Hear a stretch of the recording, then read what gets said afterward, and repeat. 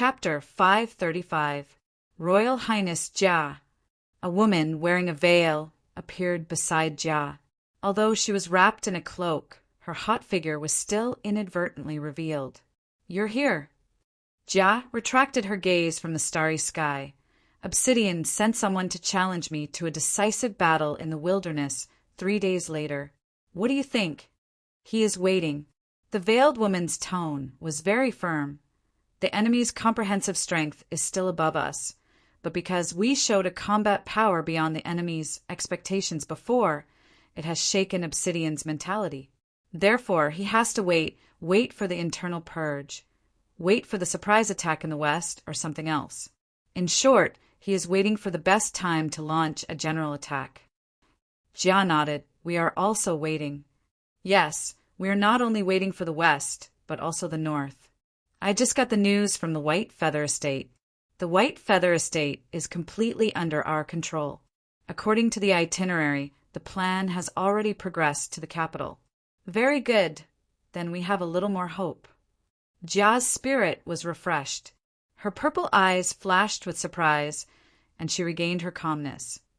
No matter what, the decisive battle 3 days later is the real key to determine the outcome. The enemy is powerful, and there is no room for mistakes. "Really?" The veiled woman showed a strange look. "Princess Royal Highness is really worrisome. You are obviously excited, but you show an indifferent look. You obviously want to hear the news of that person, but you pretend as if nothing happened." Shay didn't expect the woman to say such bold words without warning. Her face suddenly became cold, and she revealed a murderous vibe without concealing it. The veiled woman caressed a strand of brown-yellow hair in front of her forehead nonchalantly. "Initially, a small leader like me doesn't dare to interfere with the Honorable Princess Royal Highness' private affairs. However, Princess Royal Highness clearly has no confidence in this battle, and her heart is obviously in a mess. But she pretends to be a strategist and confident female military god. Such a duplicitous commander will only harm those foolishly loyal followers. If the previous murderous aura was just a breeze, now it had skyrocketed into a terrible hurricane, firmly locking on the veiled woman." The cold voice sounded, "What do you want to say?" The veiled woman's aura suddenly changed. She didn't show any sign of weakness and faced the murderous aura head-on. This kind of superficial calmness is fine for the generals and soldiers to see. But most importantly, what do you see? Nervous? Indecision? Fear? Worry? The only thing he didn't have was the confidence to win. Our strength was originally at a disadvantage. If such a commander were to command the battle 3 days later, the result would be certain defeat. Did I say anything wrong? Princess Royal? Jia gradually restrained her murderous aura. She didn't look at the veiled woman, but looked away. "I'm not as good as the people and soldiers think. It has only been 7 years since I took over the position of lord from my dying father. I have neither powerful strength nor excellent commanding talent and combat experience. Without him, the Dark Moon is still in a precarious situation now. Because today's prosperity and strength are hard-won, I'm nervous, worried, and afraid that I will fail. But this is a battle that must be faced. In any case, I will not escape or give up. Is it enough just not to give up? I remember that Princess Royal once led the army to fight against the Red Spirit Estate and the Blue Lava Estate's coalition army. It was also on this battlefield." The veiled woman smiled lightly. "Were you afraid at that time?" "At that time?" Jia looked at the veiled woman's clear eyes and seemed to understand something. "At that time, she arranged an escape route for Alice and used a trick to drive the man away. She fought with the determination to die. She didn't seem to have the concept of fear. Later, he appeared and miraculously reversed the battle situation. She would never forget the figure of the man who rushed to the Red Spirit Estate army alone. For Princess Royal." Jia's eyes suddenly became a little hazy. "My stupid woman. Because I know that I'm going to do it. We will win the final victory, just like we will be together forever as long as we have this persistence. Do you have it?" The past and the present began to overlap, and the flame hidden in her heart began to gradually burn and expand into a prairie fire, until the faint mist surging from her purple eyes evaporated completely. The corner of her cold and elegant lips slightly curled up, and she softly said to the imaginary shadow, "Yes." After saying this word, Jia's eyes became clearer. She met the veiled woman's gaze without avoiding it. However, the veiled woman did not look at her anymore, but she took out something. A musical instrument, Suqin. It seems that Princess Royal seems to be a little more energetic. Then, as your subordinate, I will work harder and play a little tune to refresh our Princess Royal. There was a hint of provocation in the veiled woman's green and moving eyes, the tune that he taught. Hearing the last sentence, Jia's firm eyes suddenly emitted a fierce aura. It was not murderous, but a unique hostility between women. Damn fickle man. Achoo! A guy far away in the capital was talking about the plan to a few people around him with a solemn face. Suddenly, he sneezed inexplicably, and the solemn atmosphere was immediately destroyed. Who misses me? Chenrue rubbed his nose embarrassedly. He gave a few instructions and looked at the timer. Start now. The surrounding black shadows responded in unison and quickly dispersed in all directions. At the same time, the capital's patrol guards unexpectedly found a large number of troops in the northern suburbs. Judging from the logo of the flag and armor, it was actually the army of the White Feather Estate. The White Feather Estate, Lord Sikali was also in the army. He was the commander of the army. According to Sikali, he had urgent military affairs and needed to enter the capital. This news surprised the patrol guards. It was related to military affairs, so they did not dare to neglect. They immediately took Sikali and a group of about 500 personal guards to the north gate. Seeing a group of black cavalry approaching the city wall from a distance, the guards at the north gate were facing a formidable enemy. The guard commander, Sameo, hurriedly ordered the soldiers to activate the emergency magic defense circle, turn on the night war lighting equipment, and get ready to face the enemy. The captain of the patrol guards hurriedly stepped forward and explained the situation to Sameo across the defensive position. The army of the White Feather Estate? Sameo was taken aback. His gaze fell on the face of Sikali, who was surrounded by cavalry under the light, and his expression was slightly relieved. "General Sameo, do you still recognize me? We have had a drink together in the Leisure Moon Inn." Sikali rode his mount forward. "It really is the White Feather Estate, Lord Sikali." Sameo bowed slightly, but he did not immediately open the defense circle. "I really want to talk about friendship with the general again, but now the military affairs are urgent and can't be delayed. General Sameo, please open the city gate and let my army pass." Sameo frowned and said, "Sir Sikali, what military affairs require the White Feather Estate's army to mobilize? Why didn't I receive an order from the Military Affairs Department? I'm sorry, this is my duty. I must ask clearly." Sikali jumped off the horse, walked up alone, and said, "It's a secret, so it's not convenient to say it. Open the defense magic circle first." Sameo thought for a while and ordered the soldiers to open the defense magic. Sikali ordered the guards to stand by. He came all the way to Sameo, put his arm around his shoulder familiarly, and went to a corner. He channeled his power to isolate the sound from the outside. "General Sameo, we are also considered old friends. I wonder if you know the news of the Regent's coalition army's crusade against the Dark Moon?" Sameo hesitated a little and nodded. "I heard a little. First, General Nesta and the Magic Shadow Legion were forced to surrender to the enemy. General Samoer and the Nether Hydra Legion died in battle. Then the coalition army attacked the Moonlight Fortress and suffered heavy losses. Then Town Daiko was ambushed. The 3 elite legions suffered heavy losses, and the Flying Cloud Legion was completely annihilated. This time, the coalition army can be said to have bitten a tough bone." Sameo was very clear about the matters of Nesta and Samoer. He also knew a little about the Battle of the Moonlight Fortress. As for the Battle of Town Daiko, It was the first time he heard about it. He couldn't help but take a deep breath. Now, this battle situation has made Royal Highness Regent lose face. I received a secret order to lead the army south through the Red Spirit estate this time, then detour to Town Leia of the Shadow Empire to raid the west of the Dark Moon. Sakali said mysteriously, "This secret plan is very critical to the entire Dark Moon Crusade. Royal Highness Regent has always been wary of the elder families. He doesn't want these forces of the elder families to know about this plan."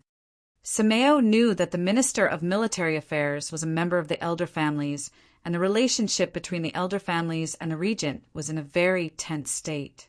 He looked enlightened. "I know that General is a direct descendant of General Doran and not a member of the elder families, so I revealed so much. General must keep it a secret. Otherwise, if there is a mistake in this secret plan, General will also be implicated. Do you understand?" Sameo showed a bitter smile of being dragged into a pirate ship and nodded. "Well, I will report to General Doran at the barracks. After getting his warrant, I will lead my army into the city. This is the rule. Sir, please don't make it difficult for me." Sakali smiled slightly, patted him on the shoulder, and dispersed the soundproof power. "It doesn't matter. Thank you for making this trip personally, General. I will wait for you here." Shortly after Sameo left the city gate, he heard a loud noise suddenly coming from the city. He stopped a patrolling soldier and found out that the pub area suddenly caught fire and several houses were burned. After walking for a while, news of fires and explosions came one after another. Not only the outer city, but also the inner city. Even General Doran's mansion was not spared. If it was just the pub, it would be fine. Now that so many places are on fire at the same time, someone must have deliberately set the fire. For some reason, Simong felt a sense of trepidation. At this time, he felt a tremor coming from the ground, as if thousands of troops and horses were galloping. It was particularly clear at night. Sameo turned his head abruptly, and the source of the sound was from the north gate where he was stationed. His face suddenly became extremely pale. At the north gate, groups of cavalry were quickly crossing the corpses of the defenders and rushing into the city. Behind them was a large army with unknown numbers of people. Chapter 536. Under the Moonlight. Dark Moon Estate, Town Leith. The golden-haired woman in the white dress quietly listened to the melodious tune played by the veiled woman. The night wind blew, blowing the veiled woman's cloak, revealing her graceful figure. The cloak and the golden-haired woman complemented each other, like a beautiful painting. The capital under the moonlight was also playing this movement. The theme was blood and fire. The White Feather Estate army that rushed into the capital was quickly divided into 3 parts. One part controlled the garrison, the other part controlled the city gate and important passages, and the other part rushed to the inner city as fast as possible. The inner city was in a state of chaos. There were not many places on fire, and it was not an important place, but the explosion was too terrifying. It spread from the core of the capital, the palace. The power was so terrifying that even the palace's protective magic circle could not resist it. Immediately afterward, the inner city's government hall and the Red Devil Legion barracks were also attacked by explosions. The second general, Doran, Russ, who guarded the capital, was in a terrible situation. Not only did his mansion catch fire, but there was also an explosion in the palace, followed by explosions everywhere. Looking at the route, it seemed that a dangerous terrorist was throwing bombs along the way. Before the chaos of the explosion and fire subsided, there was another emergency. The inner city was surrounded by a large number of unknown troops, and the city gate was in danger. Where did this large number of troops come from? Doran was surprised and immediately led the Red Devil Legion to meet the enemy. When he was about to reach the city gate, he received the bad news that the deputy commander, Denzel, who was in charge of the city gate defense, killed Commander Virgil and let the enemy into the city. At this time, a large number of enemies had poured into the inner city. Doran couldn't help but be furious when he saw Denzel at the front. Denzel was the former subordinate of the first general, George. Wales. When George openly opposed Regent Obsidian, Denzel did not hesitate to side with him, the second general. Over the years, although he did not enter the direct line of the Red Devil's Legion, he was regarded as being put in an important position. I didn't expect him to betray again. Dolin urged his horse forward, and the great sword in his hand, Soul Shatterer, drew a red arc in the air. A shocking crack appeared on the ground, and raging flames rose from the crack as it rapidly extended towards Denzel. Denzel's strength was only at the later stage of the great Demon King. How could he resist the angry sword of a demon emperor? Seeing that he was about to be killed on the spot, a sword suddenly appeared in front of him. The edge of the sword was a demonic lion.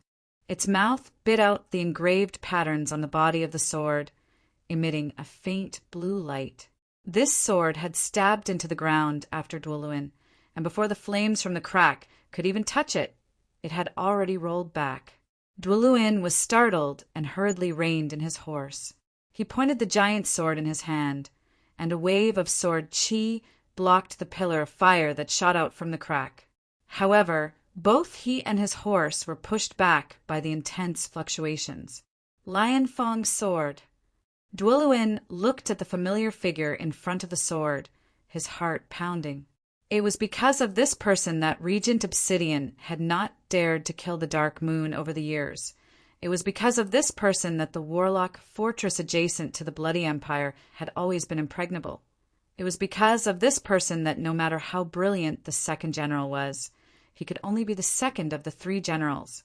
In an instant, Dwalin finally understood why Denzel would betray. Or rather, Denzel was a chess piece buried by this person beside him from the beginning. In the palace's secret vault, Old Cowan and Oliver both had solemn expressions. At first, they thought that the capital's night banquet mentioned in the delayed recording stone was just a trick to trick them to leave and steal the sword of Fallen Angel.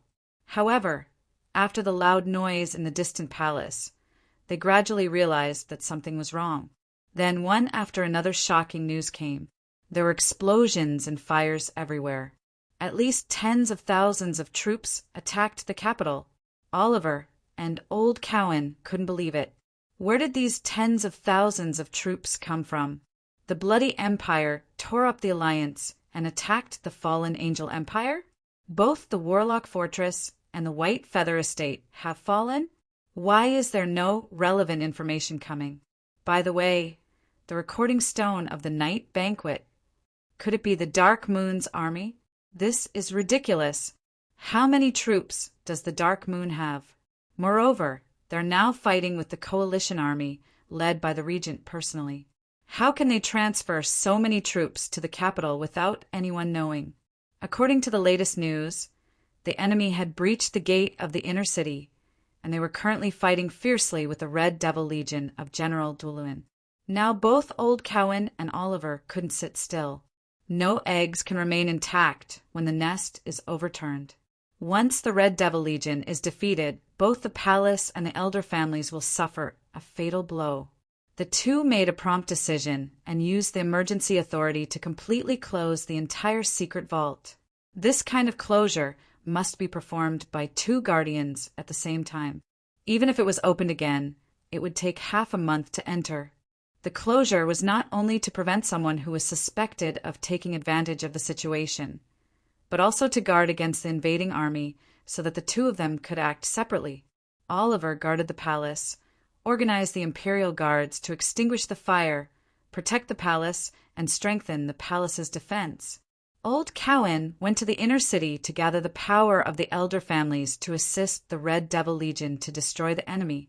After Old Cowan left the palace, he rushed all the way.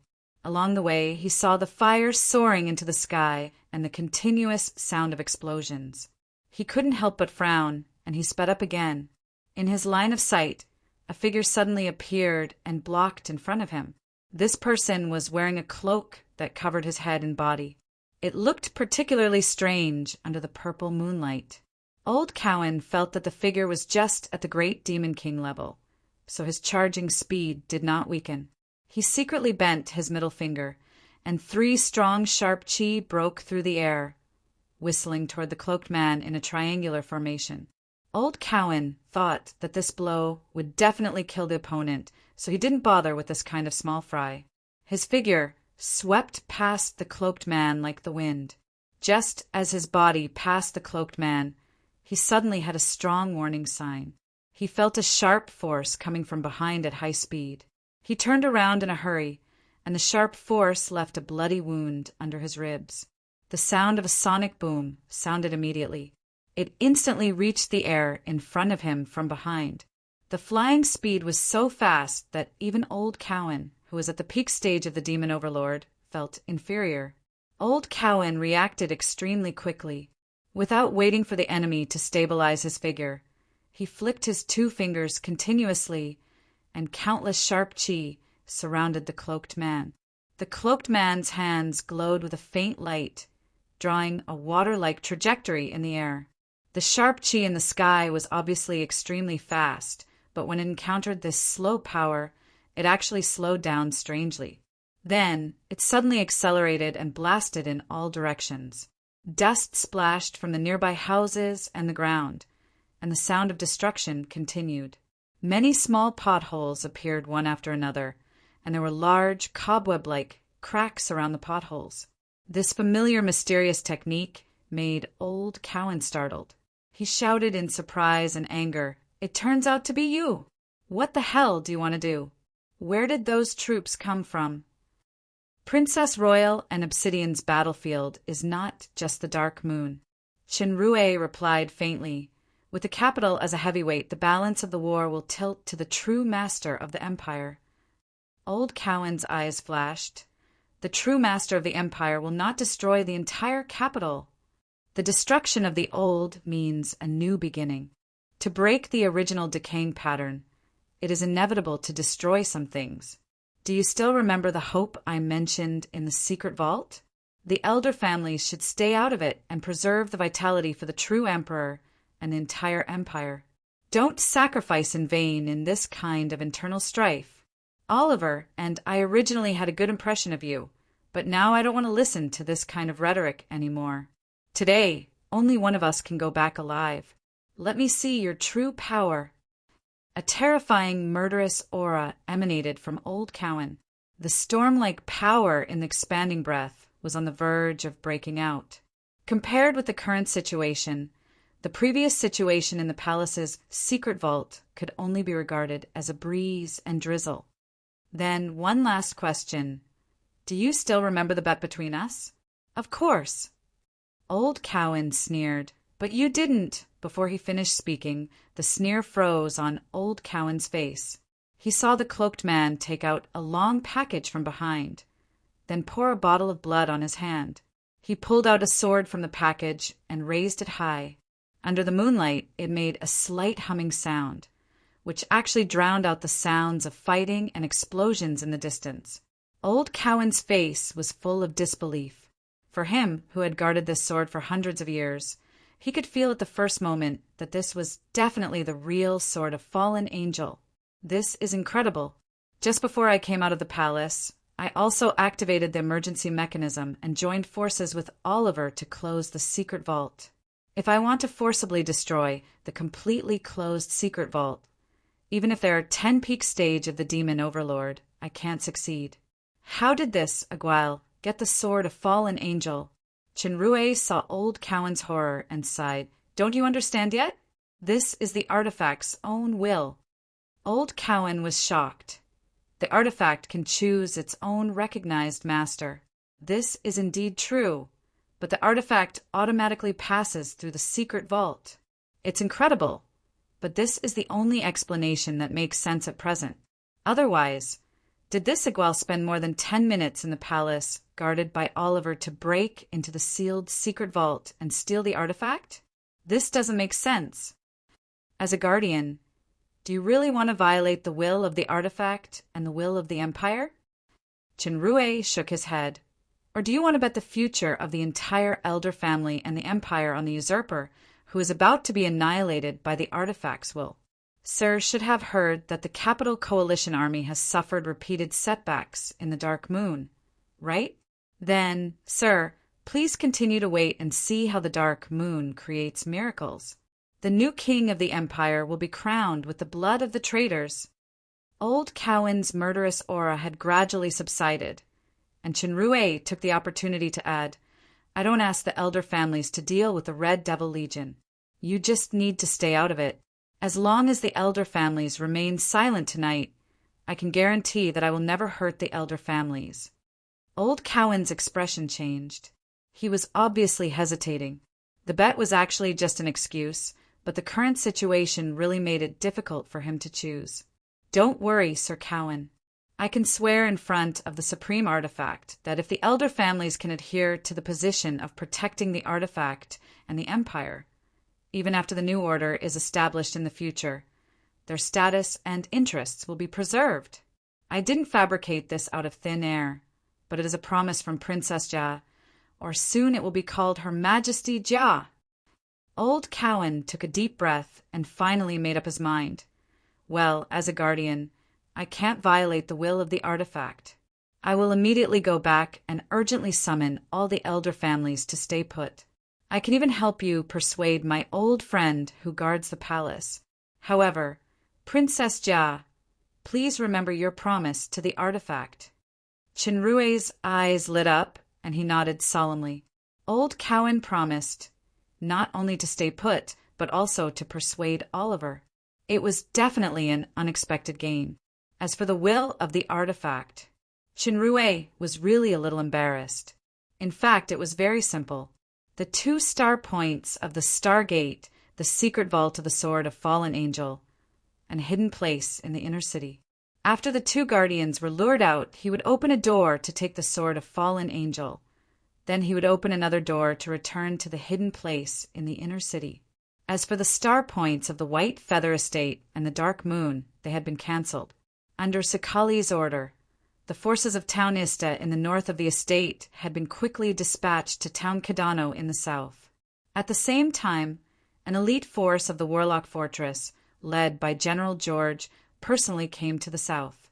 The conflict caused by the plunder had long been resolved. When Sakali led the army to Town Kadano and began to march to the capital, the Lord's Mansion issued a notice signed by Sakali to each town. After investigation, the major damage suffered by the 3 towns of Ista was not done by the subordinates of General George of the Warlock Fortress, but it was a shameless trick of the capital's Regent Obsidian to provoke the hostility between the Warlock Fortress and the White Feather Estate. After citing a series of crimes of Obsidian, Sakali stated that the White Feather Estate would now respond to the call of the Dark Moon Princess Royal to firmly overthrow the evil forces led by Obsidian. If it was another estate, even the Dark Moon, it was impossible to deal with the capital with just a notice. They must mobilize and call in every possible way. However, the White Feather Estate was different. In order to obtain the faith power through the Wheel of Hera, the predecessor, Sakali, spared no effort to use various means to deceive the trust and piety of the subjects. He turned the people of the White Feather Estate into fanatics. As long as Sakali said a word, even the capital would become the target of condemnation. Sakali reminded Chinrue of the General of Heaven, who, "The heavens are dead and the yellow sky will rise," at the end of the Eastern Han dynasty. However, he had obviously seized the fruit of labor of the great master of this plane. The White Feather Estate, which was originally one of Obsidian's minions, had become a fatal knife that stabbed the back of the old master. "General, there are too many enemies. The soldiers are starting to lose their hold. General Dairu is dead. General Shiwen is dead." These bad news made Doran couldn't help but spit out a mouthful of blood. Several serious injuries on his body began to hurt. He was barely supporting with the soul-shattering greatsword. If it weren't for the guards who risked their lives to save him, he would have died under George's lion-tooth sword. I thought that I could already compete with the first general who had always been ranked above me after I crossed a small realm to reach the peak stage of the Demon Emperor a while ago. Unexpectedly, George, Wales had already broken through to the Demon Overlord. Doran smiled bitterly. What made him even more desperate was that he had sent dozens of people to break out of the encirclement and ask for help from the imperial guards and the major families. But the palace and the elder families seemed to have evaporated. There was still no movement until now. Could it be fight to the death? Doran raised the soul-shattering great sword and roared. Unlike the elder families, there was no way out since he chose obsidian back then. A villain who repeated his actions would be despised by everyone. Only a fight to the death. In front of the Dark Moon's military tent, the music of Tsuchin became clearer and more melodious. It was almost synchronized. In another surging movement, the soldiers who were advancing one after another under the illumination of the fire, the scarlet all over the ground reflected the two bloody moons, and the wailing of the lion-tooth sword that almost broke when the giant sword collided with the lion-tooth sword. It seemed to have turned into dancing notes, pushing the theme of blood and fire to the climax. Chapter 537. Under the moonlight, the music gradually became inaudible. Jia slowly opened her purple eyes and took a deep breath. Isabella, the song is very nice. Isabella gently put down Tsuchin from the veil. The name of the song is The End of the World. When a man taught me, he once said that even if the end of the world comes, he will accompany me. Really? The blonde princess smiled coldly, and the coldness in her eyes that was dispelled by the music began to solidify quickly again. Then you should also know that every time he said sweet things to you, he said the same thing in my arms. The implication of this sentence was that what you ate was just leftovers. Isabella's beautiful eyebrows couldn't help but raise. It seemed that the Princess Royal Highness was not a confused person. On the contrary, she understood much more than I thought. Ms. Intelligence turned her blue eyes and sighed. How can I compare with the noble Princess Royal Highness? Princess Royal Highness is the winner whether you win or lose. At least you can get the position of Her Royal Highness. There is only a princess who dies in battle. There is no queen who lives. Jia's purple eyes flashed a trace of determination, but she retorted to her rival in love without backing down. Speaking of dying, the resurrection of Devil's Snare Flower is the real good news for those lascivious men in the capital. In the tit-for-tat conversation, both women seemed to be in high spirits. There seemed to be an invisible electric spark between the purple and blue eyes. It's already so late. If I don't go to bed, I will have dark circles under my eyes. How can I seduce that man? Isabella yawned and bowed slightly. Then I'll take my leave first, Your Royal Highness, who is in high spirits. After that, she ignored Jia and turned to leave. Isabella, her footsteps wrapped in a cloak stopped. The song is very nice, but Princess Royal Highness added a sentence very stubbornly. I will let that guy play it for me dozens of times a day. Behind the veil, the corners of her purple lips curled up slightly. She didn't turn around and walked forward with graceful steps. The sound of the harp in front of the military tent ended, and the movement of the capital was coming to an end. In the west of the Dark Moon, another nocturne was quietly unfolding. For a vast territory, it wasn't uncommon to have a different sky phenomenon. There was no moonlight over the Shillong mountain range at this time, but dense dark clouds. Flashes of lightning could be faintly seen in the dense clouds, occasionally breaking through the darkness of the night. Drops of rain fell in the cold wind. Under the leadership of Geraint, the 5,000 troops entered the territory of the Dark Moon under the cover of the night and rain. This army was the elite troops that Geraint brought from the saber-toothed Tiger Legion of Tekula Fortress. In addition to outstanding combat power, what was more important was that they completely obeyed Geraint's command. Sergei, the son of the second general, Doran, Russ, was also among them. Sergei originally held an important position in the Red Devil Legion. He reached higher demon at a young age. Because of Athena, he mistakenly killed Alan, the son of the finance minister who was jealous of Athena. He was dismissed from his post and sent to Tekula Fortress to become a guard under Geraint. After Sergei came to Tekula Fortress, he started from scratch.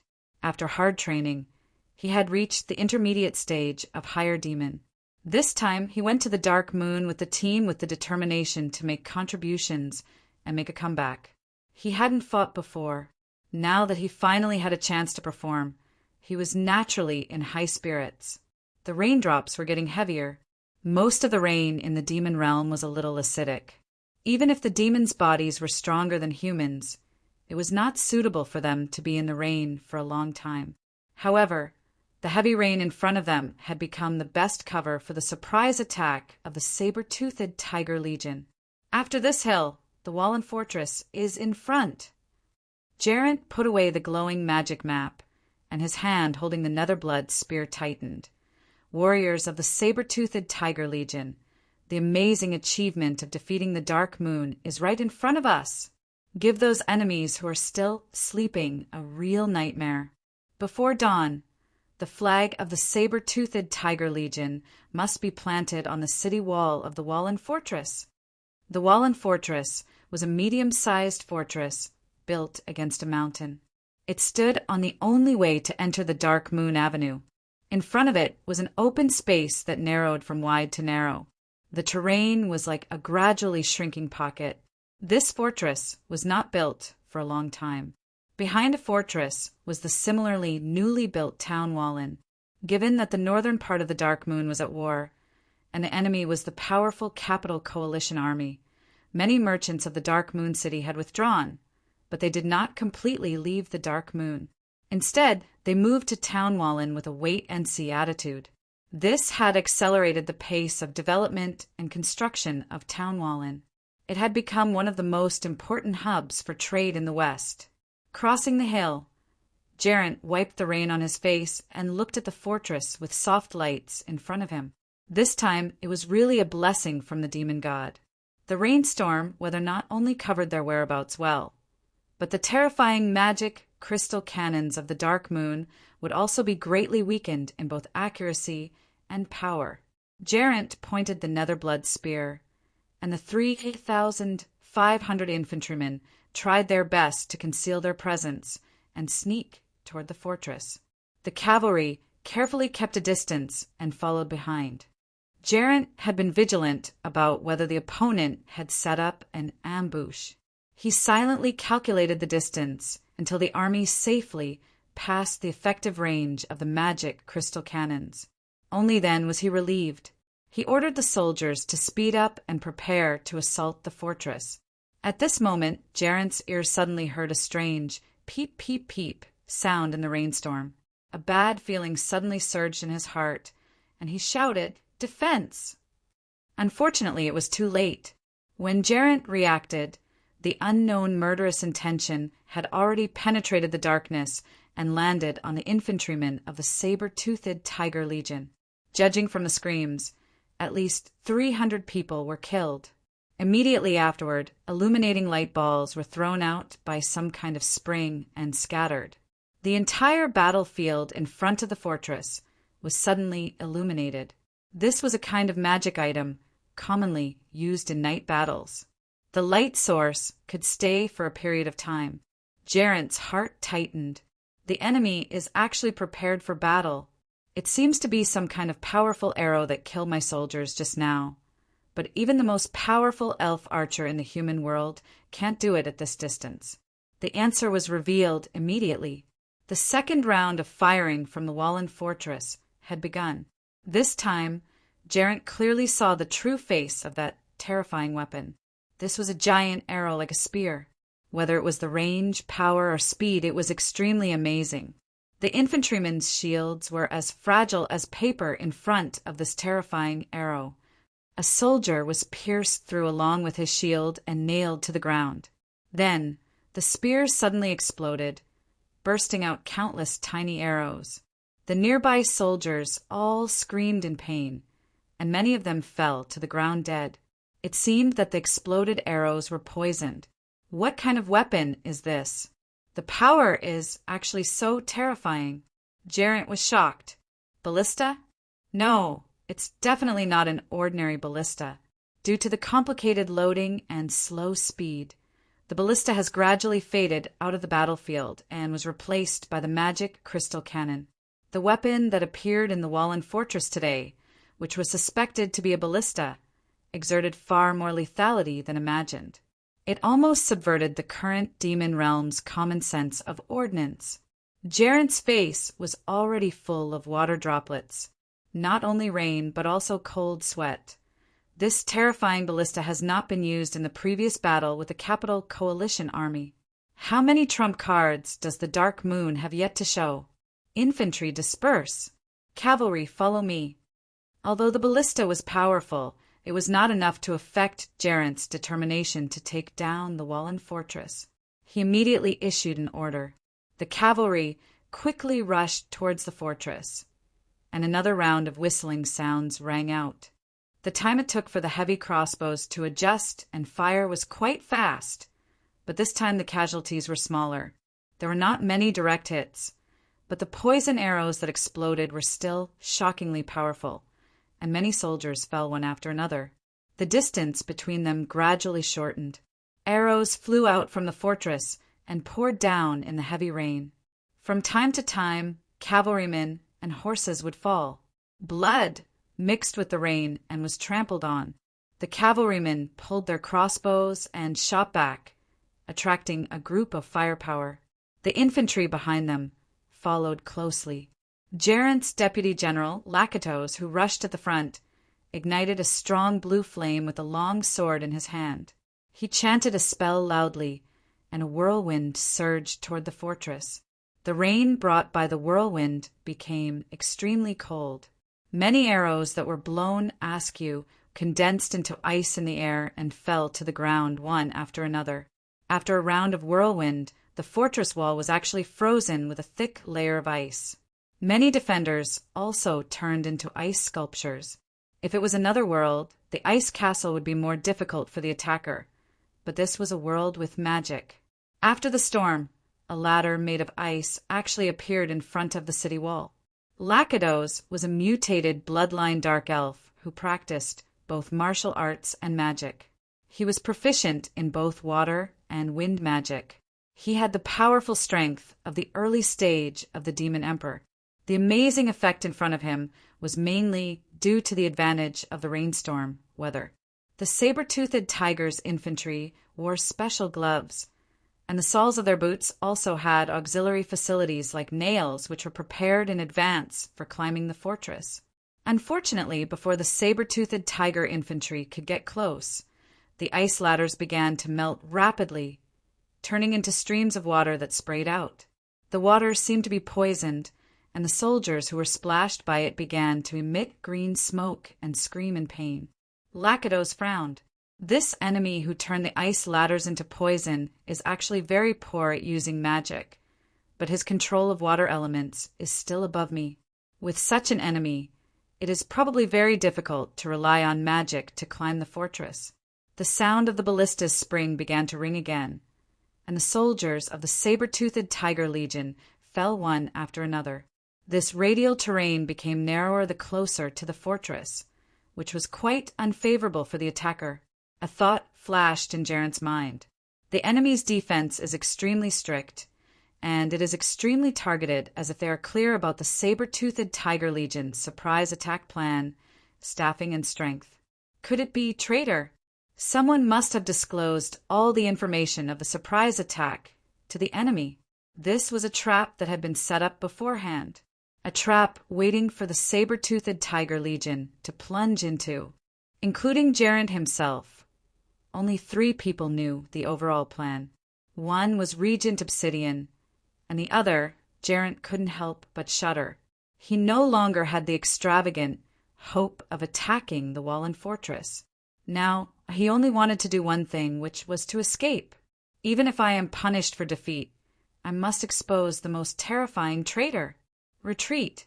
Retreat to Town Leia immediately. Just as Gerent was retreating with the remaining troops, a group of black figures suddenly appeared and blocked the way. From the light of the illumination light ball, he could see that these enemies were tall and strong. They were wearing chain armor and holding heavy weapons such as axes, hammers, flails, and so on. Their heads were the most peculiar. It was a bull's head. Tauren. Gerent was shocked. There are at least 2,000 Taurens, which is equivalent to a large tribe. They definitely don't appear here by chance. Could it be that the Dark Moon also has a Tauren legion in addition to the Medusas and Wyvern legion? Taurens and Medusas are both highly intelligent demonic beasts. They can't be tamed like wyverns. Even in the entire fallen angel empire, there's no such special unit. I didn't expect the Dark Moon to have it. At this time, the gate of the Wallen fortress opened, and a large group of people rushed out while shouting. They were obviously going to surround the saber-toothed tiger legion from both sides and annihilate them here. Gerent's heart sank. He knew that he was in a desperate situation. He raised the Netherblood spear, and his whole body was bathed in flames. He transformed into the battle form of a great demon and shouted, "Break out with full force!" The cavalries raised their spears and bravely rushed toward the Taurens who were blocking the way. The Taurens beat their chests and shouted together. There was a strange red halo under their feet, and they walked toward the cavalries with intimidating footsteps. The cavalries who rushed at the front were about to stab the enemy with their spears. Suddenly, a huge wolf-fang hammer appeared above their heads. Boom! Before he could scream, his whole person and his horse were smashed into a pile of rotten meat. A similar scene played out in the next moment. The combat power of these Taurens was surprisingly powerful, and their equipment was unbelievably sophisticated. The cavalry's spears, with the help of horsepower, couldn't penetrate the silver chain armor on the Taurens. "Lactose, try to break through. I'll hold the enemy behind." Gerent shouted, shook the reins, and rushed toward the rear with the cavalries. "Understood." Lactose jumped up from the mount and floated in the air. He pointed the long sword in his hand at the rainstorm sky. Several lightning bolts suddenly fell from the sky, and they were attracted to the sword by a strange force. Lactose raised the long sword wrapped in lightning, flew toward the Taurens, and slashed down in the air. All the Taurens within a range of about 20 meters only saw the blue electric light flashing. They were knocked away by the high-voltage current before they could resist. The chain armor with super defensive power became an excellent conductor in front of the lightning. The Taurens who were knocked away by the lightning fell to the ground. They trembled all over and lost their combat power. This was still because the Taurens had anti-magic physique. If it were ordinary demons, they would have turned into charcoal. Lactose landed on the ground after a successful blow. As he was about to cast magic again, he suddenly felt a sense of danger. He turned around and blocked with his sword. Sparks splashed, and he staggered back a few steps. Behind him was a Tauren who was taller than ordinary Taurens. He was holding a big axe and a huge shield in his hand. Judging from his breath, he seemed to be the mutated leader of the early stage of the Demon Emperor. Chapter 538. Lactose had the intention to kill this chief Tauren as quickly as possible and lead the soldiers to break out of the encirclement. He immediately chanted the spell, silently. 8 thunder balls appeared around him, drew a staggered trajectory in the air, and flew toward the opponent. Chief Tauren didn't dodge. The giant shield in his hand danced into a gust of wind. This giant shield seemed to be able to isolate and disintegrate magic. The thunderballs turned into electric sparks and dissipated without a trace under the impact of the shield. In the blink of an eye, all 8 thunderballs disappeared under the clean shield attack.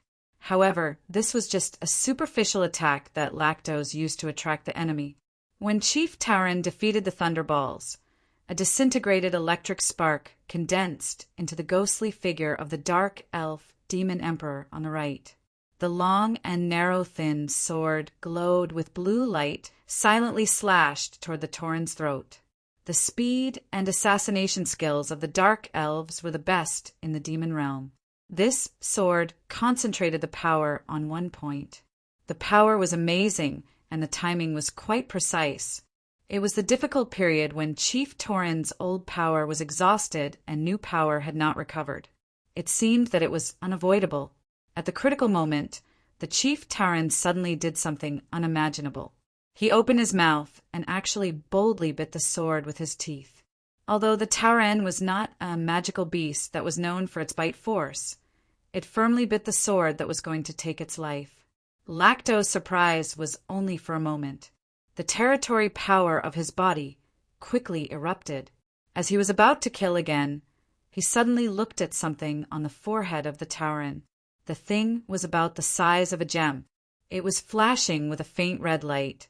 It seemed to be some kind of pupil. At the moment when they looked at each other, the pupil suddenly lit up with a scorching golden light. Lactose only felt that the world was spinning. His soul had a strong impulse to break out of his body as if he was summoned by the Grim Reaper. Lactose was in a daze. He instinctively sensed that something was wrong. He tried his best to urge himself to wake up quickly in his consciousness. However, at the moment when he was about to recover his sanity, a big axe with terrifying wind pressure had already struck his head. The soldiers behind saw General Lacto's sword was bitten by a Tauren. Then he stood unsteadily as if he was drunk. In the next second, the dark elf was split by the axe, and the two pieces of corpse fell in a pool of blood. The chief Tauren spat out the long sword in his mouth along with two fallen teeth, held at Lacto's corpse, and pounced on the next target.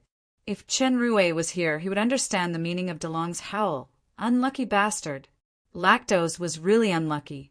The third eye on DeLong's forehead was mutated from the eye of Sauron given by Chen Rue. It could greatly strengthen DeLong's defense. This was also the reason why he could bite the sword at the critical moment just now.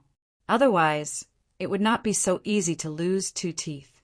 In addition, the Eye of Sauron also gave DeLong a special skill called Death Stare, which had a chance to launch a curse and cause the enemy to die immediately. The probability of launching Death Stare was very small, but Lactose was unlucky enough to encounter it. Originally, with Lacto's strength, he would not die immediately. It was just that his soul fell into temporary chaos. But in this kind of battle, this temporary was enough to determine life and death. Geraint still didn't know that his right-hand man, Lactose, was dead. He was facing many enemies rushing out of the Wallen fortress. Many of the infantry behind had fallen under the arrows of the pursuing army, and the front was blocked by the Taurens. If he continued to fight recklessly, he would only be annihilated. He must find a way to break through. Geraint set his eyes on the leading knight of the Wallen fortress. With a thought, he ordered the guards to rush toward the knight. Geraint's cavalry was equipped with long and short spears. The long spears were used for charging, and the short spears were used for throwing. Sergei and other guards were well trained. They threw short spears at the enemy. Dozens of Wallen fortress defenders were caught off guard and fell to the ground or fell off their horses. The leading knight immediately stepped forward on his horse. He waved the great sword in his hand, and the spears shot nearby were broken into several pieces. A red light flashed, and Geraint's figure appeared above the knight. At this moment, the pouring rain in the sky suddenly rolled back strangely, forming a vacuum force field created by the territory power. Geraint, who was in the center of the force field, shot out countless surging blood-red light snakes from his hand, shrouding the knight. However, the countless light snakes shook inexplicably. They stopped before they touched the knight. The blood-red color was quickly dyed blue, and the agile and winding body also became stagnant and slow. Immediately afterward, the vacuum force field shattered like glass. The blood-red light snakes disappeared and turned back into Geraint's nether blood spear. The tip of the spear was caught by a figure. The figure standing in front of the knight leader was burly. He was wearing a black half-body metal armor and a strange boxing glove on both hands, exuding an oppressive chill. He grabbed Geraint's nether blood spear with his bare hands and completely disintegrated this ambush. Geraint shook his wrist and shook off the boxing glove. The opponent's counterattack was launched like a shadow. This enemy's strength exceeded Geraint by a small realm, and his combat power was extremely powerful. He immediately put Geraint in a passive position. Seeing that Geraint was suppressed by his own powerhouse, the previous Great Sword Knight took off her helmet, revealing her purple hair. The valiant and beautiful face shocked the sharp-eyed Sergei in front of her. Athena, the daughter of the first general, the champion who defeated him in the youth swordsmanship competition. The beautiful woman who defeated him again in the Dark Moon barracks and refused his proposal in public, had now become a shining star of the Dark Moon. She led the army to block the onslaught of the capital coalition army in the Moonlight Fortress again and again. And I, the son of the second general, am just a small guard of the saber-toothed Tiger Legion. It's fine if such an excellent woman doesn't like me, Sergei. But why is she so devoted to that cowardly and incompetent human? Just when Sergei was full of resentment, Athena had activated her battle transformation. Fiery flames wrapped her body, and long curved horns extended from her head. Her hair and skin turned crimson. The raindrops evaporated before they fell on her body. That terrifying breath made Sergei tremble even at such a distance. This is by no means a higher demon. It's not even just a demon king. Great demon king? How is it possible? Sergei felt his hair stand up. The flame-like figure appeared in front of him in an instant, which was the densest area of the saber-toothed Tiger Legion guards. Then he saw the great sword emitting a fiery red flame, slashing toward this side heavily. Shatter. Annihilate. This was the last consciousness in Sergei's life. Then his entire body shattered and annihilated with this feeling. In a fan-shaped area of tens of meters, under the magma-like fiery red power, both the guards and the horses were crushed by the terrifying power. Flesh and blood flew everywhere, and there was not a complete corpse. Athena didn't know that there was an old acquaintance full of envy and hatred among the dead souls under the sword.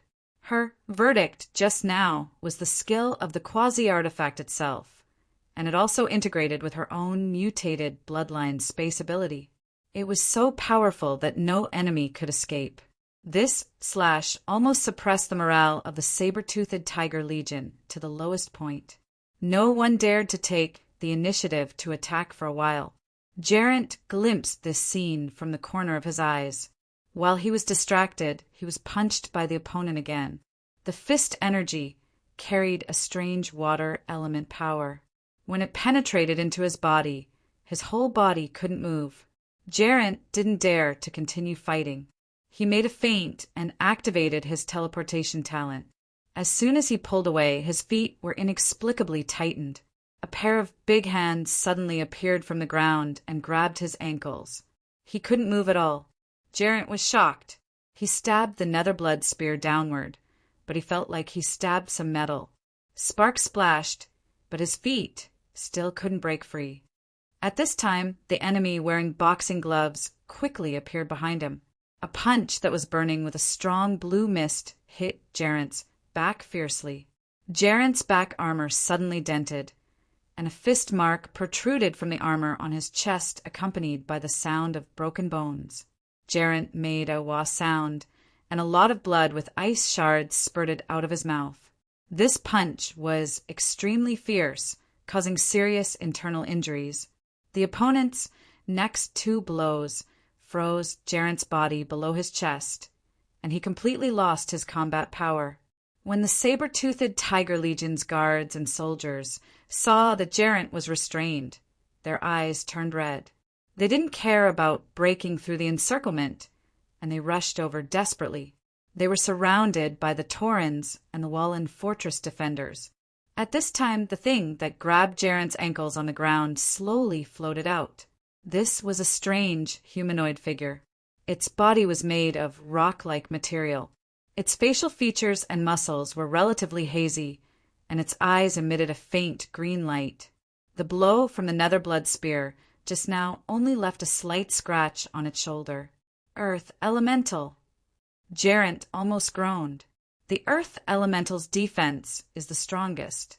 No wonder the Netherblood spear can't penetrate it. The question is, where did the Dark Moon get so many alien tribe reinforcements? There are even elementals.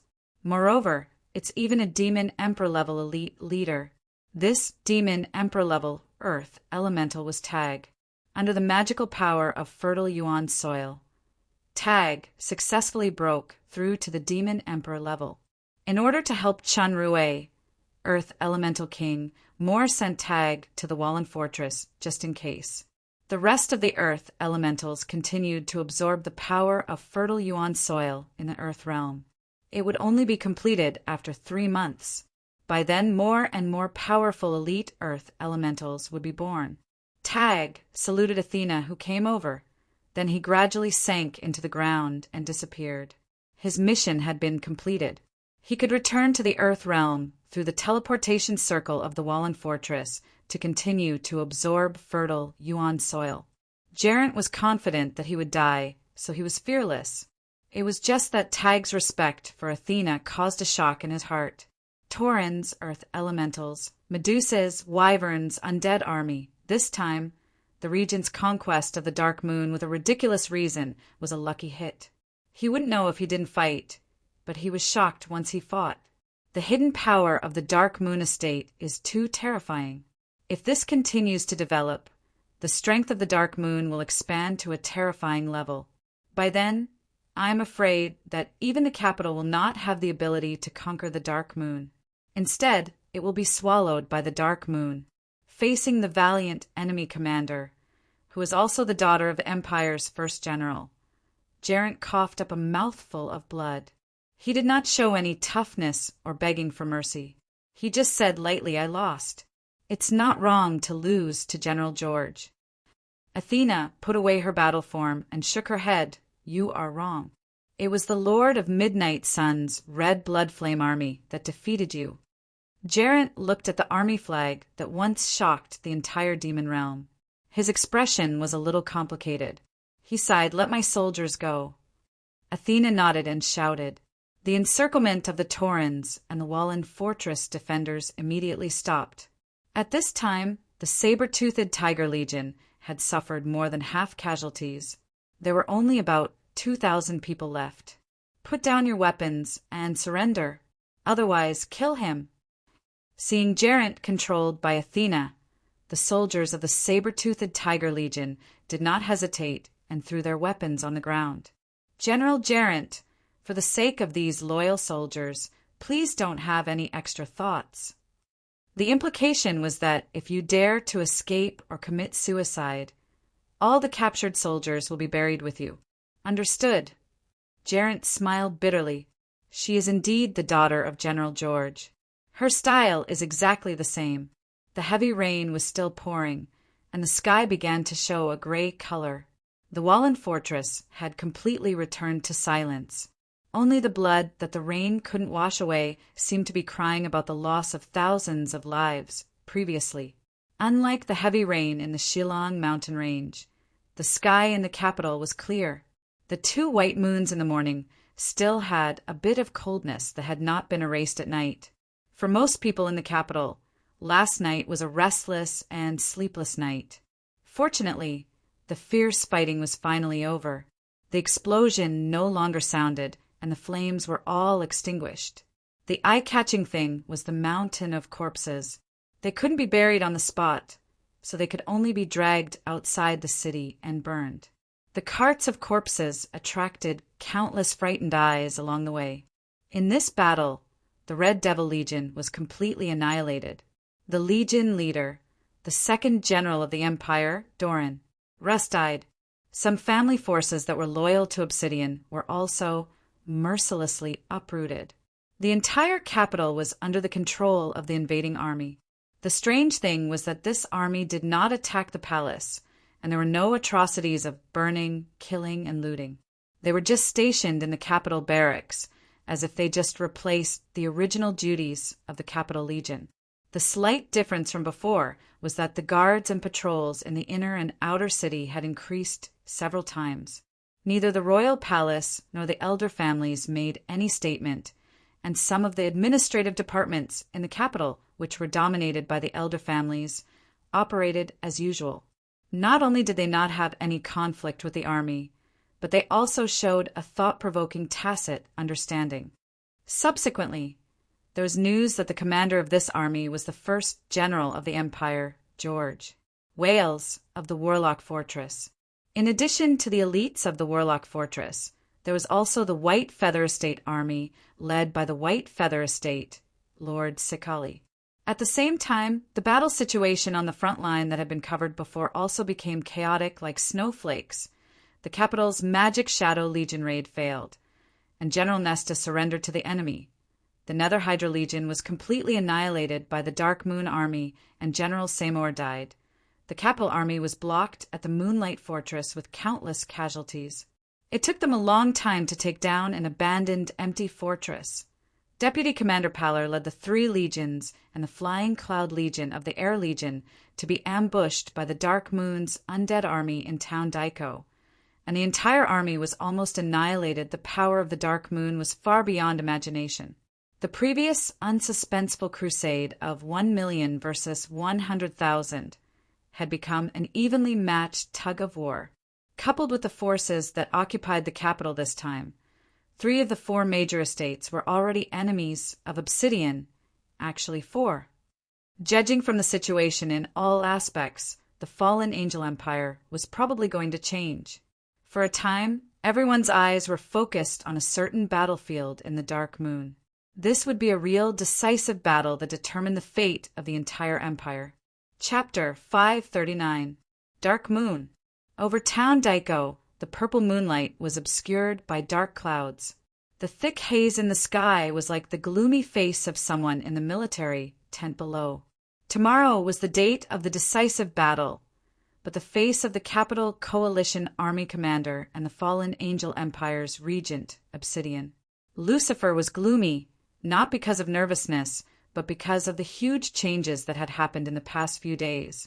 It was equivalent to being beaten several times by the opponent before the duel began. First of all, 2 days ago, a thunderous news gave Royal Highness Obsidian, who was full of confidence to conquer the Dark Moon, a blow to the head. The fallen Angel capital was captured by the joint army of the Warlock Fortress and the White Feather Estate, led by the first General George Wales. The elder families and the royal families who stayed behind defected to the enemy. The second general, Doran Russ, was killed in battle, and the Red Devil Legion was wiped out. All the trusted families were uprooted. In an instant, Obsidian almost thought that there was something wrong with his judgment.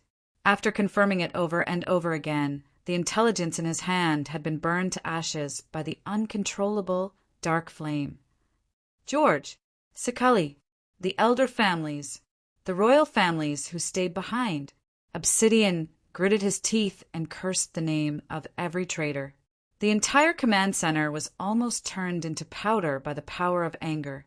Compared with General George, who had always stood on the opposite side of the enemy, Obsidian hated the shameless villain of the White Feather Estate, Sicali more. On the surface, he flattered the capital and used tricks to deal with the Warlock Fortress. But he secretly sided with General George and conspired to capture the capital. There are also the royal families and elder families who stayed behind in the capital. They actually joined forces with outsiders to stab me in the back. No matter how rich and threatening the Dark Moon is, it is just an estate. But the capital is the most important foundation of the entire empire. However, the current situation is already difficult to back down. Whether we stay put or retreat rashly to attack the capital, we will be attacked from both sides by the Dark Moon and the capital. The only solution now is to destroy the Dark Moon as quickly as possible, and then go back to the capital to give a thunderous blow to the rebels in the capital. When the news of the capital's fall came, only Obsidian, Josh, and a few lords and generals knew about it. Josh immediately proposed to block the news before the decisive battle so as not to shake the morale of the army. Josh's reaction and loyalty made Obsidian feel a little relieved. This suggestion was exactly what he wanted. He immediately ordered Josh to personally lead a team to inspect the various estates to prevent spies from spreading rumors. The distance between the imperial capital and Town Daiko was quite far, and the channels for information to be transmitted were all through exclusive communication stations. Ordinary people could not know. Under the blockade of various means, The soldiers who were kept in the dark did not know that the capital had been captured. They were still eager for the arrival of the decisive battle. However, just when His Royal Highness Regent's heart was not completely at ease, he was slapped in the face again. Just this afternoon, the news that the capital was captured by the rebels suddenly spread quickly throughout the coalition army. What he feared had come true. Tomorrow was the day of the decisive battle. If something went wrong at such a crucial time, there wouldn't even be time to calm them down. Obsidian was so angry that he kicked Josh, who was in charge of supervision, to the ground. He blamed him for his dereliction of duty and wanted to punish him severely with military law. Josh quickly explained that he had been leading the supervision team to personally investigate the barracks for the past 2 days, and he had also placed spies in every barracks. He did not find any signs of trouble beforehand. According to the investigation, there were 2 sources of the news this afternoon. They were General Amstee's Black Incubus Cavalry Legion and the Elder family's demon overlord, Legraro's men. These 2 people were exactly the ones who were present when Obsidian burned the intelligence. Josh then specifically stated that there was no conclusive evidence that the news was leaked at the behest of Amstee and Legraro's. This was probably the enemy's trick. Obsidian was originally suspicious. After the capital fell, he became suspicious of everyone around him. What he was most afraid of was that the elder families and royal families in the coalition army would betray him like those guys in the capital. Now, the news leak was like a fuse that ignited Obsidian's suppressed rage. Regardless of everyone's pleas, he directly captured Amstee and Legraro's and beheaded them in public. Beheading the general before the decisive battle was quite unfavorable.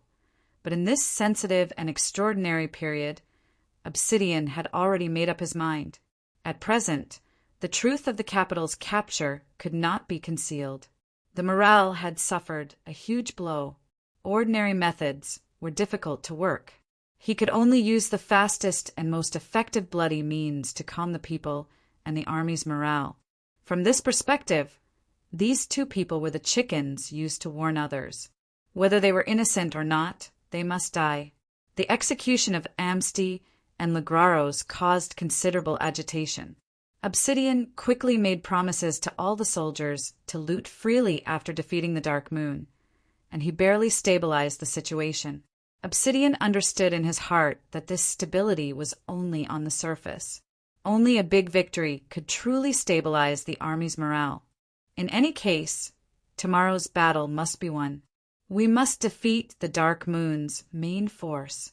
Otherwise, if it continues to delay, once George leads the army south, the coalition army will fall into the danger of being attacked from both sides. On the other hand, there was still no news from Geraint, who raided the western part of the Dark Moon. Sometimes no news was also a kind of news. By now, Obsidian was mentally prepared for the worst. However, even if Geraint's entire army was annihilated, it could also show that there was a considerable part of the Dark Moon's defense forces on the west side. Then the main force of the Dark Moon army in Town Daiko should be incomplete. There would be a higher chance of winning tomorrow's decisive battle. His Royal Highness Regent may not have realized it himself. The war that he thought had no suspense at the beginning. When did it need to be carefully calculated minute by minute? In Town Leith, south of Town Daiko, in the central military tent of the Dark Moon Army, Jia stood quietly alone in front of the hanging military map. Her emotions fluctuated. At this time, it was superfluous to study any strategy and tactics at the last minute. Whether it was a dragon or a snake, it depended on tomorrow's battle. The news that General George had captured the capital had already spread in the Dark Moon Army. The soldiers were all excited. Just like what Jia said at the mobilization meeting before the decisive battle during the day. Tomorrow's battle would be a battle to regain the glory of the red blood flame flag and rewrite the history of the fallen angel empire. In addition to the good news from the capital, there were also good news from the west. Athena successfully disintegrated the surprise attack of the third general of the empire, Geraint, at the Wallen fortress. Geraint himself was captured alive, and the 2,000 soldiers of the saber-toothed Tiger Legion became prisoners. Now that all the favorable factors that could be used had basically played a role, the key depended on tomorrow's battle. If Obsidian could be defeated in this battle, then her father's dream for many years and the heavy mission that she had been carrying would be realized. If she failed, not only would she lose troops, but her vitality would also be greatly damaged. Moreover, the capital and the forces that had been watching from the sidelines might rise. The previous plans would be ruined, and the Dark Moon would also fall into a desperate situation under the pressure. Whether it was for her, for Obsidian, or for the entire Fallen Angel Empire, was a real decisive battle. This battle had been waiting for since her father, the former crown prince of the Empire, Groom, Lucifer, after she took over as the Lord. Although the Dark Moon had been in the difficult stage of being sanctioned and suppressed by Obsidian, she had never given up this belief. She had imagined the arrival of this battle countless times, but now that the extravagant hope had miraculously become a reality, there was a dreamlike feeling in her heart. Everything was because of that man, the miracle creator. Without that man, the Dark Moon would never have achieved what it had today. Perhaps she would still be the struggling princess. Without the Dark Moon, with that man's outstanding ability, he could also create dazzling brilliance on another stage. All kinds of past scenes appeared in front of her eyes like a picture scroll. Jia's undulating thoughts gradually calmed down. Only the faint warmth lingered in her heart, showing an unprecedented peace. Unlike the excitement generated when Isabella deliberately stimulated her fighting spirit previously, this was a real peace. There was no turning back. No matter what the outcome of tomorrow's battle was, she would not regret it. Just like when the man shouted for Princess Royal and rode alone toward the Red Spirit Estate's 100,000 army. Just like when a stupid woman opened her heart to him for the first time in the secret room. I miss you very much. I just miss you very much. Jia closed her eyes gently. At this time, in the north of the Dark Moon City, a black horse crossed Town Jimmo in the night and rushed in the direction of Town Leaf. The speed of the black horse was extremely amazing. It even surpassed the speed of demonic beasts flying in the air. There was a black shadow lying on the back of the horse, as if he was asleep. This black horse was extremely magical. Although it was fast, it was much steadier than ordinary mounts. No matter how steep the terrain was, it only made the owner behind it shake slightly. It would not fall off the horse. This person and the horse were Chen Rui and the little black horse. After settling the capital, Chen Rui learned the news that the Dark Moon and the Coalition Army had set a decisive battle.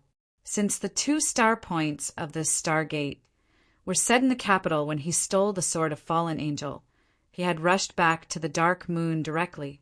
However, he still had a shortcut, which was the Rainbow Valley on the outskirts of the capital. Chen Rui was now the real male owner of the Rainbow Valley. He could enter the valley and avoid those magic circles with his eyes closed. At this time, Rala was no longer in the Rainbow Valley.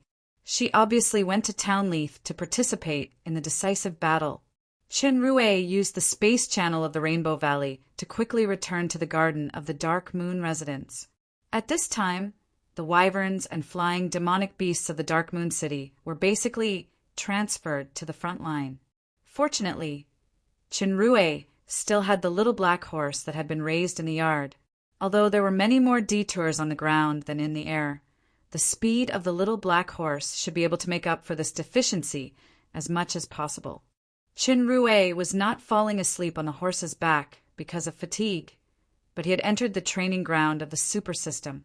It was actually not safe to enter the training ground in this state, but there was not much time left. He could only seize every minute and second. For a long time, the super system was just in existence, similar to a smart computer in Chen Rui's cognition. This computer could be upgraded and its functions could be materialized. He was just a user with this unique benefit.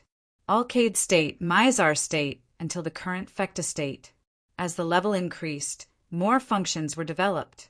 Since experiencing the inheritance of the ancient alchemy civilization, under the impact of the demigod soul power, His perception of the super system had a new change. It had nothing to do with the function, but the super system itself. From the chaotic space to the star to the formation of the galaxy, the whole process was the evolution of life in the universe, especially the animals, plants, and even humans on those planets. They gave him the feeling that they were living existences, not digital, virtual things. In other words, the super system was a life, a living body that was constantly evolving and breeding. What is life? Is it just a meaning of existence in the universe? This was a huge topic, and it was also a topic without a standard answer. In the universe, the moment life was born meant the beginning of death. Whether it was the dragons that could live for tens of thousands or hundreds of thousands of years, the corpse necromancer that claimed to be immortal, even the legendary gods, in the face of the vast truth of the universe, it was just a fleeting moment after all. Any immortal life would decay, including the universe itself. Chenrue didn't think too much about such broad things. As a human, he thought about life in a simple sense, such as himself. Human life could be passed on from generation to generation through the bloodline.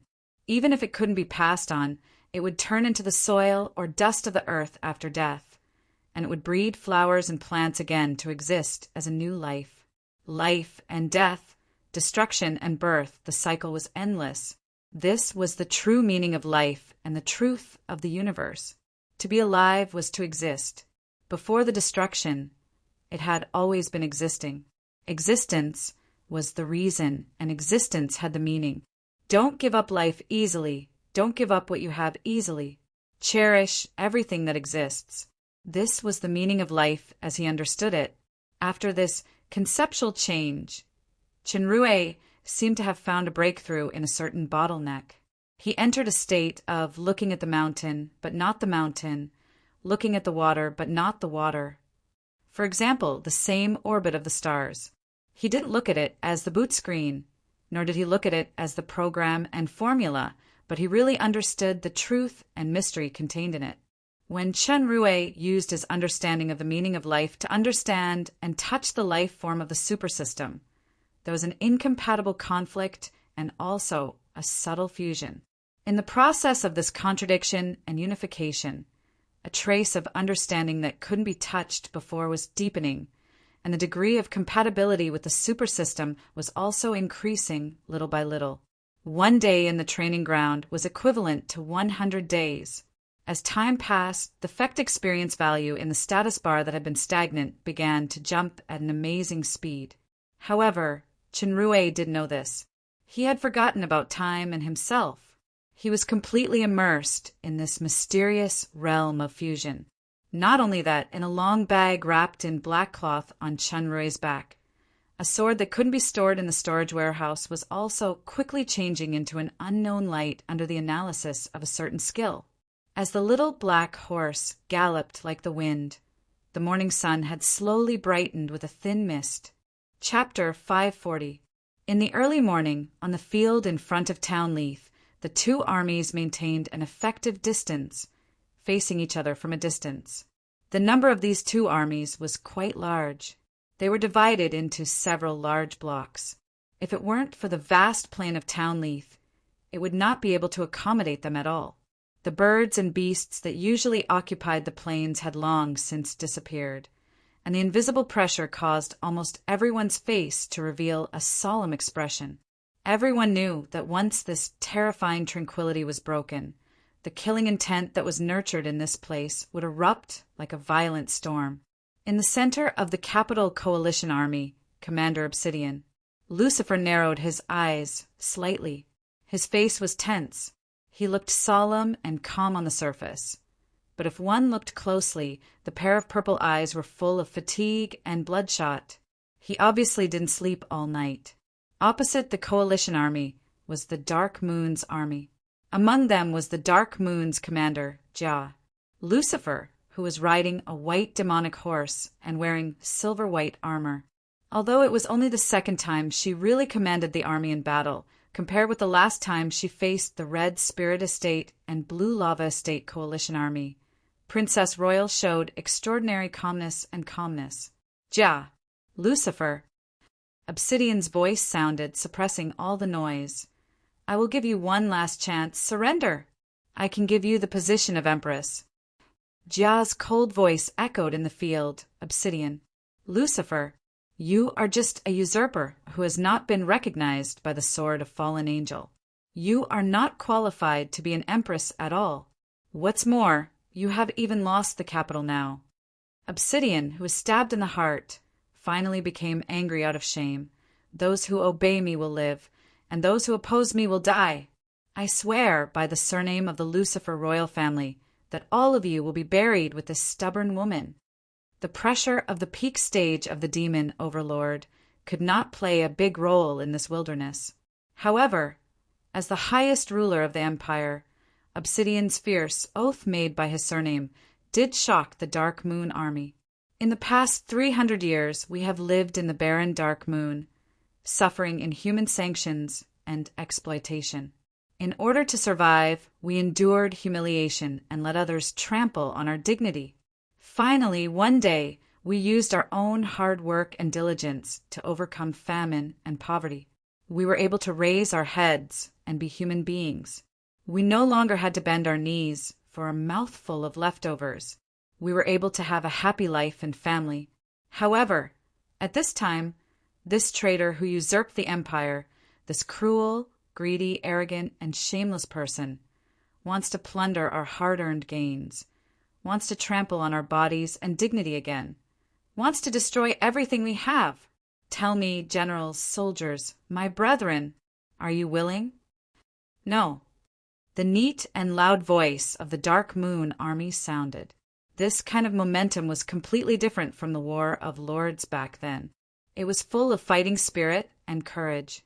The negative emotions brought by Obsidian's oath suddenly disappeared. Jia raised the royal flag high. Perhaps we will sacrifice our lives, but when we see the ancestors of the fallen angel empire again in front of the demon god, we can still raise our proud heads. The inheritors of the red blood flame flag. Our eyes are burning with fighting spirit. Our sharp blades are ready to destroy the fragile enemy at any time.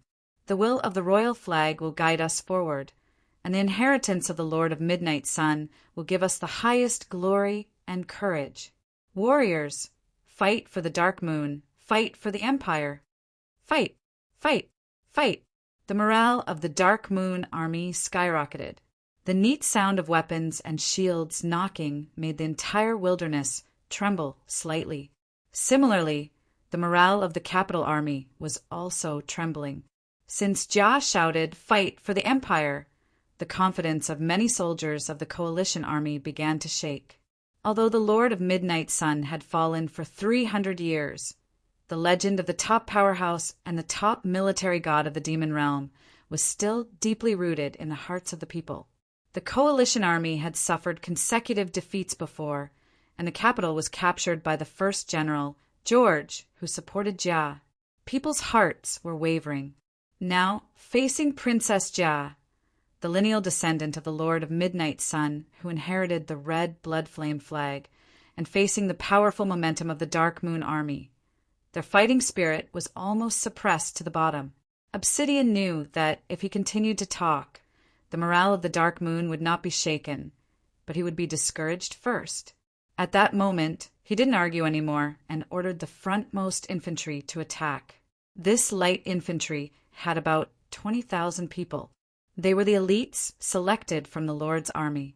They were led by Lord Suda of the Green Tree Estate. They were equipped with leather shields and armor.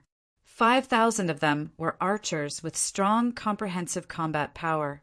Obsidian sent out this infantry first, so he obviously wanted to test the situation.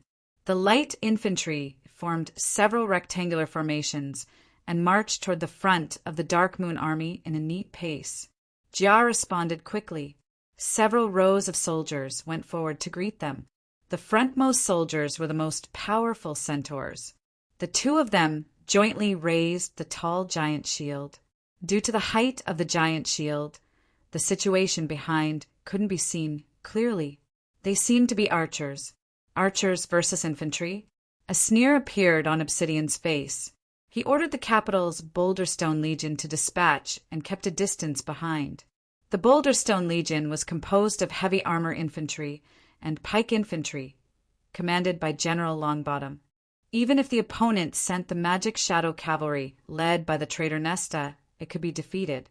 The troops on this kind of large-scale battlefield were not something that the commander could control freely by drawing a frame with a mouse in a real-time strategy game. Commanding hundreds of people was completely different from commanding 100,000 or millions of people. The more troops there were, the more difficult it was to command. It was usually difficult for the commander to command freely. Imagine when many people in front retreated and fled, the people at the back had to retreat even if they didn't want to. Otherwise, they would be trampled to death. This was the so-called defeat, was like a landslide. The better the army, the more they could execute orders, command as they wished, and exert the most powerful combat power.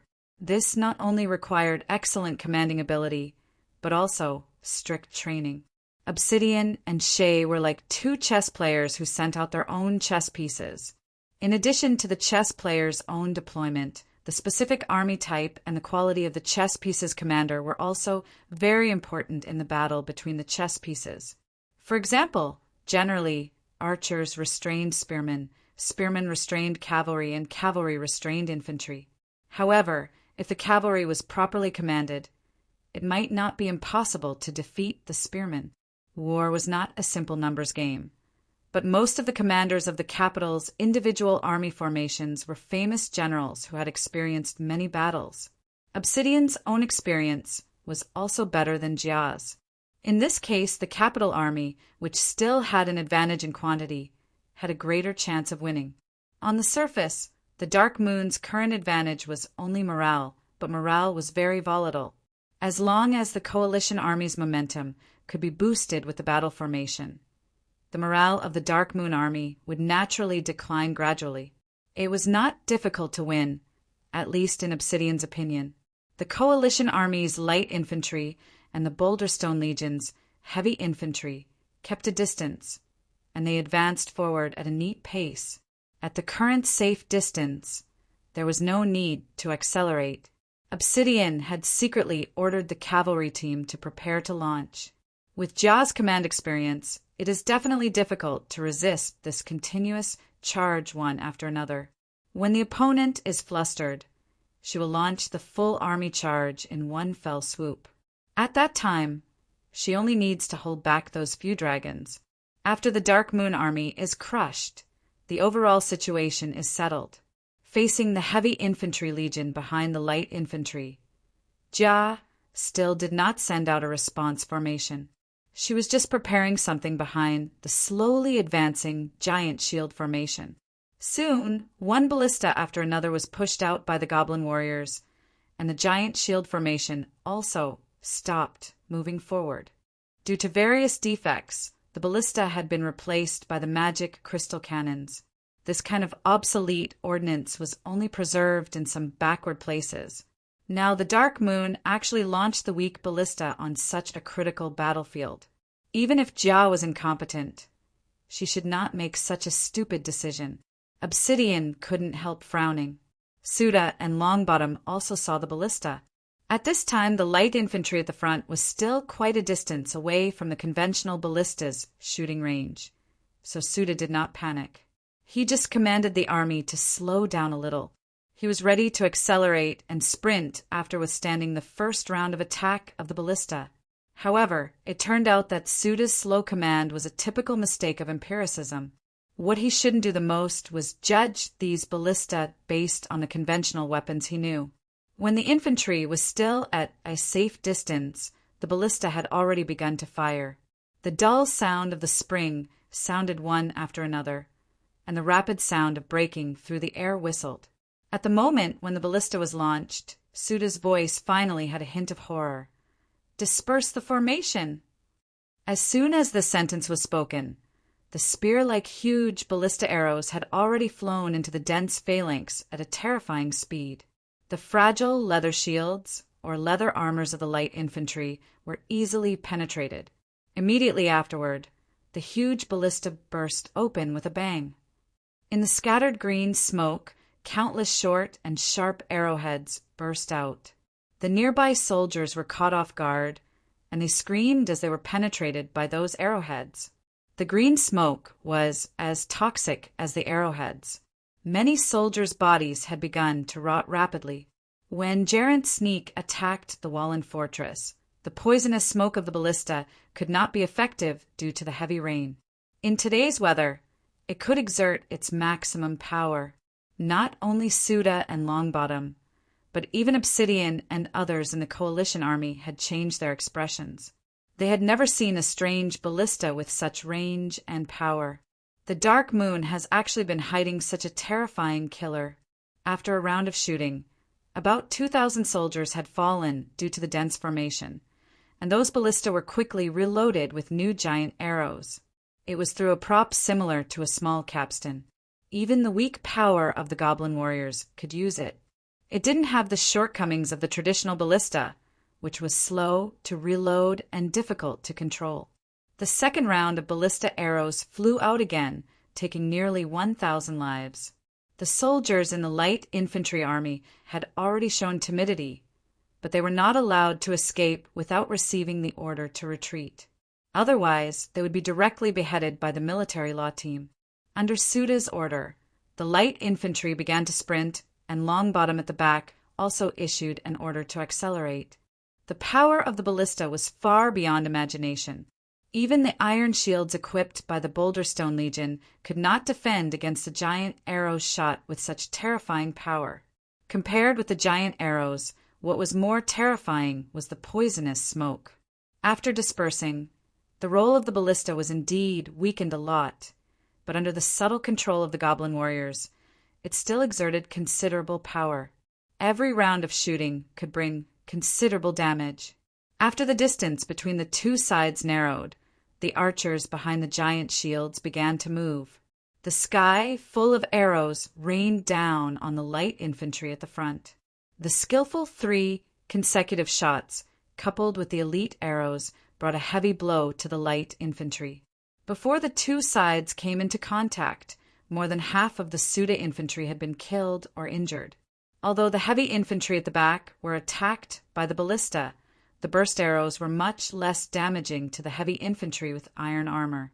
Instead, the toxins and poisonous smoke caused a lot of trouble. The number of light infantry was sharply reduced in the face of the arrow rain. All Suda could do was barely protect himself with his strength. As a great demon king-level lord, he could still rely on his strength to run amok in his own territory, but on this battlefield he was just cannon fodder. The price of the light infantry was not in vain. The heavy infantry at the back had already approached. The lethality of the Dark Moon's arrows suddenly weakened a lot. At this moment, a lot of smoke and dust appeared behind the rows of giant shields. The sound of horses' hooves could be vaguely heard. It should be the Dark Moon's cavalry starting to dispatch. The legion leader of the Boulderstone Legion, Longbottom, quickly ordered the scattered team to gather in formation, slowed down, and arranged the pikemen at the forefront. The pikemen in the hands of these soldiers were specially made to withstand the huge impact without being broken. For the sprinting cavalry, the momentum of high-speed running could certainly increase the speed and lethality, but it would also bring about a greater reaction force, which would become a skewer on the pikemen. As for the defense against the ballista after the concentrated formation, Longbottom had a plan in mind.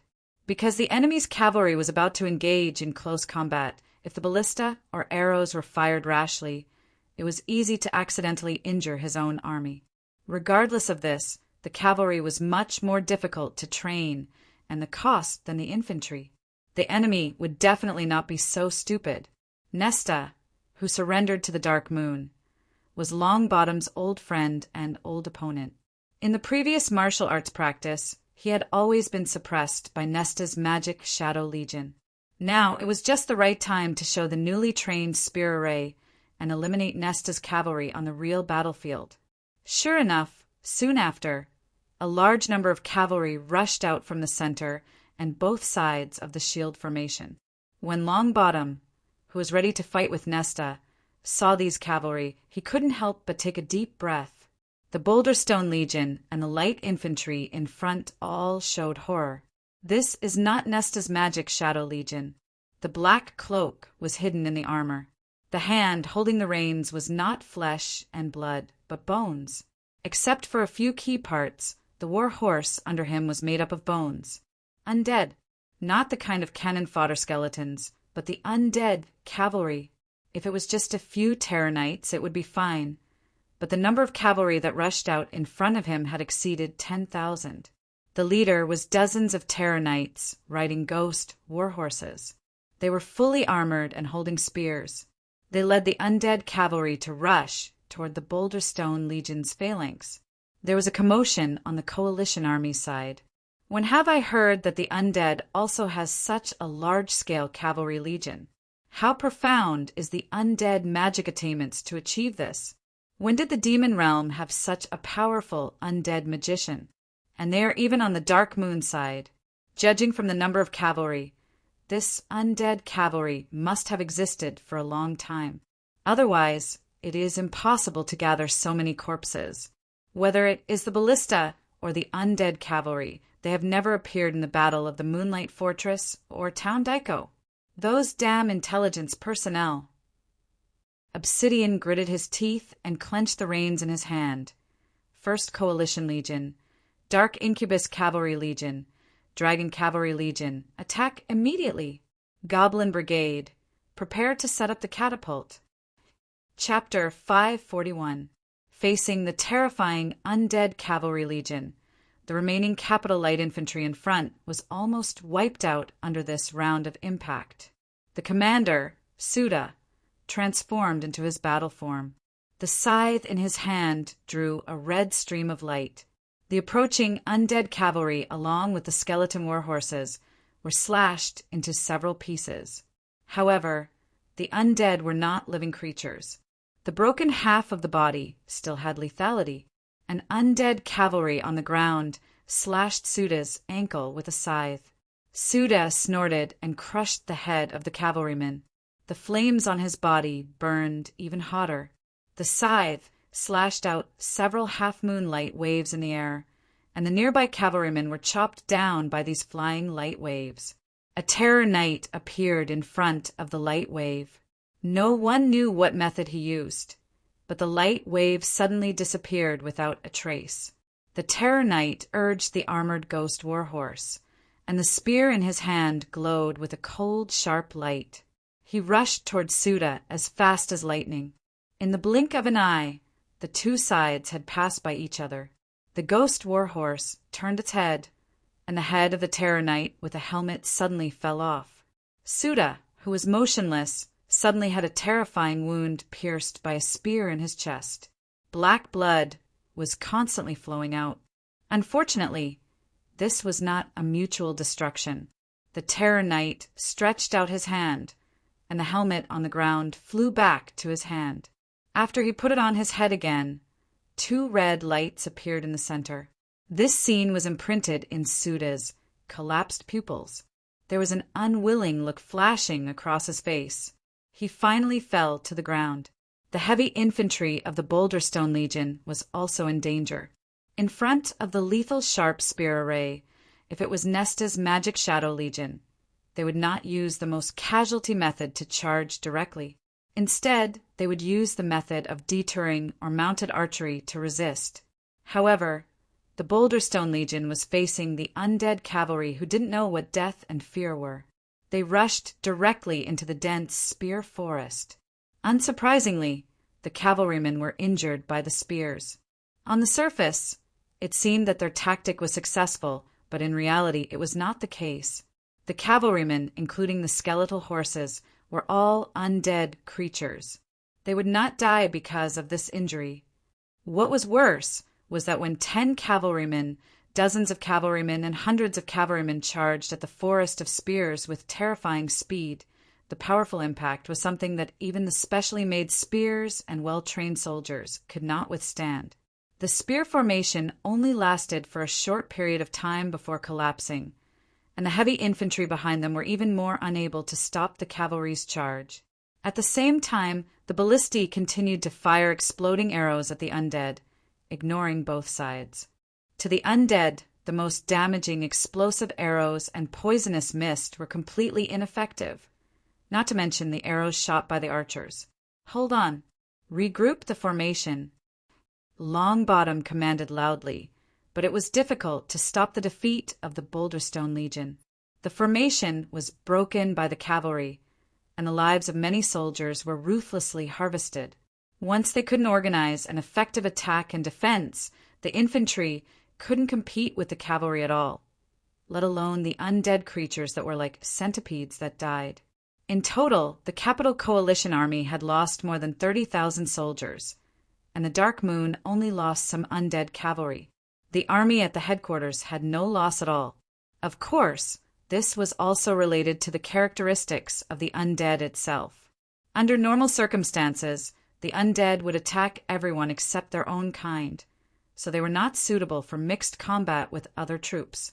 At this time, the roar of wyverns came from the air behind. The capital's air reinforcements had finally arrived. At the same time, the ground cavalry's main force, the Dark Moon Legion, and the mixed infantry's 1st Joint Legion also began to dispatch. On the Dark Moon side, the ballistae were still spitting out the poisonous tongue. Facing the capital army's dispatch, the Dark Moon quickly responded. A large group of skeleton soldiers appeared behind the cavalry. At the same time, the cloud-like air legion rose from the Dark Moon army to greet the capital's Dragon Cavalry Legion led by Salgar. What is that? Demon God above. Are my eyes playing tricks on me? Undead Air Legion. What appeared above the Dark Moon army was not the Wyvern Legion, but the skeletons of a large group of flying demonic beasts. These flying demonic beasts included griffin, wyverns, and manticores. What they had in common was that their wing bones were attached with a layer of wing membrane condensed by a special substance. They could fly freely in the air. The cavalry behind them were ghosts. The most conspicuous one was the giant dragon, made entirely of bones at the front. This seemed to be the real skeleton of a giant dragon. The white bones were wrapped in a strange luster. The 2 empty eye sockets flashed with a faint red light. The aura exuded from its body made the wyverns on the opposite side scream in panic. They did not dare to approach. In contrast, the undead's flying legion, which was completely immune to the power of fear and charm, was not affected at all. Dragon's demeanor. Although it was not comparable to a real giant dragon, it was indeed the unique aura of the giant dragon family.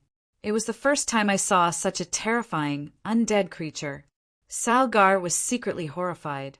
He took the lead to confront this terrifying bone dragon.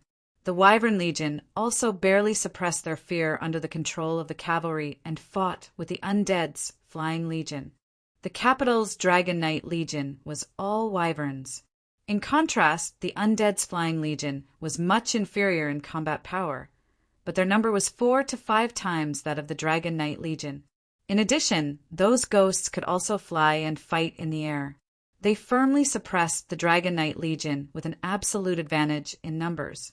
If the Flying Cloud Legion was there, this situation would definitely be reversed. However, the Flying Cloud Legion suddenly lost contact with them during the raid on Town Daiko. None of the members, including the commander Rometti, escaped. It was estimated that the entire legion was wiped out. The Dragon Knight Legion had lost a lot in the Battle of the Moonlight Fortress. Now, they were even more powerless. The skeletons of wyverns and demonic beasts were constantly falling from midair. Salgar controlled the Wyvern King to approach the Bone Dragon. After the lesson from the last battle with the Black Miss Long, Salgar was much more careful. After locking the target with magic power, he launched a series of tentative fireballs. The Bone Dragon did not evade and let the fireball hit its body. It only shook slightly. Then the fireball turned into sparks and disappeared. The raw material of this bone dragon, named Ghost Dragon, was provided to Garatum by Chin Rue. The source was the complete dragon skeleton used by Dodo when he pretended to be a ghost dragon in the Black Rainforest. After Garatum got this dragon skeleton, it was like he got a treasure. Under the inspiration of Chen Rui, he finally successfully created the most powerful undead creature in the history of the demon realm. Although there were still some shortcomings, it was enough to be called the greatest masterpiece in Garadam's life. This dragon skeleton was a red dragon of the peak stage of the demon overlord. After it was made into a bone dragon, its power dropped by a small level. Although it lost the talent of controlling flames during its lifetime and was converted to the undead's undead attribute, the skeleton still retained a considerable degree of defense and even immunity to fire magic. Although Salgar was an early stage of the demon overlord powerhouse who practiced both magic and martial arts, he definitely couldn't hurt the ghost dragon with fire magic alone. Salgar rode the mutated Wyvern King and circled around, keeping an effective distance from the bone dragon. Although he didn't know the fire-immune attribute of these dragon bones, he had already judged that the strength of this undead bone dragon was quite terrifying. He immediately shifted the attack target to the Terror Knight on the dragon's back. A long incantation was chanted. With Salgar's strength, the magic to chant the incantation must be quite powerful. The ghost dragon that was attacked just now recognized Salgar as an enemy. It didn't give him enough time and flapped its wings to pounce. Salgar's mount was a mutated Wyvern King, but its speed and strength were inferior to the Spectre Dragon's. If it wasn't a seasoned fighter, it wouldn't have been able to withstand the Spectre Dragon's ferocious aura. Fortunately, the Wyvern King reacted quickly. It glided to the side and dodged the attack. It circled back and spat a poisonous liquid at the Spectre Dragon. If it was Paglio's breath, it might be able to cause a lot of damage to the Ghost Dragon, but the Wyvern King's poison could not pose a threat at all. Salgar's incantation was finally completed. Several strands of purple lightning appeared out of thin air and fell on the head of the bone dragon. This powerful lightning seemed ordinary, but it was repeatedly compressed by magic power and incantation. The power that erupted was dozens of times that of ordinary thunderfall. In an instant, the huge body of the bone dragon was wrapped in scattered purple electric debris. However, Salgar soon discovered that something was wrong. There seemed to be an invisible circular force field around the bone dragon's body. The power of the powerful thunderfall was repelled outside this force field. The center of the force field was a hand, the hand of the Terror Knight. The force field gradually moved up and turned into a huge hand that grasped the purple lightning in the palm. Then the huge hand squeezed and the powerful thunderfall actually disappeared. Salgar's face suddenly changed, not only because he felt the powerful strength of the Terror Knight that was not inferior to the bone dragon, but the move that broke his magic was extremely familiar. He couldn't help but blurt out, "Sir Pegasus." Pegasus, Lucifer, a famous powerhouse of the royal family. He could kill the enemy of the peak stage of the demon overlord when he was at the intermediate stage of the demon overlord. Unfortunately, he disappeared in the Battle of Town Daiko and his whereabouts were unknown. Unexpectedly, Salgar simply couldn't connect the royal family genius with the undead knight in front of him. While he was shocked, the Terror Knight's huge palm that crushed the lightning had already slapped toward him. Before Salgar could react, the Wyvern King under him had already instinctively felt the danger. It spread its wings and swept down, but it was still half a beat too late. Its left wing was shattered by the huge palm. It could no longer maintain its balance and fell down. Salgar's figure flashed and floated in the air. As he was about to cast magic to help the mount, the huge palm opposite him arrived again. Salgar was forced to block the attack, and his entire body was sent flying.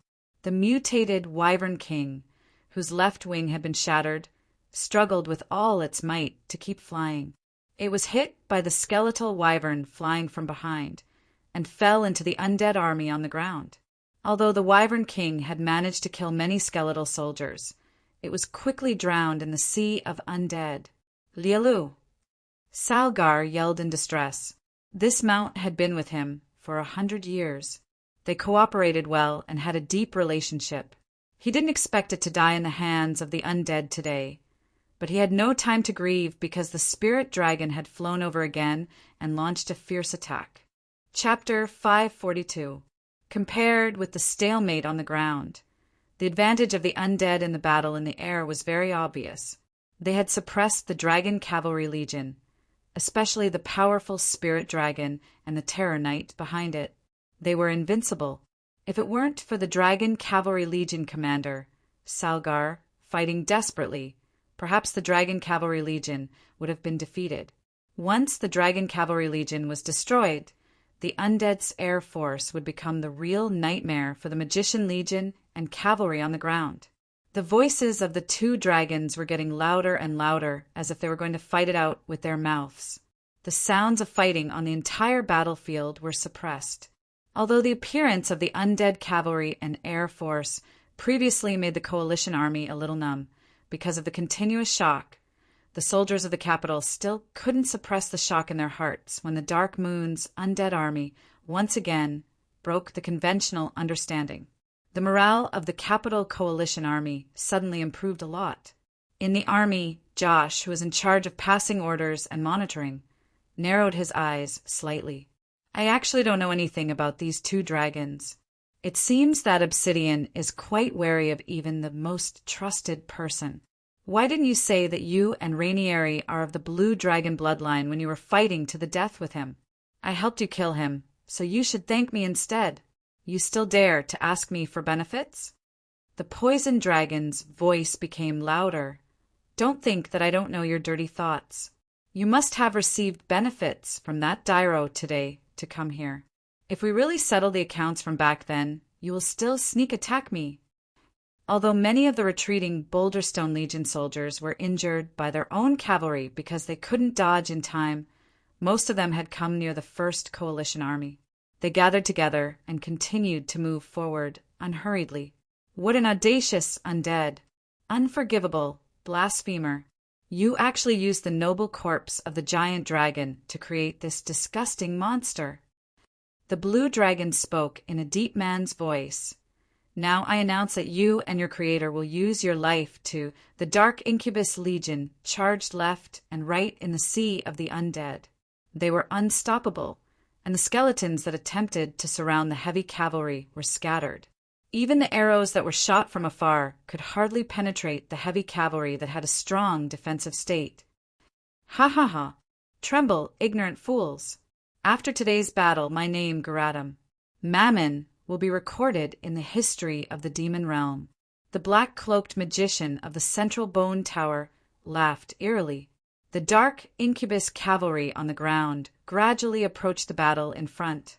The Dark Incubus Legion was the strongest heavy cavalry legion in the capital. Whether it was the knights or mounts, they were all elites. Even Nesta's Magic Shadow Legion was overshadowed by them. Shut up!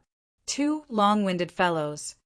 The Black Dragon finally couldn't take it anymore and shouted angrily, "Let's not talk about the past for now. What's going on with this ugly undead creature made from dragon bones? If you don't explain yourself clearly, don't even think about taking this lying down."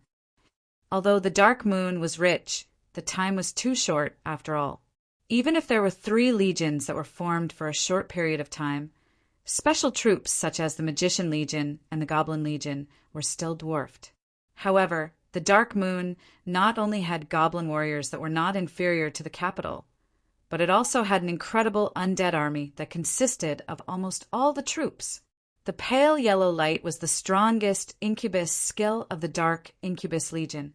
Although the buff ability was not as good as the Magic Shadow Charge, it could distribute the various buffs given by the magician to the entire army and double it.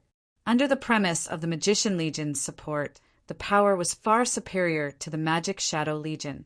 It was the most terrifying force in the Capital Legion. Paglio, it really is you.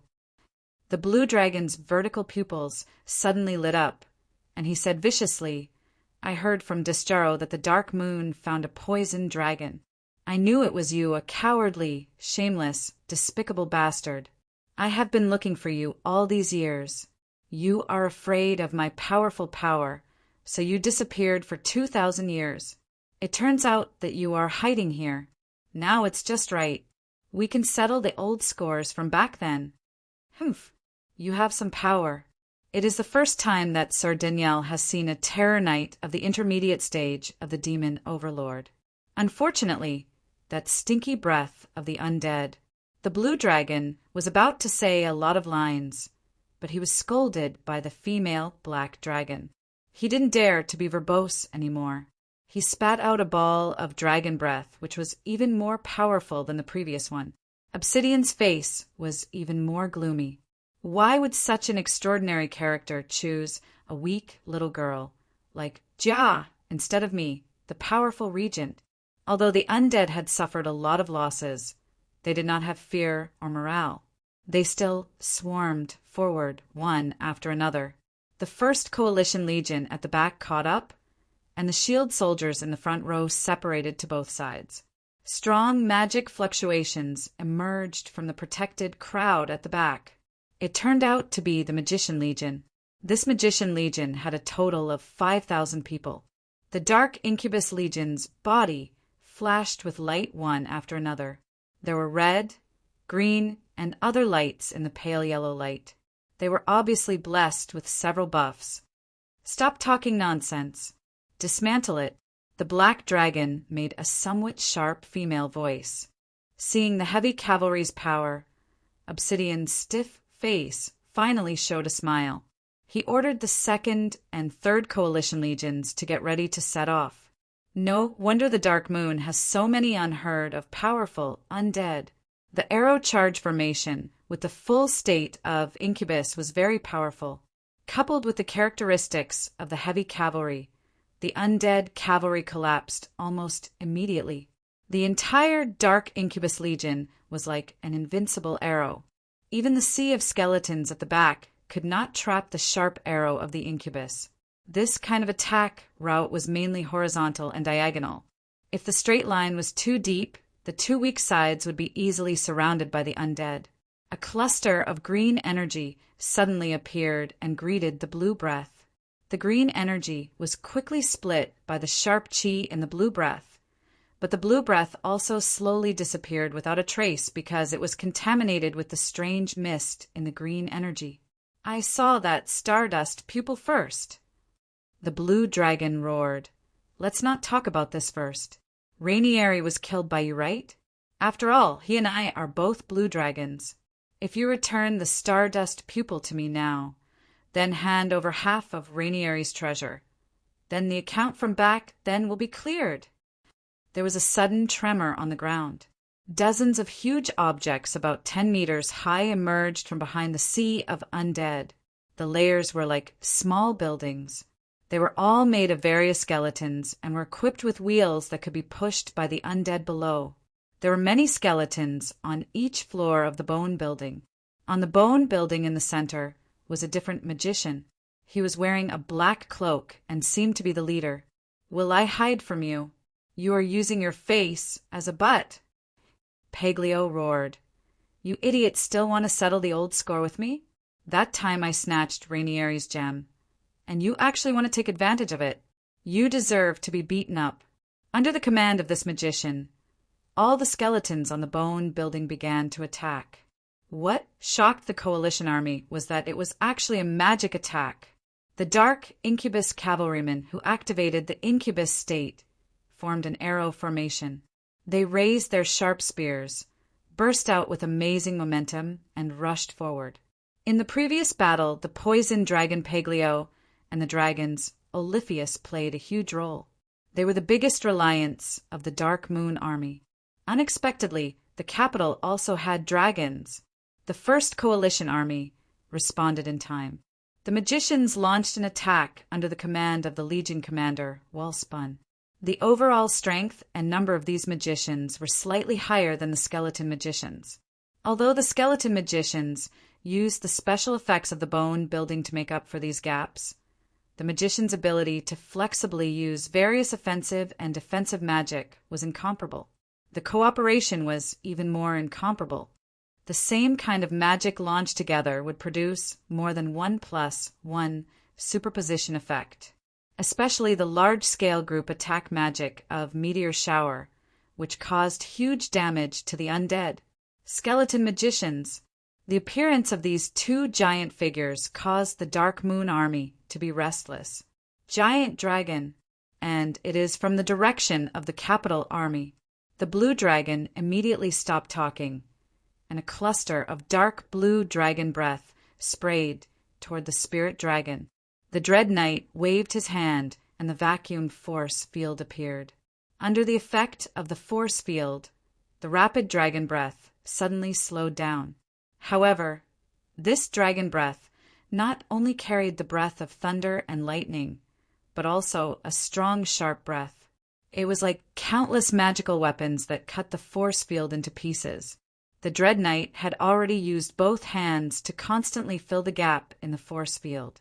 He finally eliminated the power of the dragon breath, but the entire body of the spirit dragon had been involuntarily pushed more than 10 meters away by the huge power. The original leader of the Dark Incubus Cavalrymen was General Amsty, but Amsty became a scapegoat because of the leak of the capital's fall. He was executed by Obsidian, and the former Deputy General, Rondo, took over as the Legion commander. The original unstoppable arrow formation of the Dark Incubus Cavalrymen was constantly being reduced and slowed down. Rondo knew that those bone towers must be destroyed, but the location of the bone towers was too far back. In front of them was a sea of skeletons, not to mention the current state and strength of the Dark Incubus. Even in his previous peak state, he couldn't break through the sea of skeletons and directly reach the bone towers. Daniel!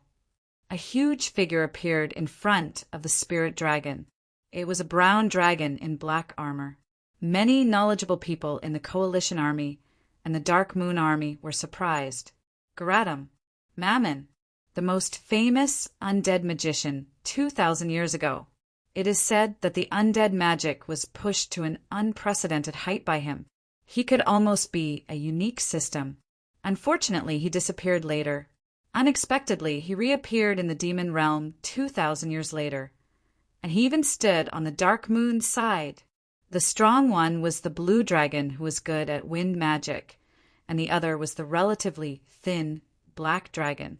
The two dragons flew to the sky above the battlefield and stared at the specter dragon made of bones. Aren't skeletons the lowest level of undead cannon fodder? How can there be a magician? After witnessing the terrifying strength of a series of undead legions, the Dark Incubus Legion did not rush to assist the Boulderstone Legion or launch an assault. Instead, they stopped. Under Rondo's command, their bodies lit up with a pale yellow light at the same time. Just like the charged skill of the Magic Shadow Legion, this was a group skill that relied on magic tattoos and equipment to activate. It could greatly improve the corresponding ability within an effective time. At this moment, two huge figures appeared in the sky above the Capital Coalition Army. They flapped their wings and came to the front of the spirit dragon that was chasing Salgar at a terrifying speed. The bone tower seemed to have some kind of special power. Not only could it greatly increase the range of these magic spells, but the additional curse power was also constantly weakening the incubus state of the Dark Incubus Cavalry. For heavy cavalry, magic defense was originally a weakness. Moreover, with the curse power, the power was suddenly reduced. Coupled with the encirclement of the undead melee soldiers, they were in a mess for a while. The casualties suddenly increased. At this time, the heavy infantry of the Boulderstone Legion was left with less than 1/5 of the strength under the impact of the undead cavalry. Longbottom was very familiar with the Dark Incubus Cavalry Legion, so he never retreated to the friendly army. Instead, he ordered the soldiers to stall the enemy with all their strength. He took the lead and was seriously injured. He was almost killed by the lurking demon emperor-level vampire, but he never retreated. Now that he saw the Dark Incubus Legion began to charge, he ordered the soldiers to disperse and retreat at full speed. Chapter 543. You will let it go if you explain it clearly? Chick, do you think I just came out of the eggshell? Paglio smiled contemptuously. I know you. Aren't you the miss of the Dragon Island's bloodline? Don't use those stinky rules of the Dragon Island to suppress me. I'm originally a lonely soul, so I don't fall for that. This skeleton belongs to my enemy, so I made him into a slave. How about this explanation? Stop talking nonsense. If you want to intervene in this battle, speak with your fists. Paglio knew that the consequences would be very bad if the spirit dragon was caught by the mists of the Dragon Island. However, these two dragons came with bad intentions anyway, and the old enemy was there, so a battle was inevitable. Moreover, the source of the spirit dragon was Chinrui, so he simply took on the whole thing. Very good. The black dragon's sharp voice had a hint of ghastly, and his body exuded a cold breath. Dear, don't be angry, leave this guy to me. The blue dragon, Daniel, gritted his teeth and said, I will let this simple-minded guy with well-developed limbs taste the taste of dragon magic. If you don't feel satisfied, you can sneak attack from the side. Let's beat him up together. This blue dragon was obviously very shameless. On the surface, he said it was a one-on-one fight, but he actually wanted to fight two against one. Even if the black dragon didn't make a move, it would also cause a lot of psychological pressure to Paglio. Paglio had a greater chance of winning. The poison dragon was powerful and good at hand-to-hand combat. Moreover, the poison was fierce. Even the physique of the crystal dragon couldn't resist it, but he was weak in magic. If he faced the black dragon, who was weak, he would have a greater advantage. But in front of the blue dragon, who was born with the power of the wind element, he was much more passive, especially when Daniel was also the best in dragon magic. Paglio knew that these two giant dragons were powerhouses of the peak stage of the demon overlord.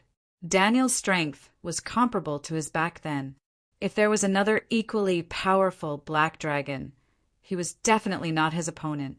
However, Master Poison Dragon also had the excellent quality of being cunning and shameless. Suddenly, he thought of a past event, and he already had an idea. Daniel, you couldn't pursue that woman back then, so you chose this Dragon Island chick? Paglio looked like he was recalling. The woman you pursued back then? Ms. Black Dragon's ears immediately pricked up. She threw the matter of the spirit dragon to the back of her mind and shot a scrutinizing gaze at a certain male. Danielle didn't expect the poison dragon to bring up this old matter. Feeling the sharp gaze of his wife on the side, his momentum was suddenly weakened. Although the blue dragon's wind magic was powerful, the black dragon was the nemesis of magic. This was the main reason for the difference in family status. When Master Poison Dragon saw that there was a chance, he continued to add insult to injury. I remember, it was 3,000 years ago. Daniel seemed to have a crush on a beautiful female dragon. He went forward to confess his love, but he was chased by her until he pissed his pants. Daniel hurriedly interrupted. Nonsense! There's no such thing. It was clearly that crazy woman who had a crush on me. In order to get rid of her, Before he finished speaking, there was a strange magic fluctuation in front. This magic fluctuation was so powerful that everyone on the battlefield felt it. The peak powerhouses, including Obsidian, were all moved. Even the black dragon, who was almost immune to magic, showed a cautious look. A bespectacled woman wearing a dark blue dress appeared in front of the three giant dragons. This woman had a slender figure, and her long purple hair was coiled into an elegant bun. She also wore a pair of glasses, and she was brimming with intelligence and astonishing beauty. When the blue dragon Daniel saw this beauty, his dragon eyes almost protruded out. He heard a pleasant but terrifying voice coming out. Crazy woman? She even has a crush on you? Daniel never thought that he would meet this woman here. His intestines were green with regret. Although he and Paglio were enemies back then, they also appreciated each other and were very familiar with each other. Only now did he understand why the bastard poison dragon's wording was beautiful female dragons, instead of the usual crazy woman. I just confidently said that this guy is simple-minded, but he is obviously full of vicious schemes. Danielle, who is she? The black dragon's voice suddenly increased. This stunning woman, who made her feel a strong sense of crisis, also had the breath of the dragons. Even if she transformed into a human form, She was not as beautiful as this woman. "Julia, listen to my explanation." As soon as the blue dragon's explanation started, he saw a short staff in the hand of the beautiful woman with glasses. Then there was a strange distortion in the space. In an instant, the blue dragon, the black dragon, and the woman disappeared. Master Poison Dragon secretly patted his little heart that was thumping. He secretly rejoiced. Fortunately, I was alert just now. Otherwise, the crazy woman might be involved. Although the black dragon's physique is special, if I encounter the crazy woman, I will most likely suffer a big loss. In the capital army, Obsidian's face had become quite ugly. This woman is obviously from the Dark Moon's side. Judging from the terrifying fluctuations just now, I am afraid that even I am not her opponent. The two strongest helpers that I have spent a lot of money to find are actually offset by the mysterious woman. Seeing the dense enemy troops below, the poison dragon's eyes flashed with violent, murderous intent. He spouted several clusters of dragon breath from his mouth. These dragon breath contained a highly toxic mist. It had killed tens of thousands of capital soldiers in the Battle of the Moonlight Fortress. The Legion leader of the Magician Legion below, Wellspun, had been paying attention to the dragon in the air. He immediately ordered the magicians to work together to cast protective magic. Layers of translucent protective shields appeared above the army. The highly toxic dragon breath quickly corroded the protective shields, but there were too many magicians below. They constantly replenished their magic power, and finally the dragon breath was gradually disintegrated and eliminated. However, Paglio's dragon breath was very scattered. The magicians only defended the area above them, but the soldiers outside the magic shield were not so lucky. The green smoke became a death trail. Countless soldiers who could not dodge in time were turned into ashes by the terrifying toxicity. It had to be said that in this battlefield environment, the poison dragon's lethality was incomparable to any kind of dragons. The formation on both sides of the First Coalition Legion was suddenly in chaos. As the poison dragon was about to continue to wreak havoc, a figure suddenly appeared in front of him. Before the figure could be seen clearly, several huge thunderballs flew toward Paglio. Paglio's figure shook, and he had turned into a human form. He punched continuously with both fists. Before the thunderballs could get close, they were all shattered in the air. The figure was a white-haired woman with an old face. She was his old opponent in Town Daiko last time, Stiller, who was once the top magician under Midnight Sunday. Stiller and Old Cowan were known as the two strongest demon overlords of the elder families. They had always been quite conceited about their magic. However, the appearance of the beautiful woman with glasses just now brought a strong shock to Stiller. Just the magic fluctuation that was as vast as the sea made Stiller feel her own insignificance. In the eyes of an expert like Stiller, the subsequent disappearance was clearly the lost space magic ability, and the operation was natural without any trace, as if this woman herself was the source of element and magic. Stiller regretted that she didn't see more of this woman's means, but she was also glad that she was not her enemy. As for the poison dragon in front of her, he was also a very powerful enemy. It was difficult to win if she fought alone, but it was still easy to restrain him. Besides, she was not alone. Two figures appeared behind Paglio, Barocco and Disjaro. Both of them were at the peak stage of the demon overlord. Although the poison dragon once boasted in front of Chenrue that he could deal with dozens of powerhouses of the same level, and that his strength was close to the fallen angel emperor, Saki Union of the demon god's wings, the three people in front of him were not rookies who had just advanced. They were all veteran peak stage of the demon overlord, especially Stiller. If the three of them joined forces, it would be difficult for Paglio to resist. There was a green woman next to Paglio. There was a green crystal that seemed to be an ornament between her eyebrows. She sneered, "You want to bully my man by relying on numbers." Crobolus, Stiller, and Disjaro, who rarely showed up, did not know this green-haired woman, But Barocco had occasionally seen the traitor, who was once a high-ranking palace consultant. He said sternly, "You traitor, you actually dare to attack us!" "I'm a dragon's. I'm just staying in the capital temporarily. I haven't been loyal to anyone at all. I can go wherever I want. Obsidian knows it himself. If you are not convinced, I will feed you a mouthful of dragon breath with my mouth." Crubolus was quite powerful when she was furious, but the latter sentence was Paglio's loss no matter how one looked at it. At this time, several more figures appeared in the air. On the capital side, in addition to the Dragon Rider Legion's Salgar who returned, there were 3 demon overlords, Stebble, Faravit, and Lunters. There was also one more demon overlord on the Dark Moon side, which was Vanham, Toro who surrendered to the Dark Moon last time. On the other side, the Spirit Dragon also flew over with Pegasus, who was transformed into the Terror Knight. The lifespan of ordinary demons was 200 to 500 years. The lifespan of the royal family was relatively longer. After reaching the middle-level strength, the lifespan would be extended by about half, and the high-level powerhouses would be extended by double or more. The lifespan of a demon overlord-level powerhouse may reach about 1,000 to 2,000 years. Dragons were an exception, but behind their long life was an extremely low fertility rate. Otherwise, they would have dominated the demon realm long ago. As for the demigod powerhouse, it was said that their lifespan could no longer be calculated by ordinary standards. These were all concepts under normal circumstances. Real powerhouses grew up in constant battles. The path of growth was full of dangers. A careless mistake would put one's life in danger. If the earthen pot didn't leave the well, the general would inevitably die in battle.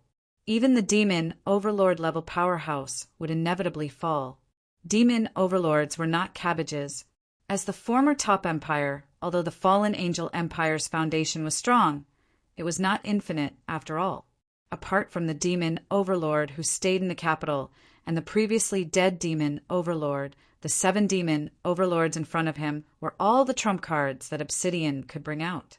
The same was true on the Dark Moon side. Originally, Rala was the strongest hidden force, but she was unexpectedly restrained by the 2 dragons that appeared suddenly. Now there were 5 demon overlords, including the Spirit Dragon. Moreover, the Spirit Dragon and Terror Knight who were transformed into the undead had lost their bloodline talents. Especially the Spirit Dragon. If there was no one to control it, it would only have a certain fighting instinct without wisdom. Its strength would definitely be discounted. Originally, Oliphius could be added to the Dark Moon side, but Oliphius's duty was to protect Ja because there was also the biggest boss, Obsidian, in the opposite army. Stop talking nonsense. We can't fight freely here, so we might as well find a place farther away to have a good fight. Paglio pointed to the distant mountain range. The demon overlords of the capital quickly exchanged opinions and nodded. If it was 7 versus 5, their chances of winning were still very high. Paglio also had his own little calculations. As long as he delayed these people and waited for Rala to win, then the hope of a comeback was quite high. Somehow, although the Black Dragon was the nemesis of the magic department, Paglio still had confidence in Rala. He completely forgot that this madwoman was once the most terrifying enemy. Perhaps even Master Poison Dragon himself was unwilling to admit it. This should be a kind of trust in a partner. The demon overlords disappeared over the battlefield, and the battlefield below also entered a white-hot stage. The coalition army blew the horn of retreat for the front army. The purpose of retreat was to regroup and prepare for a general attack. The Dark Moon also began to blow a similar horn because if the opponent launched a general attack, not only the undead at the front would become real cannon fodder, but the Dark Moon army at the back would also be crushed into pieces under that kind of momentum. Both sides began to adjust their formation quickly. The undead army was concentrated on the right wing of the Dark Moon. The center was the Flame Legion led by Ja and Tim's Moonshadow Legion, while the left wing was the Red Blood Legion led by Kaguran and the Azure Legion led by Sumin of the Blue Lava Estate. The whole formation was slightly sharp, while the capital's formation was somewhat similar to a pincer with a larger angle. Formation was quite important in war. Both large and small teams had considerable knowledge. For example, the previous phalanx of the Boulderstone Legion. The heavy infantry formed a long horizontal line with several deep rows. The formation could cover and cooperate. When the infantry in the front raised their spears, they were like a huge hedgehog. If ordinary cavalry encountered this phalanx, the casualties would be quite heavy. Of course, the phalanx was not invincible. In addition to the unconventional breaking of the formation by the undead cavalry just now, the terrain was also a factor that must be considered. When the dense phalanx moved on the rugged ground, it was easy to cause overall disconnection and fragmentation. If this was not a plain but a rugged mountain road, the power of the phalanx and heavy infantry would be greatly reduced. In the forest, the light infantry's guerrilla formation and tactics would exert far more power than the heavy infantry. The same was true for large-scale wars. It was usually a cooperative operation of multiple arms, so there were more factors to consider. There was an old saying in the demon realm: the light infantry is the hands, the cavalry is the feet, the heavy infantry is the chest wearing armor, the flying soldiers are the wings, and the commander is the soul. Although this old saying did not include magician, archer, ordnance, and other arms, it briefly elaborated the essence of war cooperation. The demon realm's famous generals who were good at commanding troops did not reach the demon overlord level due to talent or energy problems, but they were more valued by the empire. The battle formation of both sides was finally adjusted. Almost at the same time, the horn of the final attack sounded. This would be the biggest and final duel that determined the outcome. Looking down from the air of the Leith field, the two huge crowds gradually approached the center. The closer they were to the center, the faster they were. In the blink of an eye, they had intertwined and collided. Chapter 544. No matter which plane, there was always endless cannibalism among intelligent lives. From a certain perspective, it was this history, written with the blood of the same kind, that drove the so-called civilization forward. At the moment when the two torrents of people converged, almost everyone lost their superfluous feelings, leaving only the most primitive and instinctive killing actions of their bodies. The Violent Force Legion on the capital's right flank was led by a mutated centaur who had reached the highest level of Great Demon King among the centaurs. His power was very violent. Every time he swung the hammer in his hand, dozens of people in front of him would be smashed into pieces. However, under the continuous bombardment, the centaur's movements became slower and slower. Finally, due to exhaustion, a demon king-level general of the opponent desperately slashed on his knee. He was on the verge of collapse. The Dark Moon soldiers who were in a killing frenzy behind swarmed up, and they quickly passed the centaur. There was only a corpse full of injuries on the ground, like a tiger being gnawed into bones by countless man-eating ants. In a large-scale charge of more than 1 million, the power of an individual seemed so insignificant. Only the demon emperor-level powerhouse who had comprehended the power of territory could have a better ability to protect himself in this environment. At least he could escape. The premise was that there was no demon emperor-level opponent on the enemy's side. The battlefield was filled with blood and violence. Those who hesitated were cowardly, and fled would often die even faster. The soldiers of both sides were in a killing frenzy. Only a few experienced generals could maintain a clear mind and command the soldiers to use the smallest price in exchange for the greatest number of casualties. The undead were the only ones who could maintain the calm state of the entire army because they didn't know what excitement or fear were except for individual masters. Especially the crazy bombardment of the skeleton magicians on the bone tower behind the undead formation, which made the First Coalition Legion and the Second Legion suffer. If it weren't for the Magician Legion, perhaps they wouldn't have been able to hold on. The Magician Legion's magic was very sharp, but firstly, they didn't have the range increase of the opponent's bone tower. Secondly, they had to cast their magic from behind the heavy protection.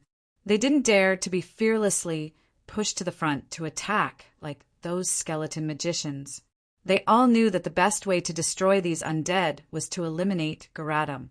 Unfortunately, this legendary undead magician was not only powerful, but also extremely cunning. He had been hiding in the farthest bone tower. There were 2 demon emperor-level generals who took the risk to kill him. Before they barely broke through to the bone tower, they were torn into pieces by the hidden vampires near the bone tower. The magic power of the Sorcerer Legion was not endless. Soon, they could only take turns to recover and attack. Bottles of energy recovery potions and even white potions that could increase magic power for a short period of time were drunk regardless of the cost to maintain the intensity of the battle. However, the potency of the potion would become lower and lower after repeated use, and the lower the purity of the potion, the more negative effects it would have on the body. Long-term dependence on potions could even lead to depression.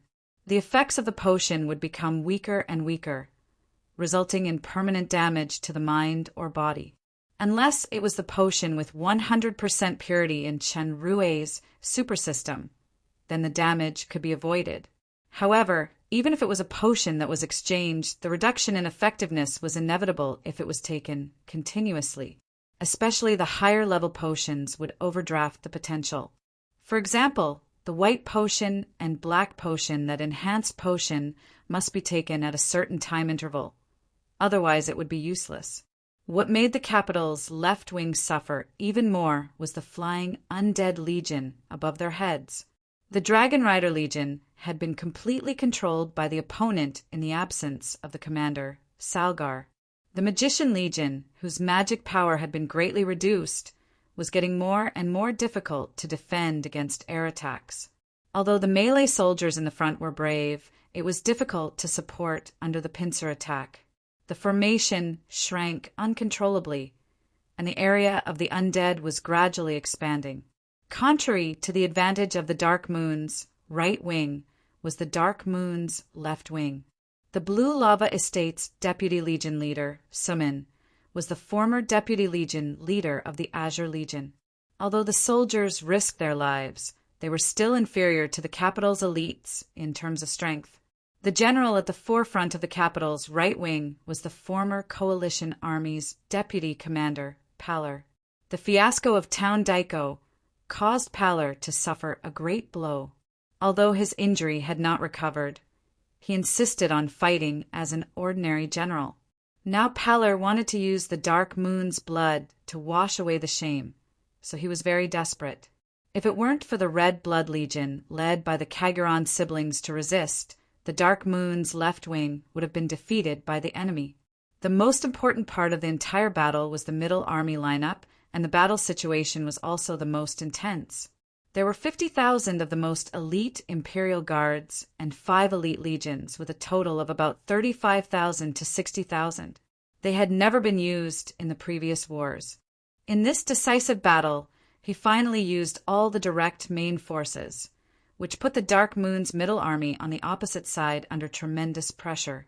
Under Jia's command, only the Moon Shadow Legion and the Flame Legion had less than 200,000 troops.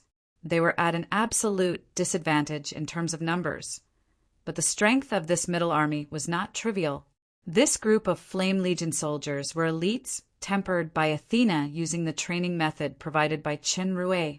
They had been transformed by the Devil Fruit. Whether it was their individual strength or overall cooperation, they surprised the capital's elites on the opposite side. They forcefully resisted the powerful impact of the opponent with a small number. The Moon Shadow Legion did not have the strong close combat strength of the Flame Legion. They were mainly distributed at the rear of the Flame Legion. Tim had trained a large number of excellent archers in the Wallen Fortress in Mountain Shillong. They were mixed with the Medusas and had powerful long-range shooting abilities. In the center of the archers was the Magician Legion commanded by Monroe, the son of Crawford, the Bloody Vine Flower Estate Lord of the Shadow Empire. This group of magicians were not undead creatures, but Crawford's reward for helping the Dark Moon solve the mineral vein problem in the Crystal Valley. Like Tim, Monroe's combat power was not strong, but his commanding ability was outstanding. The Magician Legion did not rush to launch large-scale magic that consumed magic power. Instead, they focused on buffing their allies for the time being. Originally, this long-range formation's defense was relatively fragile, and it was prone to air attacks. However, the Dragon Cavalry led by Lomont in the air made up for this deficiency well. The capital's air power was suppressed by the undead on the right wing. The sky of the Middle Army basically became Lomont's world. The sound of the magic bombs thrown down by the wyverns could be heard from time to time in the capital's army. These were still within the scope of conventional warfare. What made the capital's elites palpitate the most were two things. The first was the strange metal men in the front row. There were hundreds of them. Their strength ranged from higher demon to demon king. Their characteristic was amazing defense. Magic was basically useless against them. What was even more terrifying was that they had obviously fallen to the ground and died, but they began to resurrect after a period of time and went on a killing spree unless their bodies were completely destroyed. These were the gold men made by Rolla. They were originally used as housekeeping robots. After being inspired by Chun Rui, they were made into fighting machines similar to crystal puppets. The speed of the gold men was relatively slow, and they had extremely strong anti-magic attributes. As long as their core was not destroyed, they could fight again after recovering for a period of time. They were excellent meat shields. The second thing that frightened the capital army was the ghost-like, black-robed magicians hidden in the Flame Legion. These magicians didn't have any lightning or flame attacks. They used an unpopular magic, Corpse Explosion. Corpse Explosion was one of the undead magic. It could use the strange, dark elements to induce the explosion of corpses to hurt the surrounding enemies. However, the power was relatively small. However, the corpse explosion created by these magicians was much more powerful. Not only the explosion itself would hurt nearby soldiers, but the exploded corpses would also emit a strong poison, causing a large number of soldiers to be poisoned. Of course, it was the capital army that was poisoned. The gold men at the front were not afraid of this poison. This was no longer the traditional corpse explosion, but poison explosion. Only Garadam's clone projection could perform this kind of magic. These 5 magicians were all split projections of Garadam. Although their strength was only at the Great Demon King level, the power of the improved poison explosion was quite impressive. The only drawback was that it consumed too much spirit power, so it couldn't be performed continuously. Even so, the capital army still did not dare to get too close to the position of the magicians. Despite this, the capital army still had the upper hand by relying on the advantage of numbers. More importantly, Obsidian, who was at the center core, had not made a move yet. The battle situation in the center of the two armies was in a stalemate, while the two flanks were strong and weak. One retreated and one advanced. As time went by, except for the position of the center army, which remained basically unchanged, the angles of the two flanks had rotated. The number of both sides was also decreasing sharply in the bloody battle. This was not only a contest between individual and overall combat power, but also a contest of endurance and willpower. Whoever could not hold on first would be the loser. Although the Dark Moon Army was extremely valiant, the disadvantage of numbers gradually manifested when the overall combat power was slightly inferior to the opponent. Especially in the center army, there were less than 100 golems left now. 3 of Garadam's 5 clones were destroyed. The Magician Legion under Monroe had begun to take turns to rest. The number of wyverns in the air was reduced by nearly half, and all the magic bombs were exhausted. Even the Medusas and archers began to have casualties. The situation was precarious. Jia knew that once the center army was defeated, then the entire Dark Moon Army would collapse without any suspense. At that moment, she ignored the danger and personally came to the front to supervise the battle. Under the encouragement of her taking the lead, the morale of the Dark Moon Army was greatly improved. For some reason, As time went by, the momentum of the capital army gradually weakened. Many soldiers in the center army, left wing, and right wing began to show unexpected fatigue. Their waving of weapons also slowed down. The Dark Moon Army naturally would not let go of the flaws exposed by the enemy. They stepped up the attack and reversed the previous crisis. Obsidian, who had been observing the situation in the core of the capital's center army, finally moved. He appeared at the forefront of the front line in an instant. His murderous eyes locked on Jia's figure not far away, completely ignoring the Dark Moon Army that swarmed over. Obsidian lifted the black cloak and slowly blocked in front of him. Then he swung it. Blood rained everywhere. The soldiers in front had turned into minced meat and bones scattered on the ground in the blink of an eye. Even the sturdy golems were shattered into dozens of pieces, clearing a bloody fan shape of about 30 meters. The awe-inspiring voice resounded throughout the battlefield. Jia, Lucifer, a rebel who dares to go against his superior. Do you dare to fight with me? Chapter 545.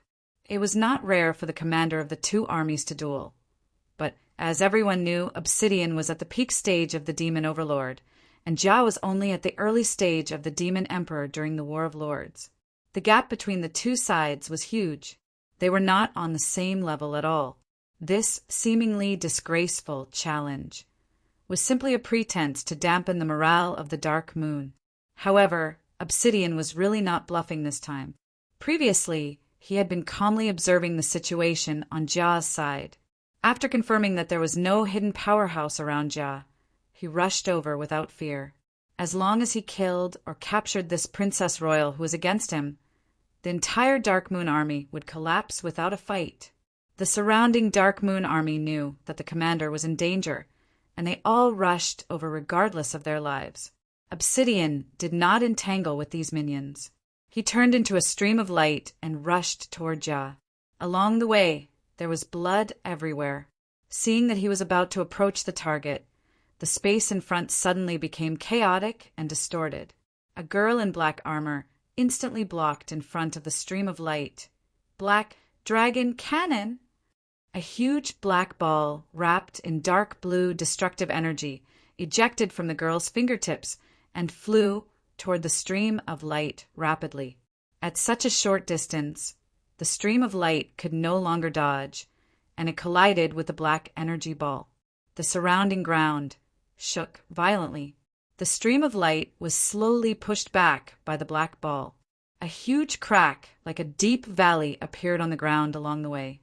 Within 100 meters, the slightly weaker soldiers were evaporated into smoke by the terrifying energy and disappeared. The stream of light suddenly stopped retreating.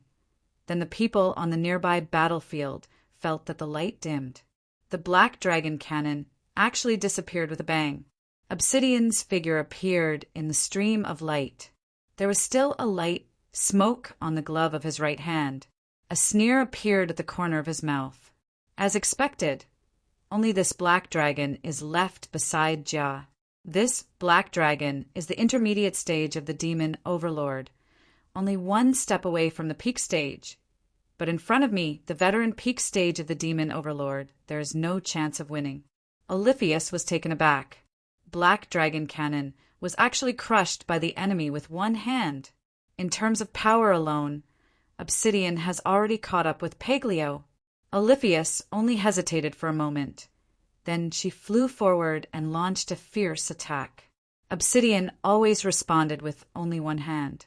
Most of the unarmed combat movements in this world were concise and practical, without too many fancy moves. Fists were the most used, legs were less used. An attack method similar to the flicking fingers of the elder family's demon overlord Old Cowan was even rarer. In contrast, Oliphius's leg technique looked very gorgeous, and her speed was extremely fast. Her long legs were like a whirlwind. Obsidian was careless for a moment, and his cheekbone was scratched by the wind from the leg. He only felt a burning pain. His arm quickly blocked Oliphius's leg, and a terrifying aura burst out. Oliphius's entire body flew out backward. She turned a somersault in the air to remove the force, and she barely stood still. Obsidian's cloak was swung back in a half-circle, and the terrifying wind pressure turned nearly 100 ambushers at the back into pieces, including a projection of Geratum. He said to Oliphius sternly, "If you dare to stop me again, I will kill you without mercy." It was not that Obsidian was merciful, but because the giant dragons were unreasonable guys. Today, the people from the Dragon Island happened to come again. Julia was also a black dragon. Judging from her previous attitude toward the giant dragon skeleton, if he really killed this black dragon in front of him, perhaps there would be additional problems. Therefore, Obsidian wanted to shock the other party and let her back off. Oliphius looked at the bloody scene behind Obsidian, and there was a trace of fear in her heart. Mom said that a dragon must have professional ethics. Miss Obsidian thought of the countless rewards promised by a certain human employer, and he gave birth to courage in his heart. He kept encouraging himself, "I just have to hold on until Rolla or Peglio come." Thinking of this, Oliphius regained her courage. Her fingers began to shake quickly, not because of fear, but because she was quickly preparing a new attack. This move was taught by Peglio. She used a mysterious technique to gather power at the tips of the 5 fingers, gathering the attack power at one point to launch the strongest blow. Obsidian saw a woman with a veil protecting Jia and retreating. He didn't want to be entangled with Oliphius, so he suddenly accelerated and flew toward Jia. The woman with a veil glanced at Obsidian, and her left eye glowed with a faint golden light. Obsidian only felt a slight pain in his head, and he quickly used his spirit power to resist, but it had returned to normal after a while. However, at this moment, Oliphia's figure appeared behind him, and she raised her leg and smashed it at Obsidian's back. Obsidian instinctively grabbed with his backhand, but he missed. It turned out to be a feint. Miss Obsidian had already bent down and circled to Obsidian's left side with the inertia of this kick. Her 5 fingers formed a claw with faint black silk, and she grabbed at Obsidian's heart in a split second. Obsidian had just used his spirit power to resolve the strange spirit impact issued by the masked woman. He hurriedly crossed his hand, and he felt a tingling pain coming from his wrist. It turned out that Oliphius's grab almost penetrated the glove on his wrist. Obsidian roared and punched Oliphius away. Obsidian was really angry with this blow. Oliphius vomited a mouthful of blood, and she landed unsteadily. She staggered a few steps and sat on the ground. Her 5 fingers hooked a glove which was just torn off. It should be a precious equipment. Ms. Miser quickly kept it into her storage equipment. Obsidian looked at the faint red mark on his wrist, and his face was full of hostility. Black flames appeared on his fist, and a strong, destructive breath spread around from him. Oliphius was startled. She shook her body and turned into the black dragon's body. She barely flew up and spurted a dragon breath at Obsidian. Obsidian just moved sideways to avoid the dragon breath, and his fist wrapped in dark flame hit the black dragon fiercely.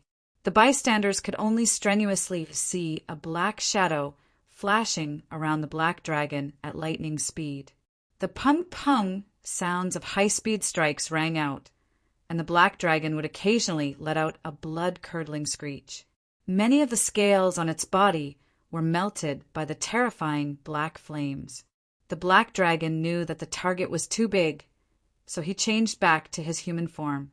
As he was about to escape, he was punched in the back by Obsidian. He fell to the ground far away, and he could no longer get up. Obsidian's figure slowly landed. As he was about to kill, the previous spirit impact suddenly came into his mind again. This time, Obsidian was already prepared, so he was not affected. He turned around and grabbed the short sword shot by the masked woman in the air. He snorted coldly, "You are quite courageous. You actually dare to." Before he finished speaking, the short sword in his hand suddenly burst open, and a green smoke quickly filled the air. Obsidian felt the danger contained in this smoke, so he quickly activated his body protection power and flew back. "Go quickly," the woman shouted, and Jia had already picked up Oliphius. Oliphius's consciousness had been blurred due to serious injuries. This voice made her seem to return to a scene in the depths of her memory. It was also the same sentence, "Go quickly." Recently, she had been having this kind of nightmare. Damn woman. Obsidian's left hand that previously grabbed the short sword began to tremble. There were countless small cuts on it that had begun to corrode. This should be the venom of the poison dragon. If it was a few minutes ago, even if the short sword burst open, it would not hurt Obsidian. However, the gloves with protection and enhancement just happened to be destroyed by Oliphius, so he was shot while lying down. Obsidian tried his best to suppress the spreading poison in his left hand. He hated the masked woman who used a trick to plot against him. He punched the masked woman in the air. The woman was fleeing toward the main army. This punch arrived first, even though it was launched later. Although it was far away and the effect of the dark flame could not be exerted, the power of the peak stage of the demon overlord contained in it was still terrifying. The woman's back was hit, and she immediately spurted blood. Her veil was dyed red, but she used the force to escape at an amazing speed. Obsidian did not chase after the woman. He set his gaze on Jia, who was running away with Oliphius in her arms. His figure flickered, and he quickly flew toward the crowd where Jia was. A large, circular, translucent shield appeared to protect this area. It turned out that this was the Magician Legion of Monroe, where Jia was. The remaining 900 or so magicians worked together to launch this magic shield. Even Obsidian could not break it in a hurry. Obsidian hated the black dragon who hindered his plan. If it weren't for Oliphius just now, Jia would have been captured or killed by me immediately. There would not be so many twists and turns. At this point, I must kill Jia as soon as possible. Otherwise, when the poison dragon or the more terrifying woman appears, I'm afraid I won't have this chance. Obsidian's face was gloomy. 3 pairs of holy light wings appeared behind him, and he punched at the shield. With each punch, the shield trembled, and the cracks on the surrounding ground increased rapidly. Lomont in the air discovered the crisis and immediately led the Wyvern Legion to rescue. However, the power of the peak stage of the demon overlord was too strong. The wyverns fell one after another. Lomont used the power of the evil eye tyrant to launch the holy light wings, but it had no effect on Obsidian, who had activated the holy light wings. Instead, the power of the evil eye was rebounded back by the heart of light and dark. Both Lomont and the Wyvern King were stunned to the ground. The circle of protection magic was getting smaller and smaller.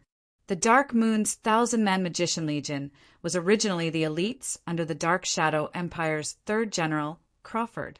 If they were in their best state with the protection skills launched by the combination of secret methods, even if Obsidian had Holy Light Wings and Dark Flame, he would not be able to break it in a short time.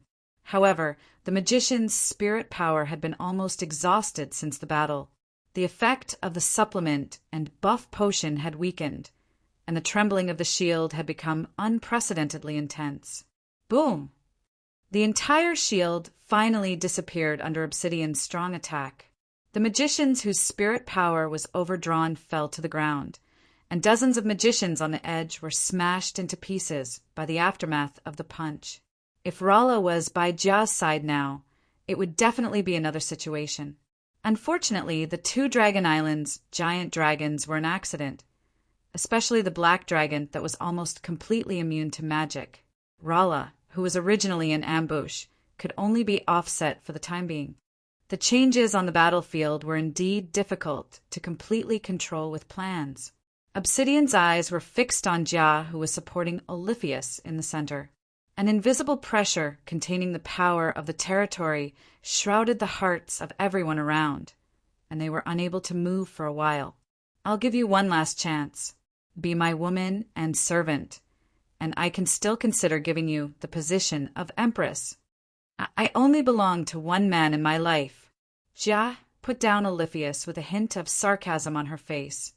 Today there is only Jia who died in the battle, and there is no empress who lives in vain.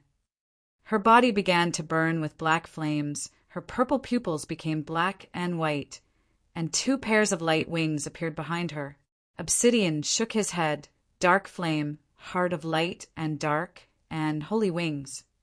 Although I have awakened the 3 talents, they are only average. They are not even mutated bloodlines. I just inherited Grimm's power. It is a bit unexpected that you can reach the peak stage of the Demon Emperor after the War of Lords. But with this strength, so what if you burn your life? As he said, the pressure on Obsidian's body had instantly risen to the extreme. Kneel down. Lead your army to surrender to me. The Dark Moon strength was obvious to all. If Jia surrendered, the wealth and remaining military power of the entire Dark Moon could be taken into his pocket intact. Moreover, keeping Jia alive might also be recognized by the Sword of Fallen Angel. If there was really no other way, it would be easy to kill her in the current situation. Under this powerful pressure beyond the realm, Jia's knees began to tremble. She desperately supported the ground with her sword and stubbornly persisted. A dark flame that burned with life became hotter and hotter. As her blonde hair fluttered, the black and white colors in her eyes began to emit a strange light.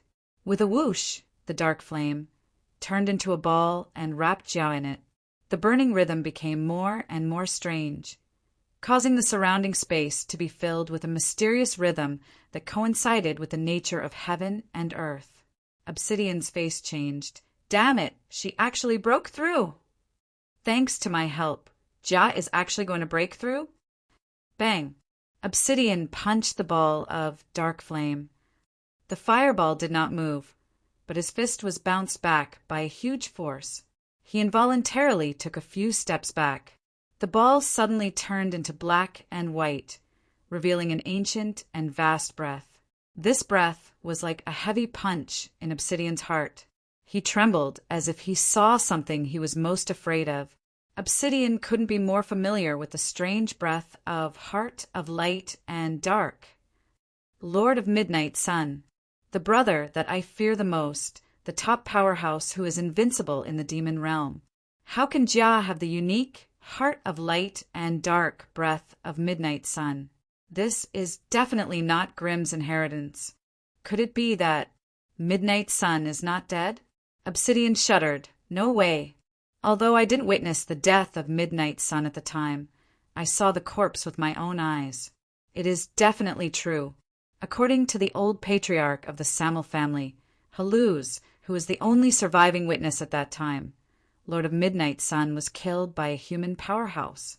Almost everyone present died. Haluz himself also died due to the serious injury shortly after returning to the demon realm. The death of Lord of Midnight Sun should be a fact. Otherwise, how could the demon realm army be defeated? It's just that Midnight Sun has been dead for so long. A few hundred years later, his power of light and dark appeared in Jia's body again. How can this be explained?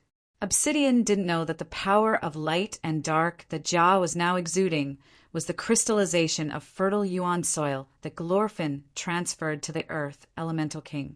Back then, Glorfin was severely injured by the power of heart of light and dark.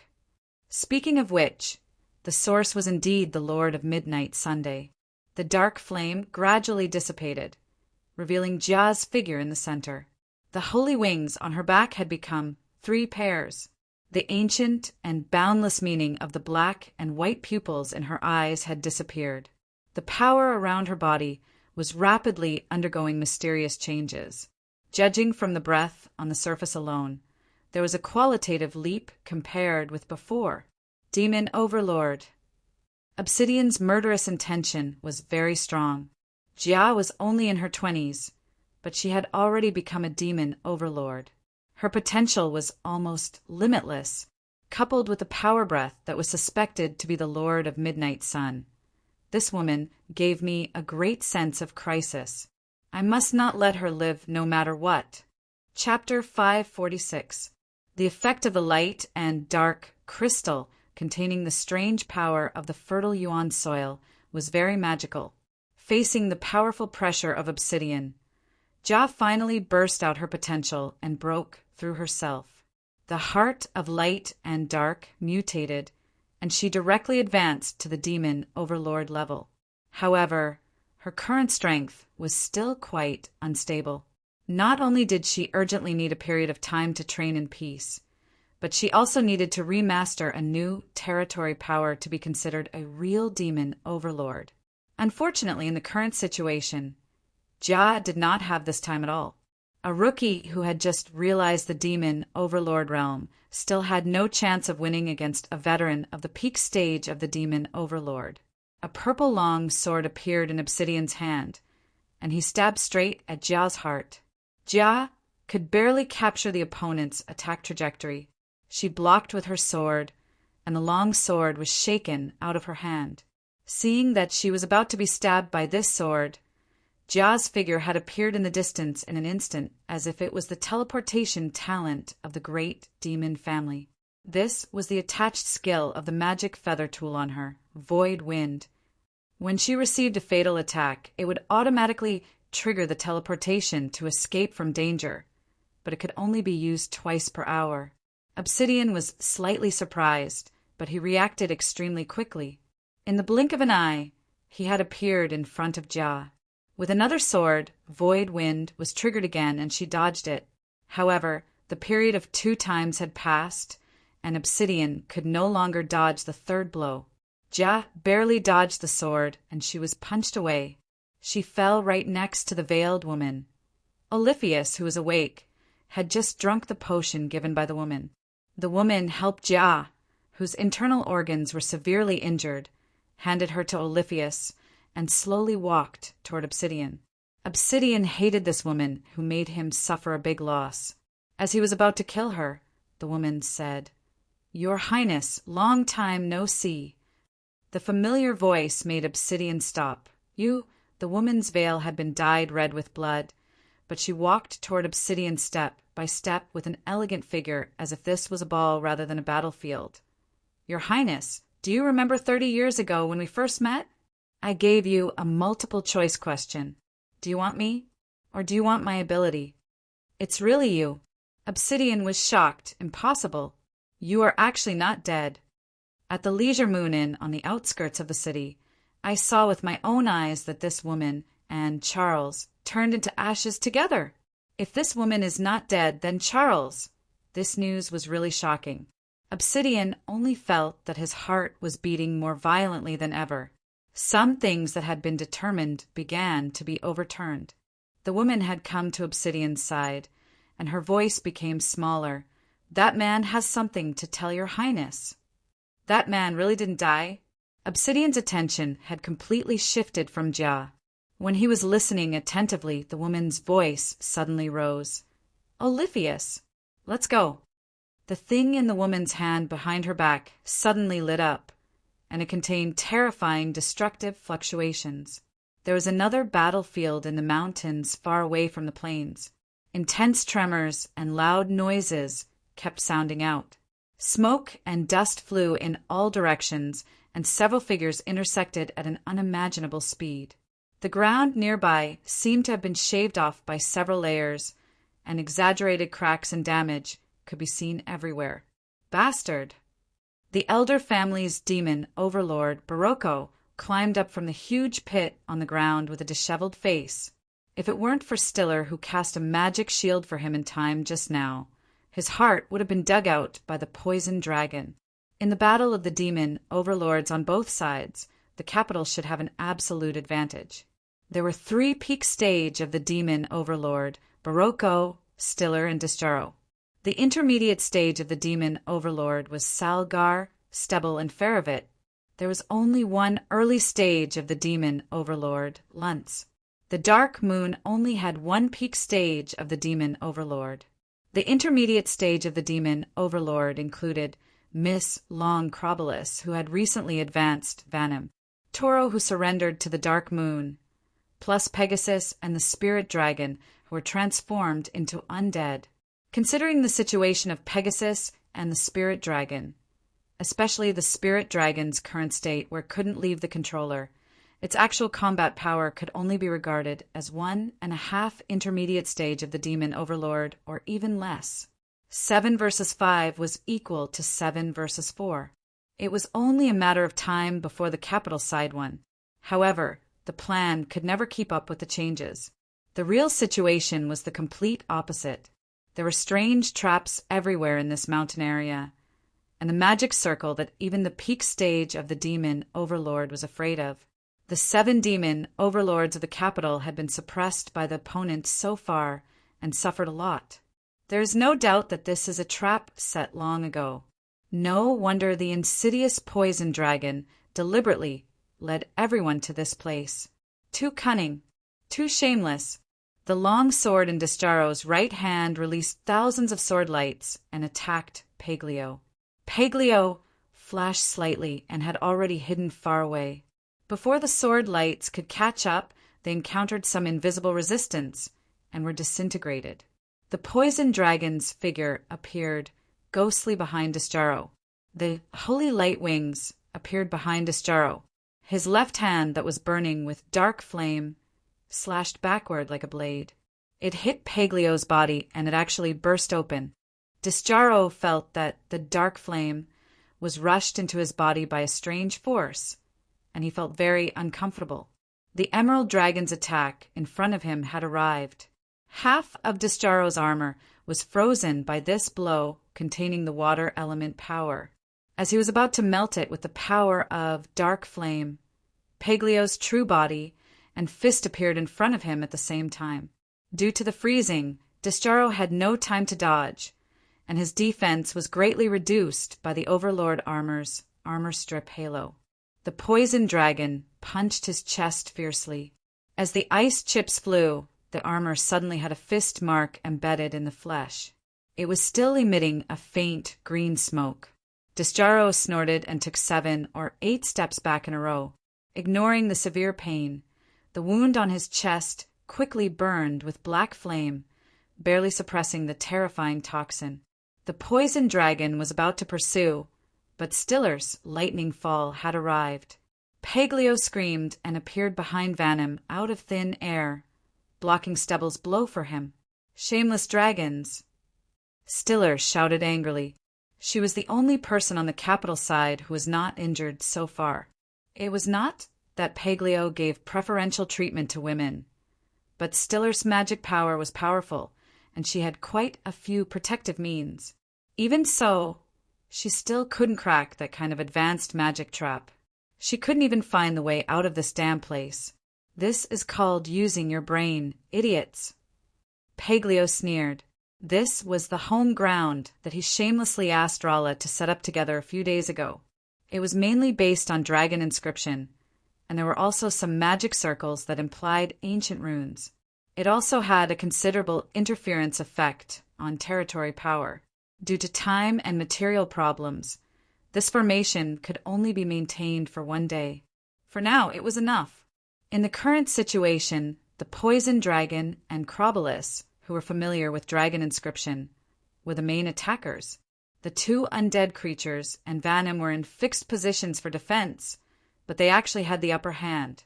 The original plan was for the poison dragon, Emerald Dragon, and Black Dragon to lure those demon overlords to duel here. Rala lurked next to Jia to prepare a sneak attack on Obsidian, but the appearance of the 2 giant dragons on the Dragon Island disrupted this deployment. Paglio knew that Oliphius could not stop Obsidian, so he only hoped that she could try her best to delay time. When he or Rala dealt with the enemy, they could turn the tables in one fell swoop. Although the poison dragon had the upper hand, the strength of the opponent was not trivial after all. It was still quite difficult to win in a short time. In the middle of the battlefield in the wilderness, the expected explosion did not appear. The veiled woman fell to the ground, and her wrist was nailed into the ground by the purple long sword. Obsidian's eyes turned black and white. The destructive thing that was floating in his hand dimmed quickly under the wonderful power of Heart of Light and Dark. Want to plot against me? You damn traitor! Obsidian's face was full of ferociousness. A rope-like purple light was emitted from his hand, binding Isabella.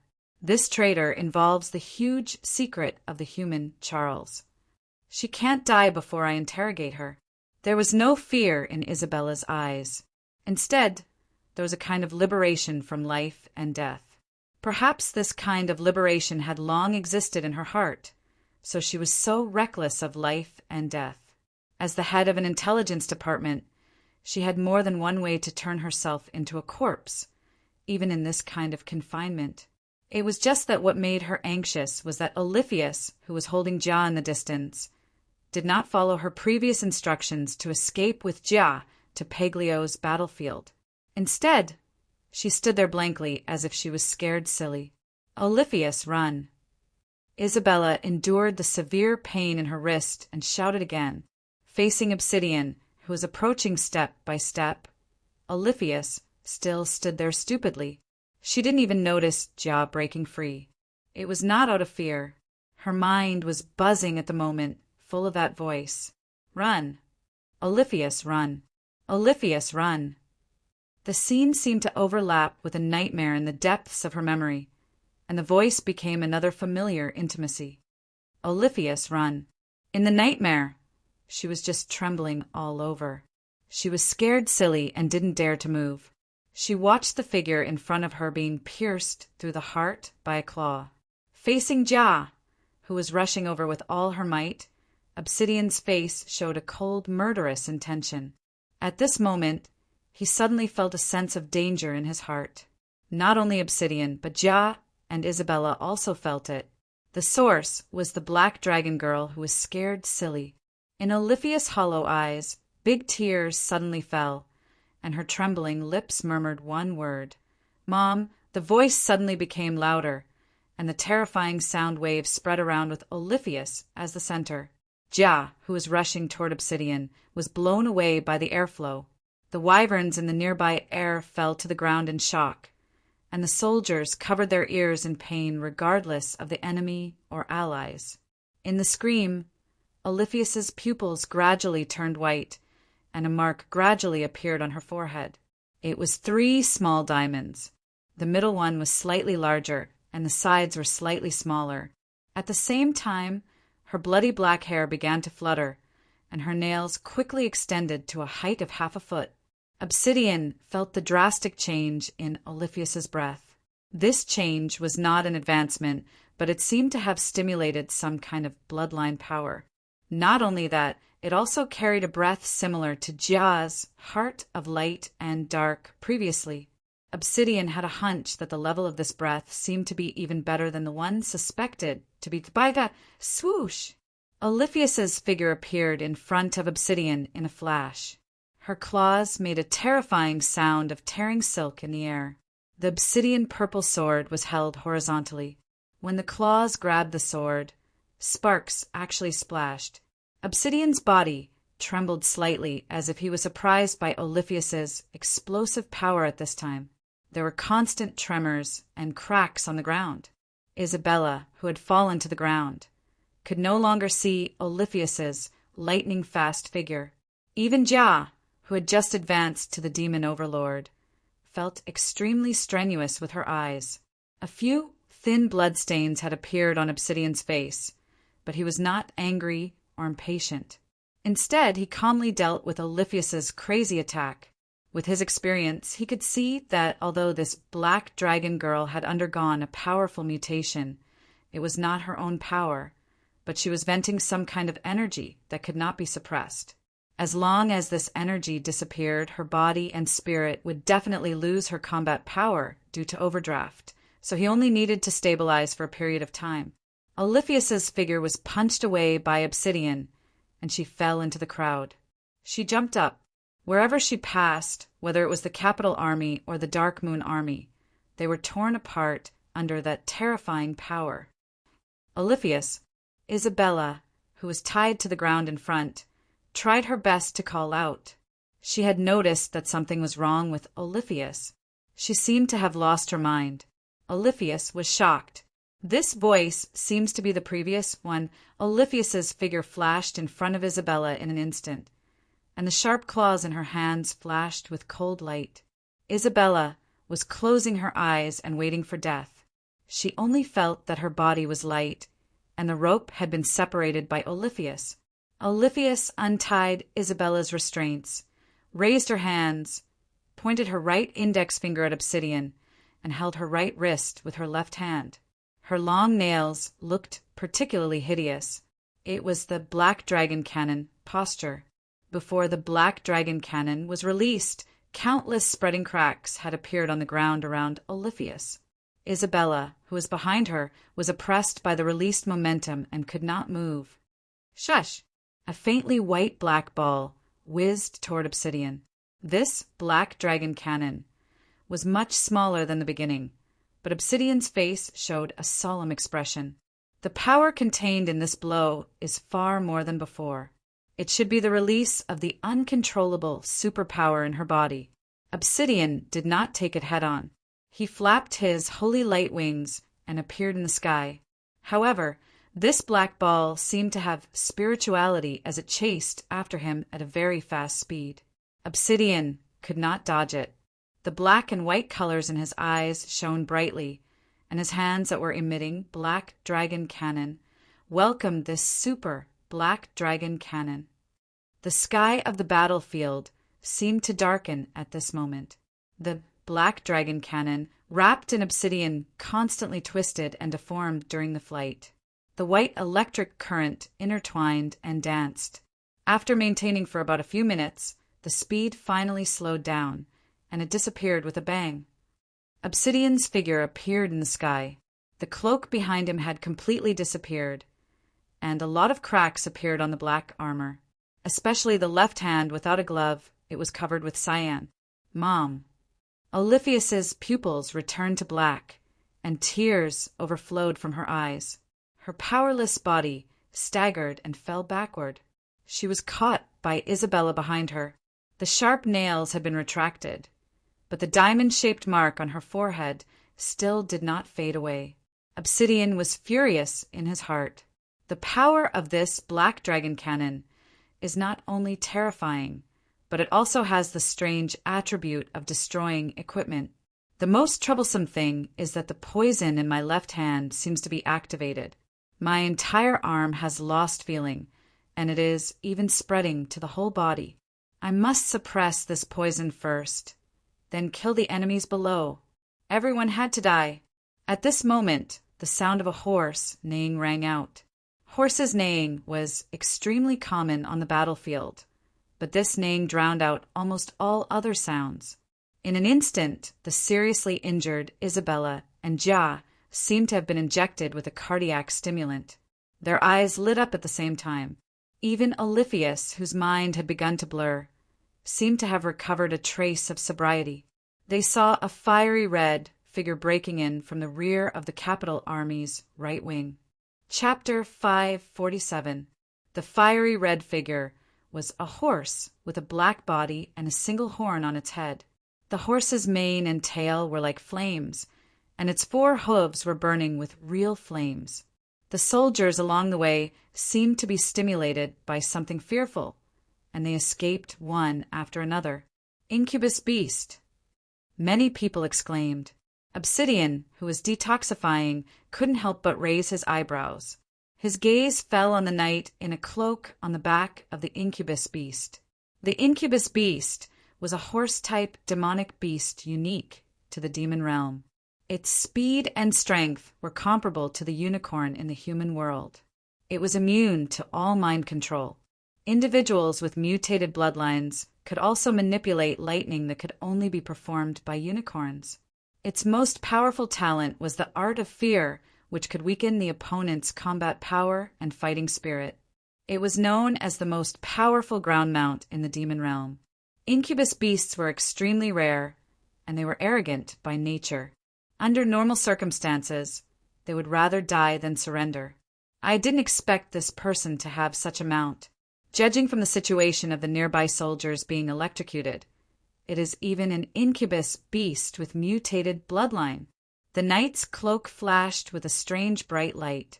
As he waved his hands, a large number of capital soldiers within a range of tens of meters began to fall into a state of weakness and chaos. Some even killed each other. At the same time, countless huge vines appeared in the capital army, madly attacking the nearby soldiers.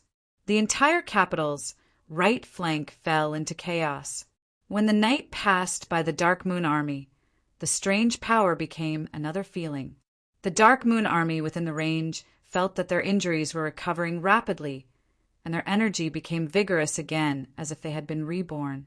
Aguile! The soldiers recognized the knight riding the incubus beast, and their morale was greatly boosted. The capital army's combat power was initially reduced sharply for some special reason, but now it was completely suppressed by the Dark Moon. The incubus beast was already flying in the air. The cloaked knight seemed to be looking for something, and he soon discovered the situation in the middle army. When he saw Ja, who fell to the ground, Isabella, whose veil was stained with blood, and the nearly unconscious Oliphius, his eyes behind the visor suddenly burned. He urged the incubus beast to quickly fly toward the middle army. Qin Rue didn't know what had happened before, but judging from the current scene, Ja and the others must have experienced unimaginable danger. These days he rode the little black horse day and night to rush here, but unfortunately he didn't make it in time for the war. Fortunately, Ja and the others were still alive, so he finally made it in time. Obsidian thought of Ja's resolute attitude of, "I only belong to one man in this life," and a cruel smile appeared on his face. Aguile, the fiancé of Ja? The guy who defeated the Red Spirit Estate and Blue Lava Estate in the War of Lords? It should be at most demon emperor level strength. It's just nice to get rid of these threatening guys in one fell swoop. At this time, the poison in Obsidian's body was finally suppressed, and the green color on his left hand had become a lot lighter. With a wave of his hand, the purple sword on the ground had returned to his hand. The black flames on the sword were flourishing, turning into dozens of giant beasts that whizzed toward Ja. If this attack hit, even if Ja was now at the demon overlord level, she would be annihilated. The sound of sonic booms sounded in the distance at the same time. In the blink of an eye, there was already a figure in front of Ja. His hand was glowing with a soft, water-like power, and he faced the giant beast. The giant beast frantically attacked the figure in front of it, but under some mysterious power, it actually turned around incredibly and rushed toward Obsidian, who was in the air. Obsidian was taken aback. He held the purple sword horizontally, and the black flames flew. After a violent shock, all the giant beasts disappeared.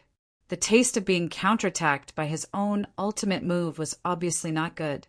Obsidian's helmet and 2 shoulder armors had been completely shattered, and his eyes were full of fierceness.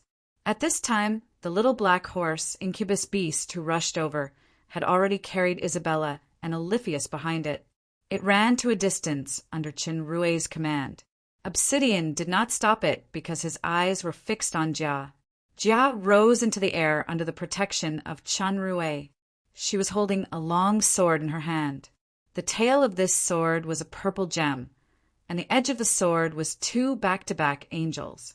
The body of the sword was snow white, engraved with 2 strange marks. It was simple and full of mysterious breath. Even if Obsidian closed his eyes, he could tell the name and characteristics of this sword. This sword had been with him for 300 years, but it never recognized his legal identity as the owner. However, in the hands of Ja, this artifact that had always rejected everyone and could not be approached actually emitted a strong light that had never appeared in his hands. In an instant, the entire battlefield felt an unstoppable, piercingly cold aura. Ja's clear voice resounded throughout the battlefield. "Rebellious Obsidian, the sword of fallen angel is here!" For a time, almost everyone's movements stopped. Countless eyes focused on the sword exuding a powerful breath in the hands of Ja in the air. The highest artifact of the Empire, the sword of fallen angel. Impossible! Obsidian yelled hysterically. Why? Why? Even if Obsidian was usually gloomy, he finally couldn't help but lose his composure at this time. For 300 years, he had used all the methods, but he was rejected by the sword of fallen angel every time. Why can this 20-year-old woman, who is just the granddaughter of Midnight Sun, get the approval of the artifact? Whether it was the lords, generals, or soldiers, they were all shocked at this moment. The artifact, representing an empire, has been inherited for hundreds of thousands of years. Its appearance and characteristics are well known. Judging from Obsidian's attitude, this sword is real. Only the real king of the empire can get the approval of the supreme artifact. Then this is the choice of the artifact. Jia held the sword of fallen angel high. Our sword should not be aimed at our own hands and feet. Our blood should not flow under the sword of our own people. As soon as the sentence came out, most of the soldiers, including the capital army, lost their fighting spirit. Obsidian felt the psychological changes of people, and he couldn't help but have a huge fear in his heart, as if what he had been worried about had become a reality. He roared wildly, "Damn artifact! Damn woman! All of you go to hell!" A flame suddenly burned in the air, and a sea of fire swallowed Jia and Qinrui. Obsidian, who had almost fallen into madness, had desperately activated his territory. This was a world of flames. The land was burning, the sky was burning, everything was burning, and the only liquid was the black lava that could be seen everywhere. The world was full of destructive suffocation and high temperature. Jia and Qinrui felt at the same time that the power in their bodies was constantly decomposing and disappearing under the burning, as if their whole bodies were the fuel of the flames. Obsidian stood in the distance. The holy light wings on his back had turned into black flame wings. There were a total of 6 pairs, like the legendary wings of the real fallen angel. His purple eyes were full of terrifying bloodshot. "I am the real owner of the sword of fallen angel. All of you traitors must die. I want to suck all your blood and use your flesh and blood as a sacrifice." After something that had been suppressed in his heart for 300 years completely collapsed, Obsidian showed his crazy side. The flames between heaven and earth began to fluctuate rapidly with the emotions of the controller. A huge body arched out of the lava. It was 5 meters high, and its body was emitting a terrifying high temperature. It surrounded the two of them. As Chen Rui's mind moved, the flame world in his eyes began to change rapidly. After he re-understood the super system, many functions had been strengthened that he had not before. In other words, Qinrui had truly mastered these functions. For example, the analysis ability of the analytical eyes. The original analysis ability of the analytical eyes was just a simple attribute. There might be a dangerous hint behind it. Now that analytical eyes truly had the function of analysis. The power fluctuations in the territory, the attributes of the structure, and even the analysis of strength and weakness could be seen at a glance. "Jia, protect yourself. Don't use the sword of fallen angel." Jia nodded. She didn't ask why she couldn't use the sword of fallen angel. She took out a long sword from the storage ring in her hand. In fact, she had previously felt that the light and cold aura of this sword before were not so simple. It seemed that it was not under her control. All she could do was to trust him unreservedly. This was a tacit understanding and trust. 10 demon king-level gold men suddenly appeared around Jia, forming a circle. At the same time, Qinrui's figure left Jia's side and appeared not far from Obsidian. Those huge bodies had already pounced on Jia. The gold men on the periphery went up and were knocked down almost in the blink of an eye, but they stood up tenaciously and continued to fight. The high temperature of those huge bodies was very terrifying, and the bodies of the gold men had begun to melt. Jia's eyes lit up in black and white. She raised the long sword in her hand, and a halo appeared around her, blocking the giants from advancing. Qinrui didn't look back at Jia. The light on his body lit up continuously. He activated the hot blood halo of Mystic Jade Armor and Battle Enhancement in Link Enhancement. There were two kinds of link enhancement: permanent star enhancement and temporary battle enhancement. Star enhancement was very expensive. It required 100,000 faith crystals.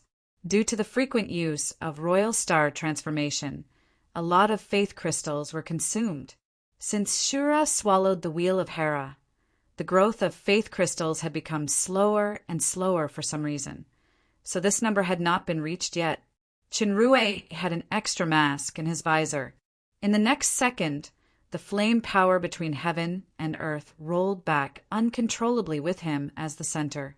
The terrifying temperature suddenly dropped a lot, and the strength of the giants was also declining. Devour talent? Beelzebub? Obsidian felt the rapid loss of spirit power in the territory, and he suddenly thought of a rumor about Aguile. He snorted coldly. This Devour almost emptied the spirit power of this territory, but the territory power of the demon overlord level was not comparable to the demon emperor level. It was as if the real world was infinite and inexhaustible. It gradually began to replenish and recover. When he was in the Crystal Valley, Chinrue used this trick to empty Manu's territory, but Manu's territory was basically structured with magic power and spirit power, which was greatly restrained by the god-eating mask.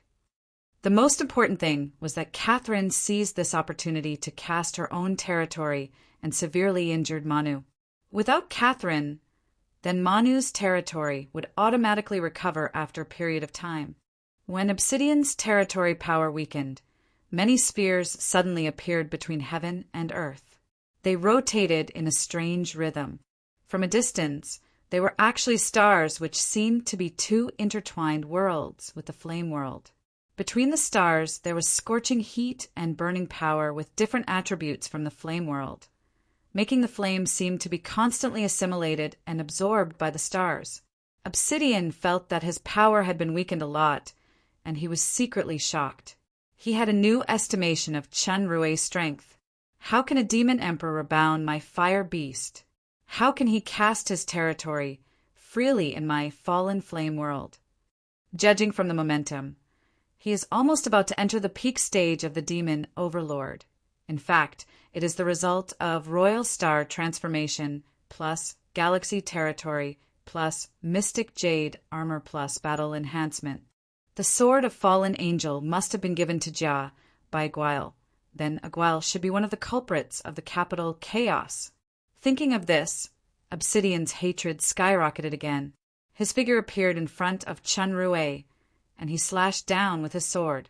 The 12 wings behind him were not decorations, but a transformation that combined the territory with physical strength, energy, and mind power. It was already a bit close to the territory kingdom's armor of faith. He increased his own ability to the limit. Even if the woman with terrifying magic power was in front of him, he had the confidence to fight.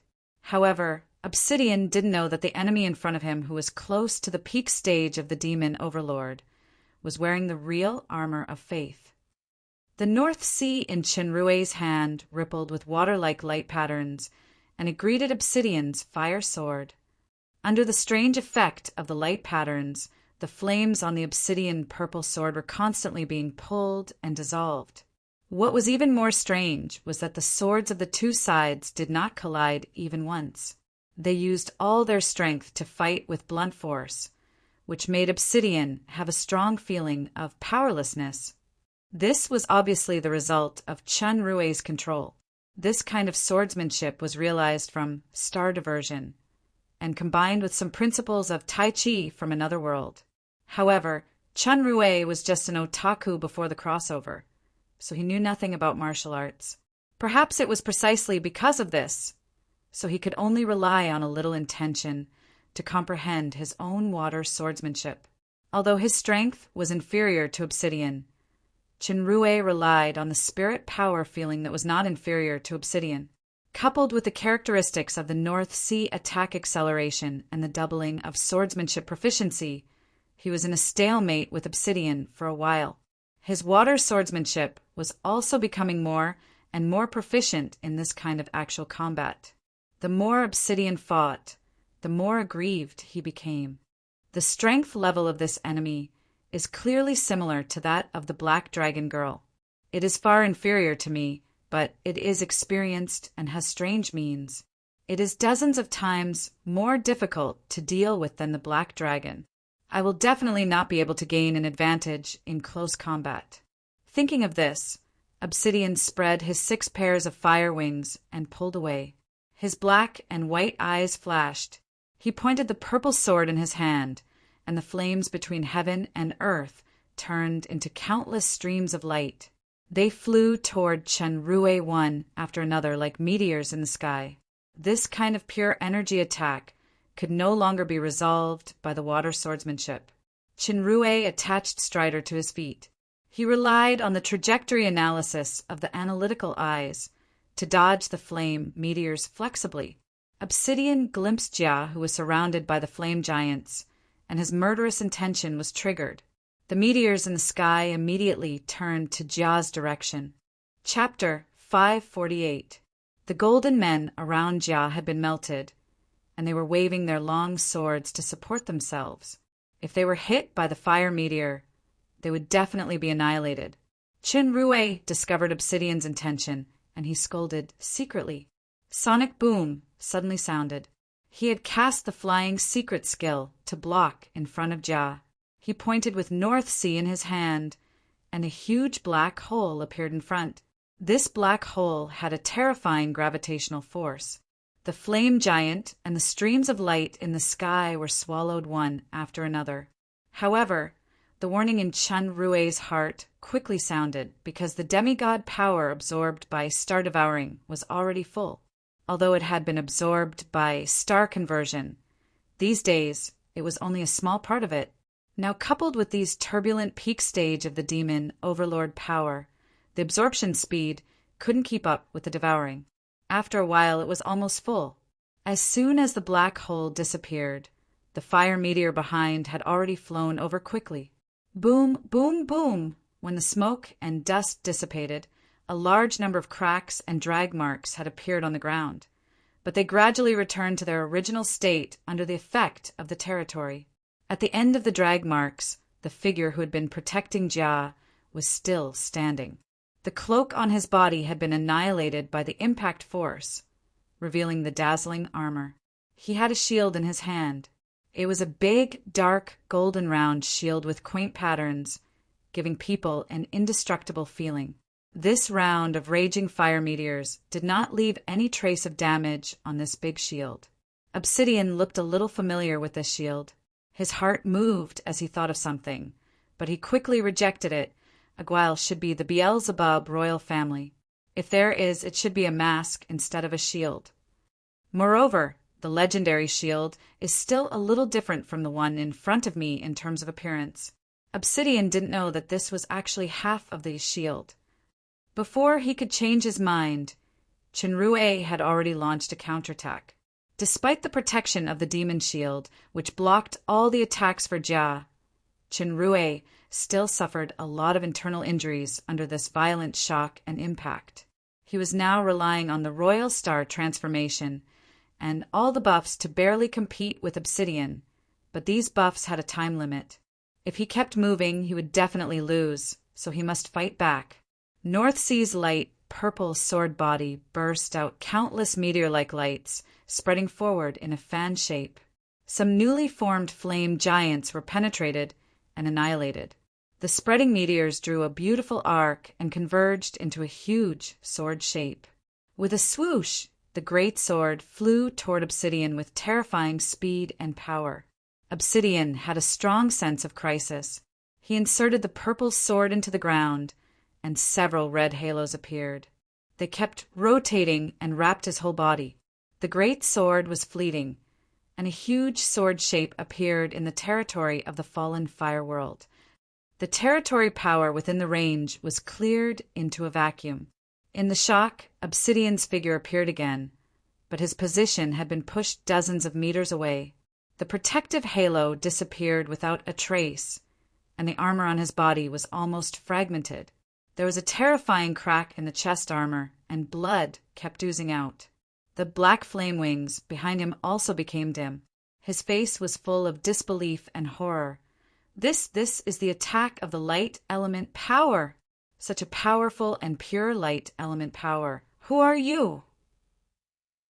The light element and the dark element naturally restrained each other. The light element power was the nemesis of the fallen fire world. If it was any other attack of the same level, it was impossible to cause such damage to Obsidian. The demon realm was a world of dark elements. The foundation of the demon's training was not limited to the dark element. It could be any element of the earth, water, fire, and wind. The only thing that couldn't be the light element was the light element. Those who had the light element power, especially this level of power, could only be visitors from the human world. Could Aguile, who I thought was a Beelzebub royal family, be in fact this blow was the effect of the supplementary skill of the quasi-artifact, North Sea, flow back to origin. It had the sword chi damage of both water and light elements. But Obsidian's guess was coincidentally correct. Aguile was really not a Beelzebub royal family. Chinrue's mind turned sharply. He slowly flew in front of Obsidian and changed into another voice. Your Royal Highness Regent, my friend, you haven't recognized me yet? Obsidian had just recalled the purple sword, and he couldn't help but be shocked when he heard this sentence. He was even more moved than when he heard Isabella's voice previously. You are Charles. Chinrue slowly moved his hand to the visor on his face, and a familiar face appeared in front of Obsidian. Obsidian originally had a hunch when he saw Isabella who came back from the dead, but he didn't expect to see this face here. Moreover, he is the fiancé of the Dark Moon Princess Royal. Fundraising, black potion, crack artifact, fake death. Even though Obsidian knew that he couldn't be distracted at this time, his attention was still attracted by this shocking truth. At this moment, he suddenly had the illusion of the stars shattering. No, it was not an illusion. The stars in the entire sky of the fallen flame world burst apart, emitting the brilliance of a supernova. Behind the magnificence was ashes and smoke. Those flame giants who had just been reborn were all turned into powder. Star explosion was the strongest group skill of the royal star transformation. With the deepening of Chinrue's understanding and the doubling of the skill power of dual training, the power had a qualitative improvement. This blow shattered the territory power of the entire fallen flame world, and Obsidian himself also suffered an extremely violent impact. Although the territory did not collapse, its power was greatly weakened. It could not be restored to its strongest state in a short time. Even the flame giants who besieged Jia with extremely fast rebirth speed would have their strength greatly reduced. Your Royal Highness Regent, let me, your old friend, give you the last gift. The voice of Charles sounded, and North Sea stabbed straight at Obsidian's throat. Although Star Explosion did not cause Obsidian to be seriously injured, it weakened the territory power more, but it made the wounds caused by flow back to origin burst out. The most terrible thing was that the poison in his left hand could no longer be suppressed, and it began to wander all over his body. With a roar, the purple sword attacked without hesitation. Chinrue launched the remaining instant transmission and appeared behind Obsidian. Obsidian quickly caught this sneak attack. The purple sword that seemed to be attacked with all his strength was inconceivably retracted, and he turned around to stab with a sword. This sword stabbed the target firmly. The dazzling armor could not stop the sharpness of the purple sword, and it was penetrated. However, there seemed to be a stronger protection in the armor. Before this sword could break through the layer of protection, a surprising change happened to Obsidian. Charles! His entire body suddenly exploded. His body exploded into countless flying flies, and this sword suddenly stabbed in the air. Demonic flies transformation. God-eating mask. As the biggest enemy of the Beelzebub royal family, Obsidian, who was a member of the Lucifer royal family, recognized this secret technique of the mortal enemy royal family at a glance. His pupils suddenly shrank. According to the previous understanding, it is easy to explain that Aguile. Beelzebub has the god-eating mask, but now isn't Charles a human? The light element power just now is the best explanation. Nero also said that his body of light blessing is the elite royal bloodline of the two human empires. How can a human possess and use the secret technique of the 7 artifacts, god-eating mask? This has completely exceeded the cognitive range of the entire demon realm. In a split second, the scattered demonic flies did not escape far away, but they quickly wrapped around Obsidian. Before Obsidian could regain his strength, he had returned to his human form and tightly hugged Obsidian's body from behind. Obsidian caught a glimpse of the god-eating mask on Chunrue's face. As he was about to instinctively move in horror, he suddenly felt danger in front of him. However, his body was hugged, and the paralysis of the toxin made it impossible for him to dodge. A lightning-like sword light pierced through his heart. The speed and power of this sword were very strong. Not only Obsidian, but also the body of Chunrue, who was hugged from behind, was penetrated. Obsidian looked at the sword hilt in his heart incredulously. This sword hilt was covered with delicate patterns, and the tail was a purple gem. The sword edge outside the body was in the shape of 2 back-to-back angels. The sword blade had completely penetrated into his heart. Sword of fallen angel. Obsidian roared wildly. Jia in the distance also looked horrified. When Chunrue launched the star explosion, the sword of fallen angel had left her hand uncontrollably. Then, in a split second, the process of Chunrue's attack, demonic fly's transformation, confinement, and piercing through 2 people with the sword of fallen angel had been completed. Obsidian felt that his soul was rapidly splitting and disintegrating, and the power of his whole body was rapidly flowing away as if the power in his flesh and blood was sucked up by this terrifying sword. He couldn't help but be terrified, soul-searing. The special power of the sword of fallen angel. Chunrue! Jia screamed heartbreakingly and rushed toward this side frantically. The newborn flame giant in front of her was slashed into several pieces by the power she burst out. "Don't come over!" Chunrue shouted, and huge vines appeared on the ground, tightly hugging the 2 people who were pierced. Chunrue, that is, the human financial officer. Obsidian's soul power was quickly disintegrated by the soul searing, and he was trying his best to resist the power of the sword of fallen angel. When he heard this sentence, his nerves that were almost numb because of the shock were agitated again. "Who the hell are you?" "It doesn't matter who I am, Obsidian. You have lost. I am the master of the fallen angel empire. How can I lose to you rebels?" Obsidian gritted his teeth and burst out his power. The vines outside shattered one after another. Chunrue's facial features were bleeding, and the armor of the Royal Star transformation also cracked, but it still held him tightly. Winner takes all. Don't you even have the courage to admit this? Thanks to the fundraising funds you have worked hard to raise, the funds for the development of the Dark Moon, including the current weapons and equipment, mostly come from this huge sum of money. Josh is my man, so is Sikali. The 4 estates have been out of your control long ago. These words were like a heavy punch that almost collapsed Obsidian's mind. In an instant, he had understood a lot of things. The reason why the Dark Moon has today is because of this man. He should be the most critical figure. From the time the human, Chunrue, appeared in the Dark Moon to now, it has been less than 3 years.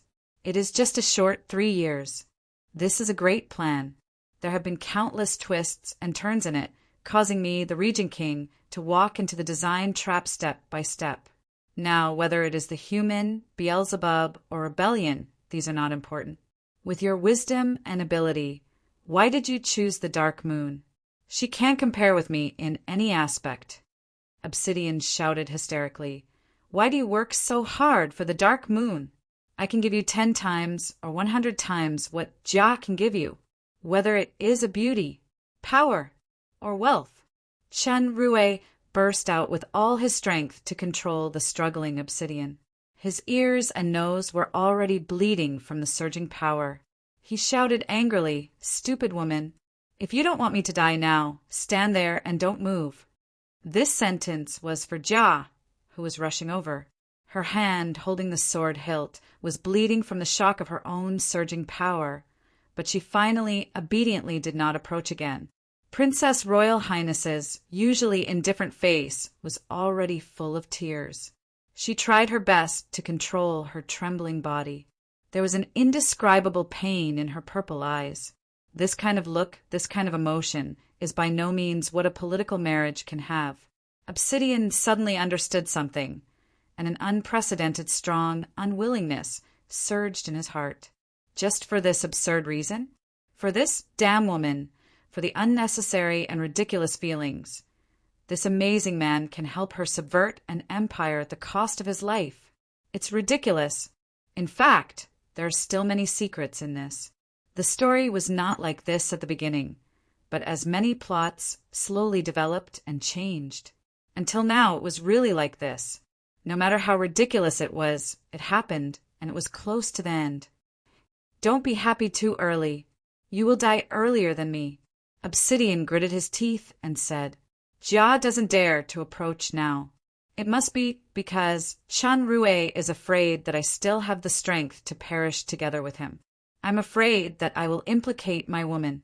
But this human seems to have forgotten one thing, which is strength. If the human is inferior to me, she will definitely be the first to be annihilated due to the effect of soul searing. At that time, I will break free from the bondage and kill Jia with my last strength. This is the only hope of winning at present, in terms of physique, strength, and endurance. This human is not my opponent. The final victory still belongs to me. Obsidian. Lucifer. Qinrui didn't talk nonsense. He just used all his strength to imprison Obsidian's body. After a long time, Obsidian found that something was wrong. The opponent's binding power did not weaken because of soul searing, but it was getting stronger and stronger. Obsidian himself couldn't hold it anymore. Most of his soul was lost, and the toxin that lost the suppression of power also began to spread throughout his body. He couldn't help but be shocked. Impossible. Are you not affected by soul searing at all? Let alone the body of light blessing of the human royal family. Even a demigod can't be immune.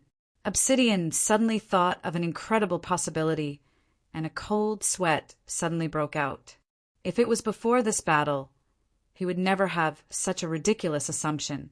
However, too many unimaginable accidents happened today. The most impossible thing became a possible existence instead. Only one kind of person can be unaffected by soul searing. The owner recognized by the sword of fallen angel. Chapter 549. In an instant, Obsidian suddenly realized.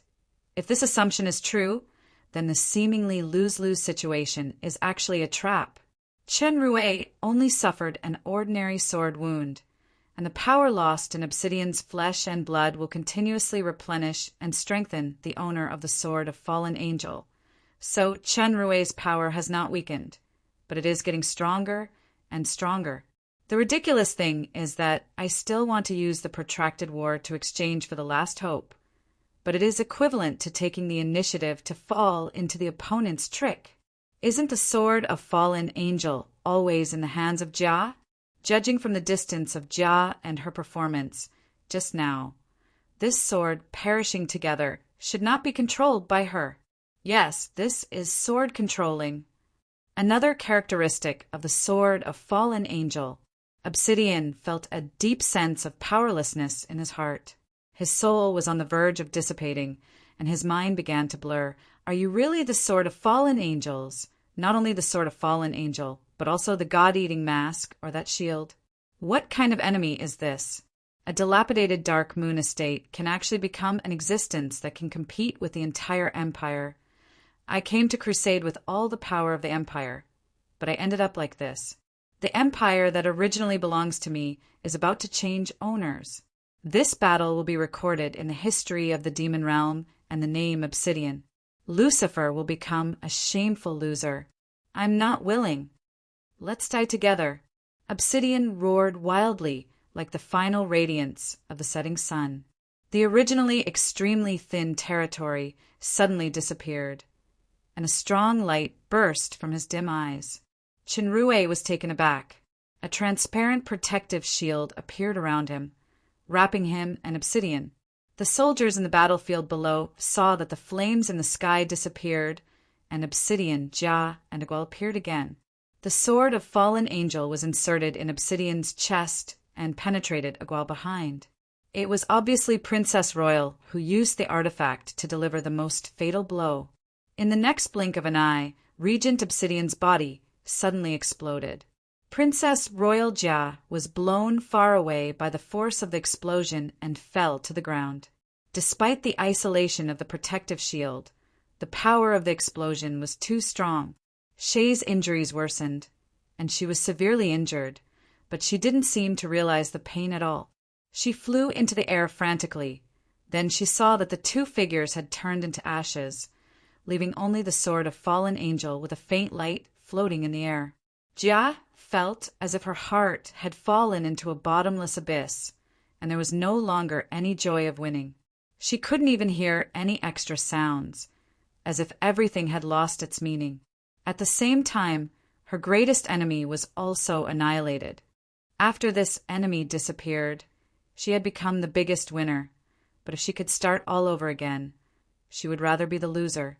Between the Empire and him, Jia, who had always regarded fulfilling her father's last wish as her only goal in life, chose the latter without any hesitation for the first time. Similarly, Isabella, who was hugging Oliphius behind the little black horse, was also stunned. Her eyes behind the blood-stained veil were frozen in the air, and a faint, dead gray appeared in her blue eyes.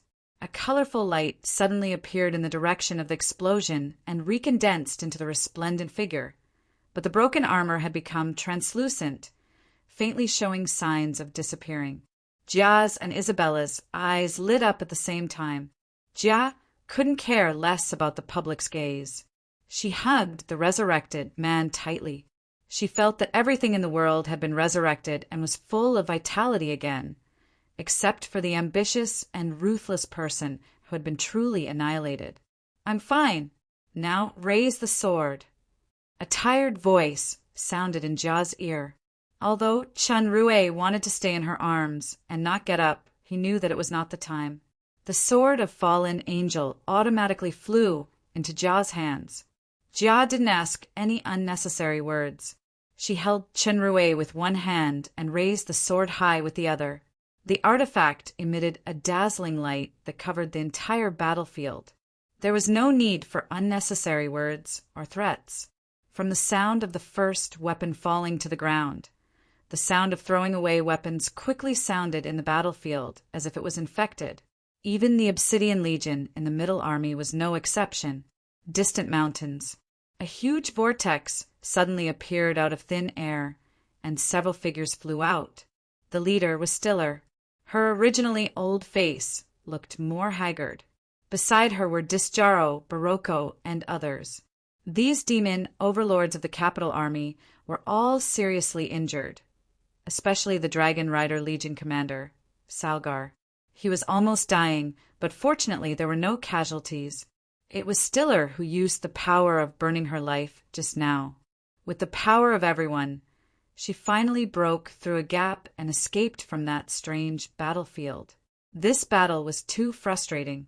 Fortunately, Salgar risked his life and joined forces with Barocco to eliminate Pegasus, who had turned into an undead.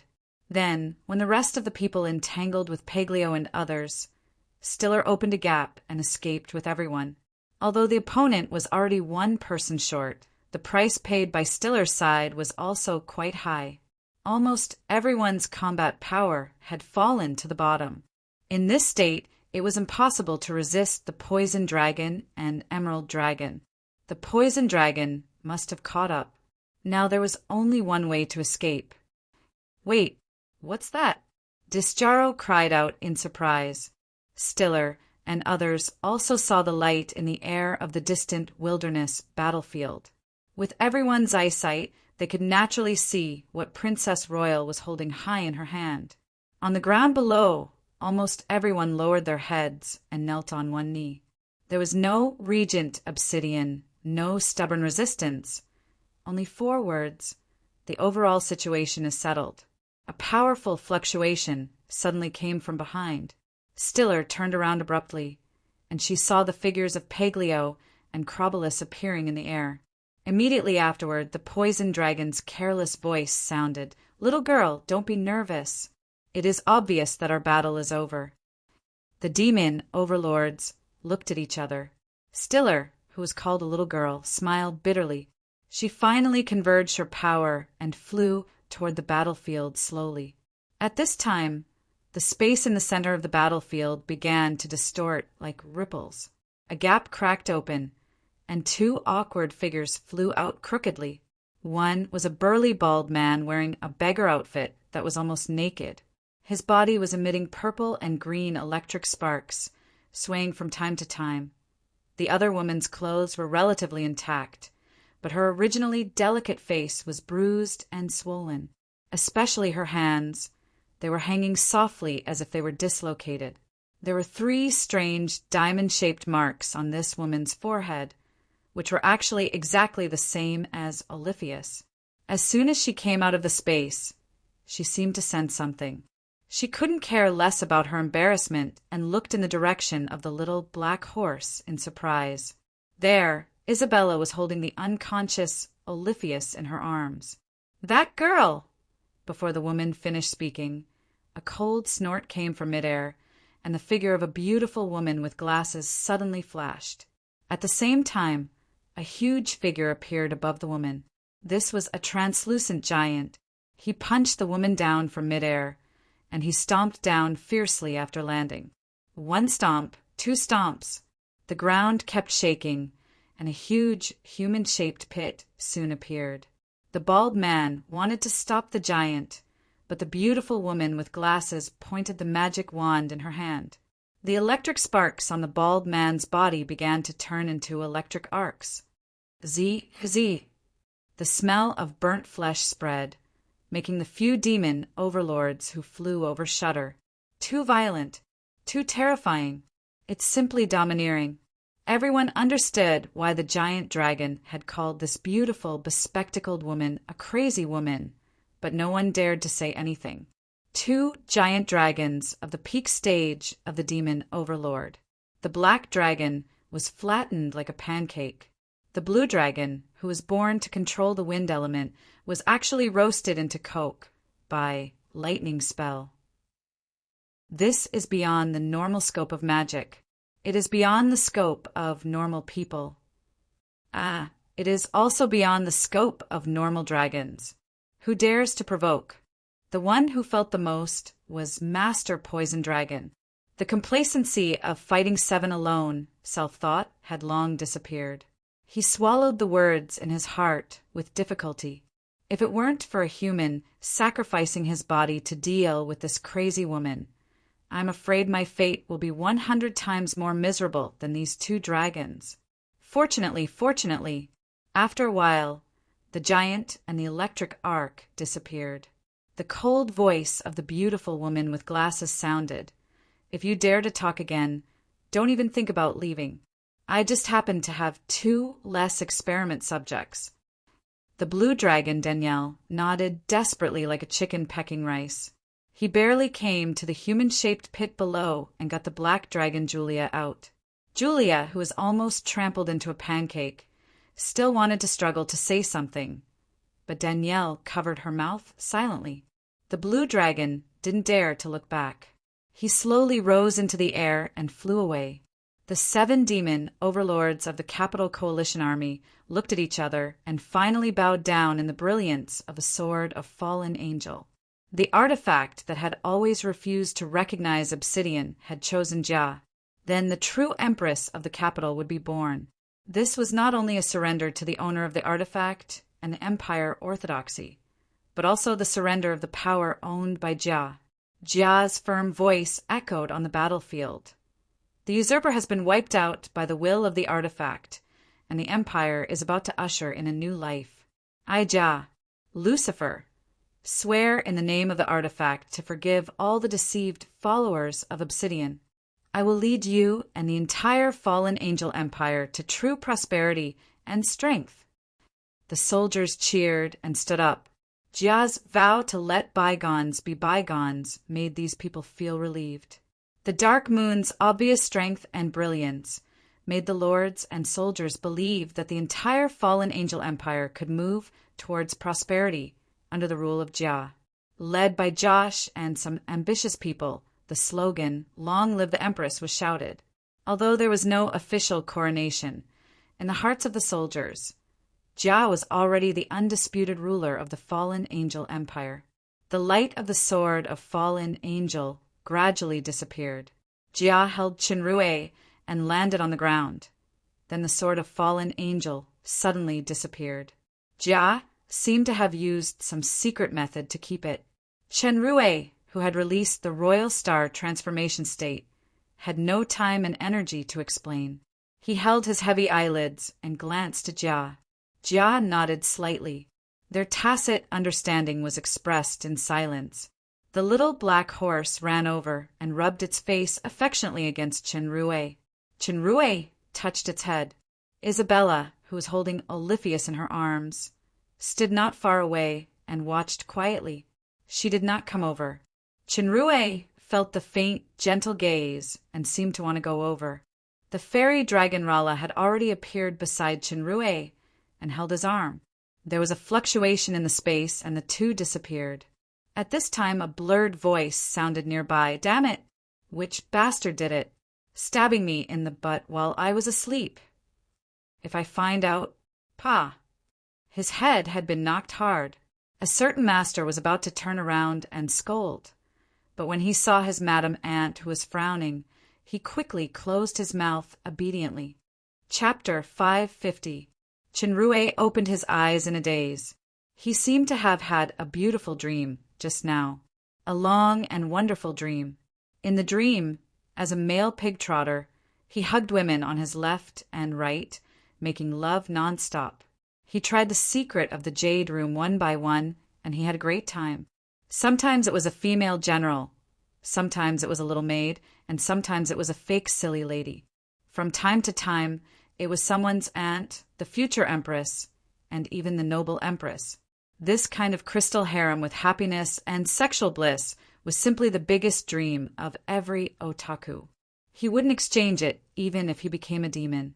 The scene in the room gradually became clear, and then he felt his limbs were numb. He saw a beautiful body lying on his left and right sides. On the left was Athena with short red hair lying on his chest. Her even breathing could imagine her beautiful and quiet face, and her slightly wheat-colored naked skin exuded attractive elasticity and heat. On the right was Rala with purple hair sleeping on his arm. Her regular glasses had already been taken off, and her delicate and perfect face was flushed. Lying on her side, her plump chest was squeezed out deeper ravine than usual. The pink buds at the tip were like delicate flower buds. Qinrui's mouth was dry when he saw this. It was difficult to connect this beautiful woman who could make all men's hearts beat faster with the violent man who ravaged the dragon. Qinrui recognized that this was the bedroom of Rala in the Rainbow Valley. The obscene smell in the bedroom that had not completely dissipated fully explained the passion that had happened before. It turned out that the dream of hugging women on both sides was real. At least Athena and Rala were real, and Kia might also have a share, but the two empresses and Miss Intelligence were really dreaming. Wait, Rala and Athena? This could be regarded as a welfare day when the Mid-Autumn Festival and National Day came at the same time. Fairy Miss Long was generally used to eating alone. She rarely accompanied him with others like this, but the little maid liked to cut the line from time to time for a threesome. In terms of relationship, Rala and Athena were the best, followed by Innie and Betty. When Rala first came to the Dark Moon, she almost left feeling wronged. It was Athena who persuaded her to come back. The two were good sisters. Ah, they were indeed like sisters. They were both very broad-minded. Qinrui hugged the two beloved women, and there was a strong sense of accomplishment in his heart. This achievement even far exceeded the feeling of bringing down obsidian. He was suddenly very grateful to a certain space administration for arranging his transmigration. If he had not come to this plane, he would still be a mediocre otaku on Earth. How could he have such a colorful life? At the same time, he also had to thank the demon realm custom of sexual bliss, which made the dream of the Crystal Palace of the otaku come true. However, the Crystal Palace was not so easy to build. There was the danger of being smashed by a hatchet at any time. It was already the blessing of Demon God and Demon God's sister to be able to realize the scale in the dream. As for the legion of dozens or hundreds in novels or eisagi, he didn't even dare to think about it. In another world, it was said that the Yellow Emperor Xianyuan had ascended with 3,000 women. He was simply a worshipping god. Even if the legend was true, it varied from person to person. Pan Zhu had sex until he was 800 years old. The Yellow Emperor had ascended with 3,000 women. How could the handsome NBA player Chamberlain have ascended with 20,000 women before he was 70 years old? Some people said it was the difference between a charlatan and a pervert. Some people said it was the difference in belief. It should be a sin to think of such a serious thing while holding two naked beauties in his arms. Chen Rui's hand that was originally on Athena's waist gradually slid down. The round and elastic buttocks made him unable to let go. Athena was sleeping soundly beside him. She moved her body but didn't wake up. Instead, Rala opened her eyes. Chinrue pulled Rala closer and kissed her delicate face. Rala's face was flushed and her brows were slightly wrinkled. It seemed that his newly grown beard stubble was pricking her. She gently touched his mouth and chin. As the delicate magic power swept over, the beard stubble had disappeared. It was even cleaner than a XXX brand razor. This was the highest treatment that only Chinrue could have. Now you've become a young gigolo again. Chinrue felt the comfort on his face. He deliberately sighed after getting the benefit. I wanted to pretend to be mature. Rala stared at him blankly. There was a trace of mischief in her eyes. Suddenly, a small, strange rune jumped out of her fingertips. Chinrue recognized that it was the aging mark of ancient runes. Then, the fairy Miss Long maliciously glanced at the man's lower body that was already in full bloom. Chinrue suddenly shivered and quickly shook his head. It's still good to be young. The fairy Miss Long dispersed the magic and showed a proud smile. This expression made Chinrue's heart aroused. He gently put down Athena's body, leaned over and pressed Rala's delicate body and kissed her lips heavily. Rala gasped softly and responded to his kiss. Her legs clamped his mischievous hands. Don't move. Is there anything wrong with your body? Hee, of course, there is a problem. I'm burning with lust now. If my Rala baby is not willing to sacrifice herself to save me, she will die from the poison. Chinrue said with a cheeky smile, fully demonstrating the male's bloodline talent of throwing moral integrity after taking off his pants. Rala's face blushed a little more. She bit his lips heavily and pushed him down. Bastard, I'm serious. Hurry up and check if your strength has regressed. We are all worried about you. On this side, Athena had been awakened by this movement. She leaned over. Chinrue, are you okay? How can I be okay? I'm still energetic, even after rolling in bed with you sisters for a few hours. Chinrue held the two women in his arms. In fact, the biggest trauma in his battle with obsidian was the sword on his chest. But the soul searing of the sword of fallen angel could not hurt the owner, so it was just an external injury. After Rala's treatment and the regeneration characteristic, it was no longer a big problem. You slept for 5 days. The power fluctuations in your body yesterday were very strange. When Kia was taking care of you, she suddenly, and you. Athena's face was very red. Later, she couldn't hold on anymore and shouted for my help. As a result, Rala and I both, then you stopped. Ah, Chinrue was a little surprised. Is it really the legendary aphrodisiac? I remember in the dream, it seems that the little maid seduced me first. Actually, Kia saw that your bad thing was still not obedient when you were asleep, so she was a little curious. Athena gently knocked the bad thing, who was still not obedient, and the thing was even more dishonest. But I don't know what's wrong with you. You are actually so fierce when your consciousness is blurred. Kia is just curious? Chinrue showed suspicion. He knew the little maid's temperament very well. I'm afraid it's not as simple as curiosity. She most likely wants to secretly enjoy it alone, but she went for wool and came home shorn. As a result, she shamefully had to ask the allies for help. Chinrue was also surprised by his power. Could it be that the stronger the understanding of the super system, the stronger the ability to have sex? Can I make the little demon girl kneel in my dreams? That's not the point.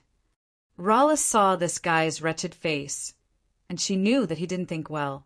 She grabbed him impatiently. The real reason why Kia called us here is that when you bullied her, a lot of power flowed into her body. She was worried that something would happen to you. Later, Athena and I, it was the same. We were all very worried about you. You should feel it immediately now. Is your power lost? Chenrue only knew what was going on, but his power did not weaken at all. With a slight thought, he realized that the energy that was originally devoured to the maximum in star devouring had been reduced by a small part.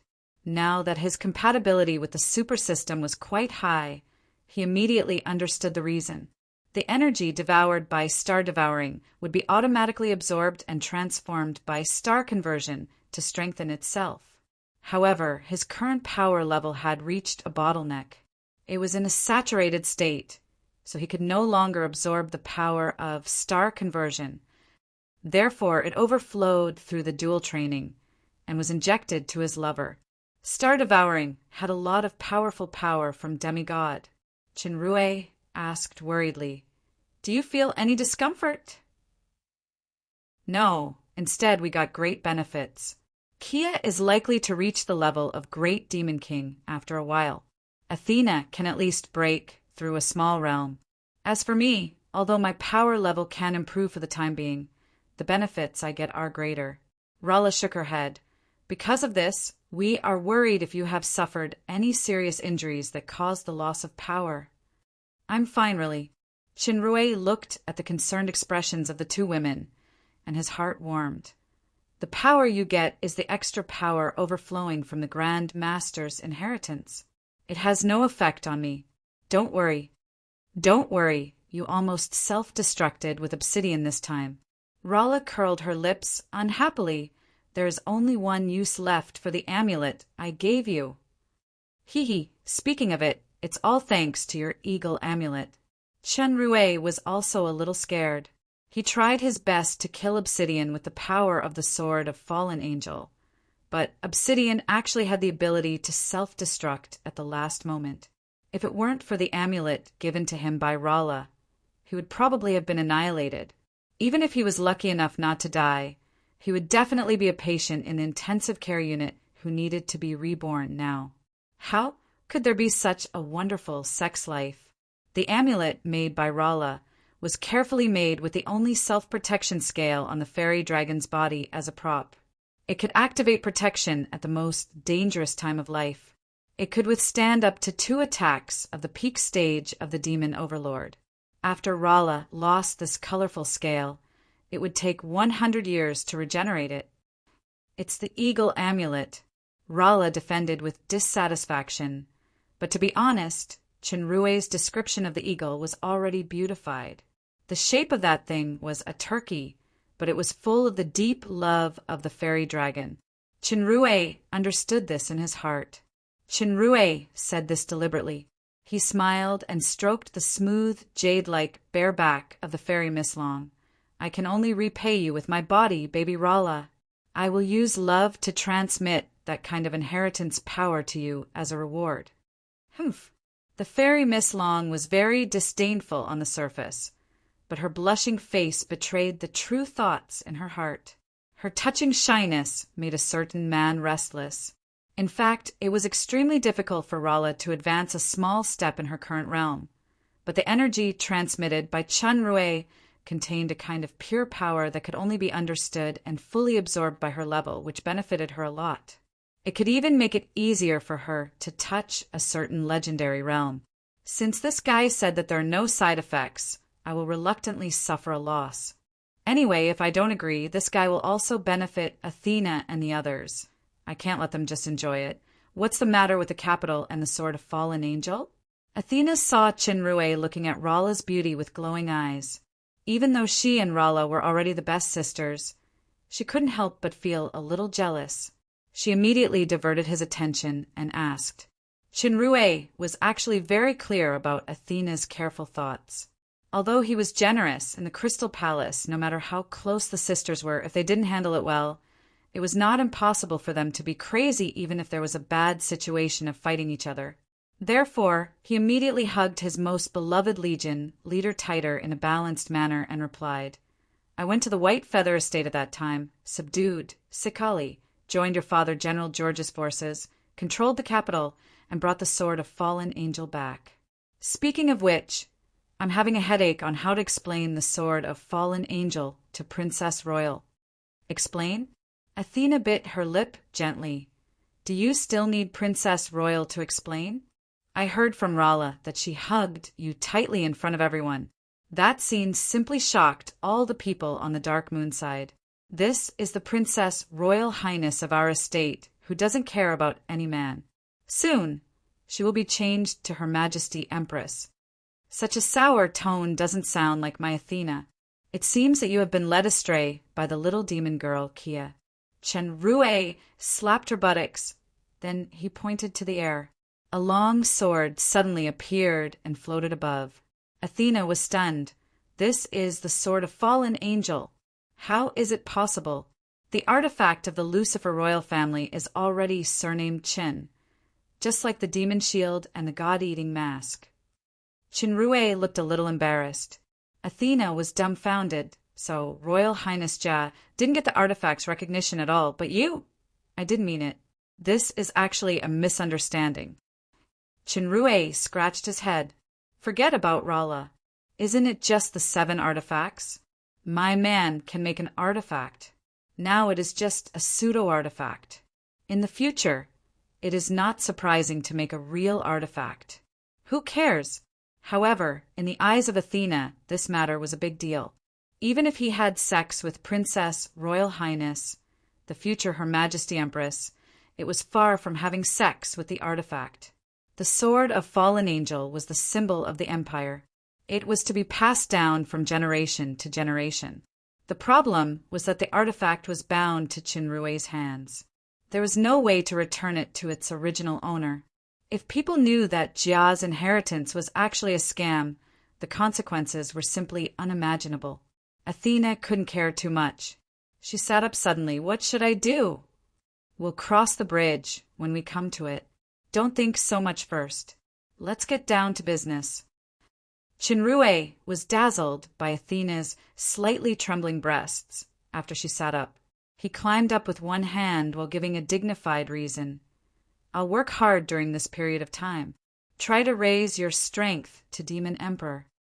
Athena was pressed down by him as he attacked her breasts, and she struggled quickly. Rala at the side was a little jealous, but she heard Chenrue shouted, Rala, come and help me hold her down. Ms. Fairy Dragon inexplicably had a strange excitement of participating. She immediately helped the tyrant to suppress Athena. She didn't use magic, but simple strength.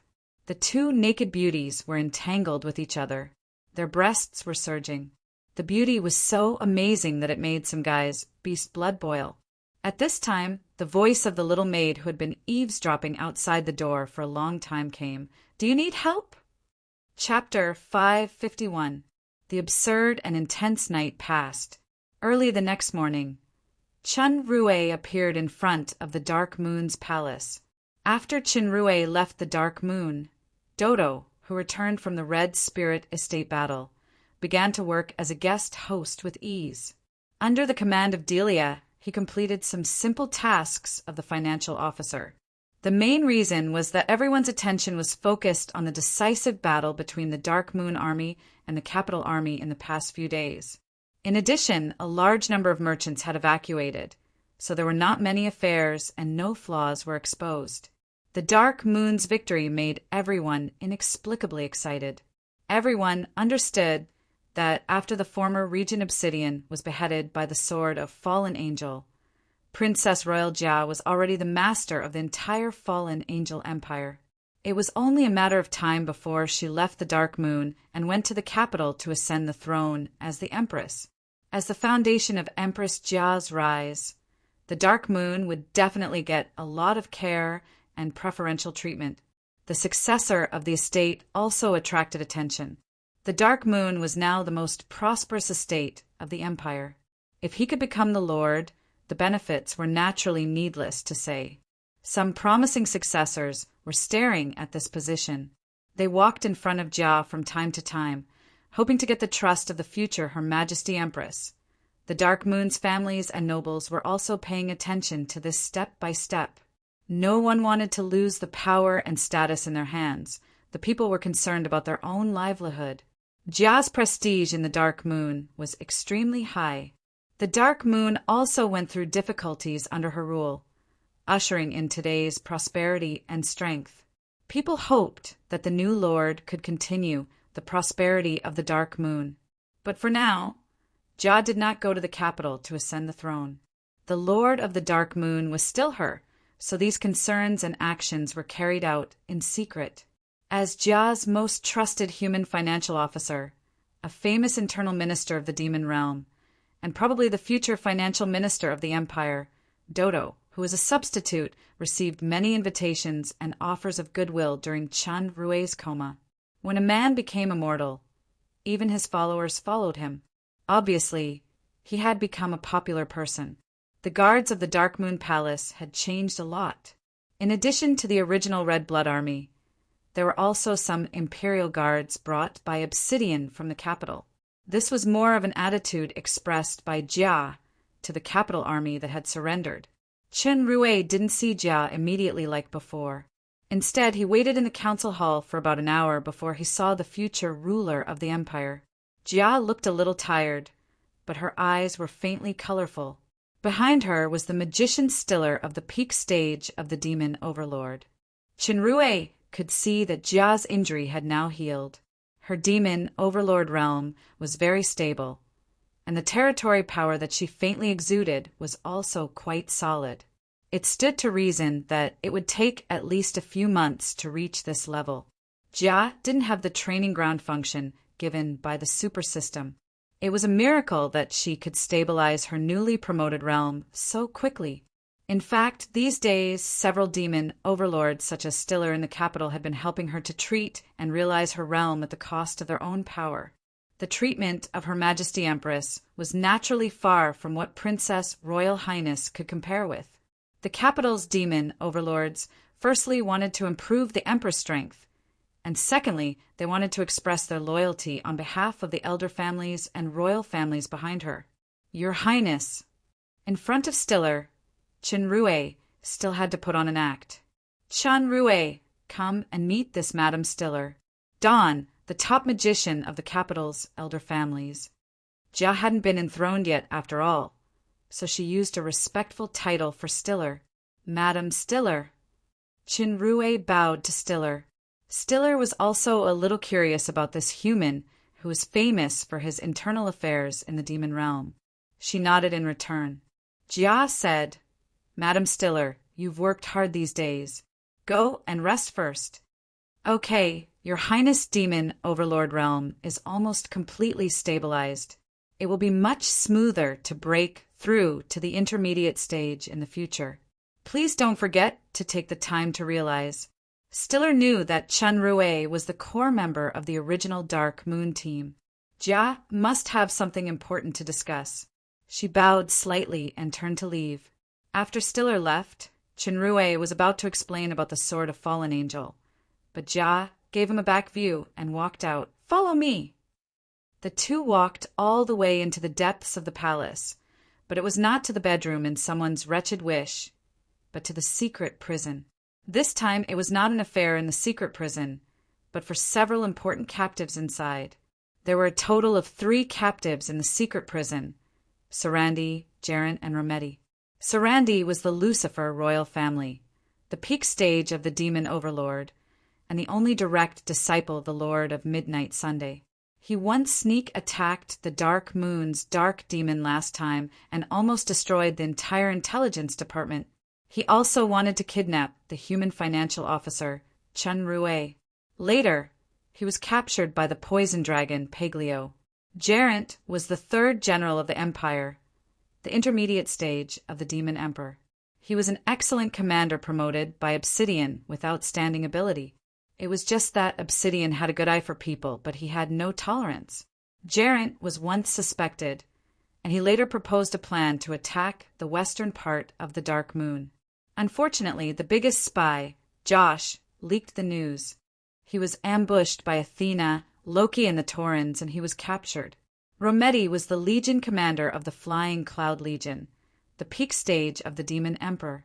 She had excellent archery skills and was good at aerial combat. When she followed Pallor to raid Town Daiko, she chased after the defeated Dark Moon army with the First Legion. As a result, she was ambushed and captured by Crobolus. Although Jia had the unquestionable right to inherit the empire, even if she ascended to the throne as the empress, she would definitely encounter various obstacles and difficulties, especially the issues of loyalty and right to speak.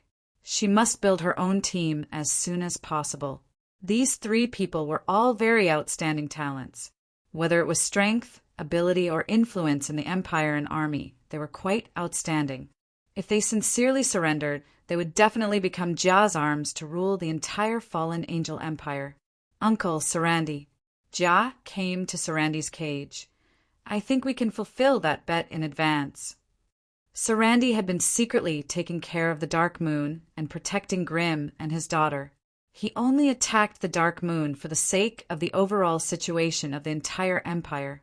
At the beginning, he made a bet with Jia. If Jia defeated Obsidian within 10 years, Sarandi would surrender unconditionally. If not, Jia would prioritize the capital's interests and surrender to the capital. Royal Highness Jia. Sarandi stood up. These days he had learned about Obsidian's crusade against the Dark Moon from Rometty and Geraint. Of course, he only knew the Battle of the Moon Pass Fortress, the Battle of Town Daiko, and several battles where Geraint's surprise attack on the Wallen Fortress failed. He didn't know the decisive battle in the Leith Field. At this moment, a vast and piercingly cold aura appeared in the secret prison. Sarandi, Geraint, and Rometty were all moved. Looking at the sword floating in front of Jia, they blurted out in unison, "The sword of fallen angel!" All 3 of them knew that Obsidian had not been recognized by this highest artifact for 300 years, so he had to go to the secret vault to try every once in a while. Now, this sword that rejected Obsidian appeared next to Jia, and it seems that it has actually recognized the granddaughter of the Lord of Midnight Sun. Geraint was the first to react and asked, "Princess Royal Highness, I want to know if Royal Highness Obsidian was defeated." Jia nodded and said, "He has died under the sanction of the artifact, and the entire capital army surrendered." Geraint was shocked. He thought of many things, and a storm surged in his heart. If Obsidian died under the artifact, then the artifact must have reached Jia's hands first. Then the capital is also. Sarandi's eyes were filled with strong emotions. He finally understood the meaning of Jia's words when she came in. His face was surprised and excited. He slowly knelt down on one knee. "I, Sarandi. Lucifer, swear before the artifact that I am willing to become the long sword in the hands of Her Majesty Empress to kill all enemies on the road ahead, regardless of honor or disgrace, regardless of life or death." Sarandi did not use the title of Royal Highness, but Your Majesty. He had obviously expressed his attitude and determination. Chinrue hurriedly stepped forward to open the secret prison, but Sarandi still did not get up and remained kneeling. "Sarandi, Lucifer, your bravery and loyalty will be the most important pillar of the Empire's prosperity." Jia gently put the sword of fallen angel on Sarandi's shoulder. Then Sarandi stood up. It was a formal oath just now. So Jah added, "Uncle Sarandi, please take care of me in the future." Chinrue smiled and saluted Sarandi. Sarandi nodded in return and bowed to Jah. Although the title changed back to Royal Highness, everyone had a tacit understanding in their hearts. Since then, besides General George, Jah had another heavyweight under her command. He was not a simple supporter, but a die-hard loyal. Sarandi said to Geraint and Rometty, "Princess Jah has defeated Obsidian and become the true master of the Empire. Both of you are sensible people. We have discussed enough things in the past few days, so there is no need to waste your breath." Rometty took the lead to pledge loyalty. Geraint thought for a moment and said, "I have 2 questions that I want to get answers to." "Please say." Jah nodded and gestured to Chinrue to release Rometty. "The first question is, what means did Royal Highness use to control the capital before the decisive battle? The second question is, why did Josh become Royal Highness spy?" Jah glanced at Chinrue, and Chinrue immediately said, "General Geraint's quick mind is admirable. The capital was indeed taken down before the decisive battle. It was the Deputy Legion leader of the Red Blood Legion, who is also Royal Highness' fiancé, General Aguile, who went to the White Feather Estate and persuaded Lord Sikali to join forces with General George. After getting the support of the elder families and the staying royal family, they controlled the capital. Aguile: I didn't expect the Dark Moon to have such a character." Geraint naturally understood who Sikali was. How could he be easily persuaded? But he didn't ask too much. He just sighed, "It's a pity that I didn't meet him on the battlefield." Chinrue smiled slightly and continued to answer, "As for the Red Spirit, Lord Josh, after the fiasco of the last War of Lords, he has secretly surrendered to Princess Royal Highness. This time it can be regarded as each serving his own master. General doesn't have to worry about it." In fact, Chinrue still had many details that he did not say. Josh did make a great contribution this time. In addition to passing on the intelligence in time to make the Dark Moon take the initiative everywhere, he also influenced Obsidian in key decisions. He also used Obsidian's suspicion to eliminate several important figures of the Coalition army. Otherwise, the pressure that the Dark Moon had to face in the decisive battle would be greater. Not only that, Josh also used his identity as a quartermaster to put a potion in the food before the decisive battle. This potion was not poisonous, but it would only be triggered under intense exercise. It increased the physical load and accelerated the production of fatigue. This was also the real reason why the Capital Coalition Army was the first to weaken in the fierce battle, due to the strict inspection and supervision of poison in the army. Only Josh's identity and this potion could make the Coalition Army fall for it without leaving a trace. Geraint smiled bitterly.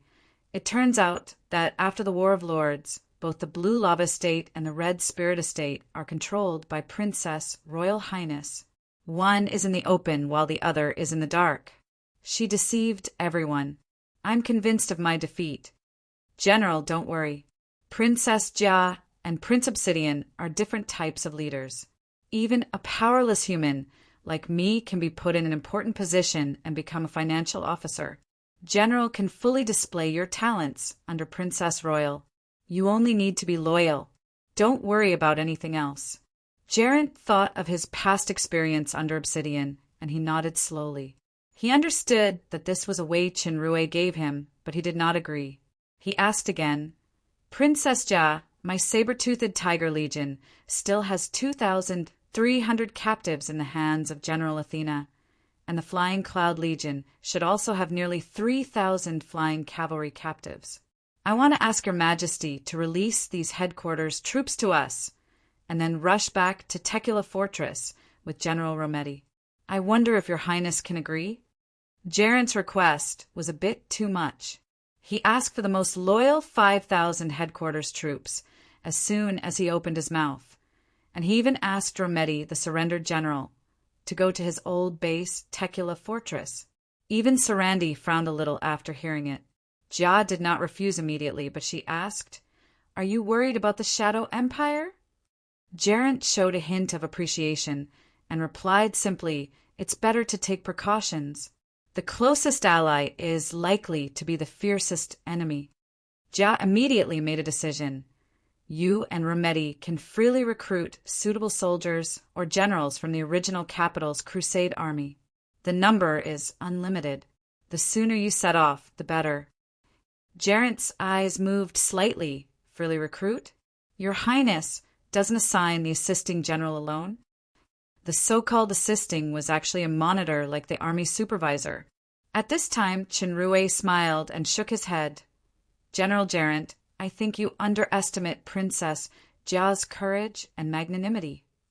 Geraint glanced at Jia, whose eyes were unwavering, and nodded slightly. "Sir Chenrue, you are right.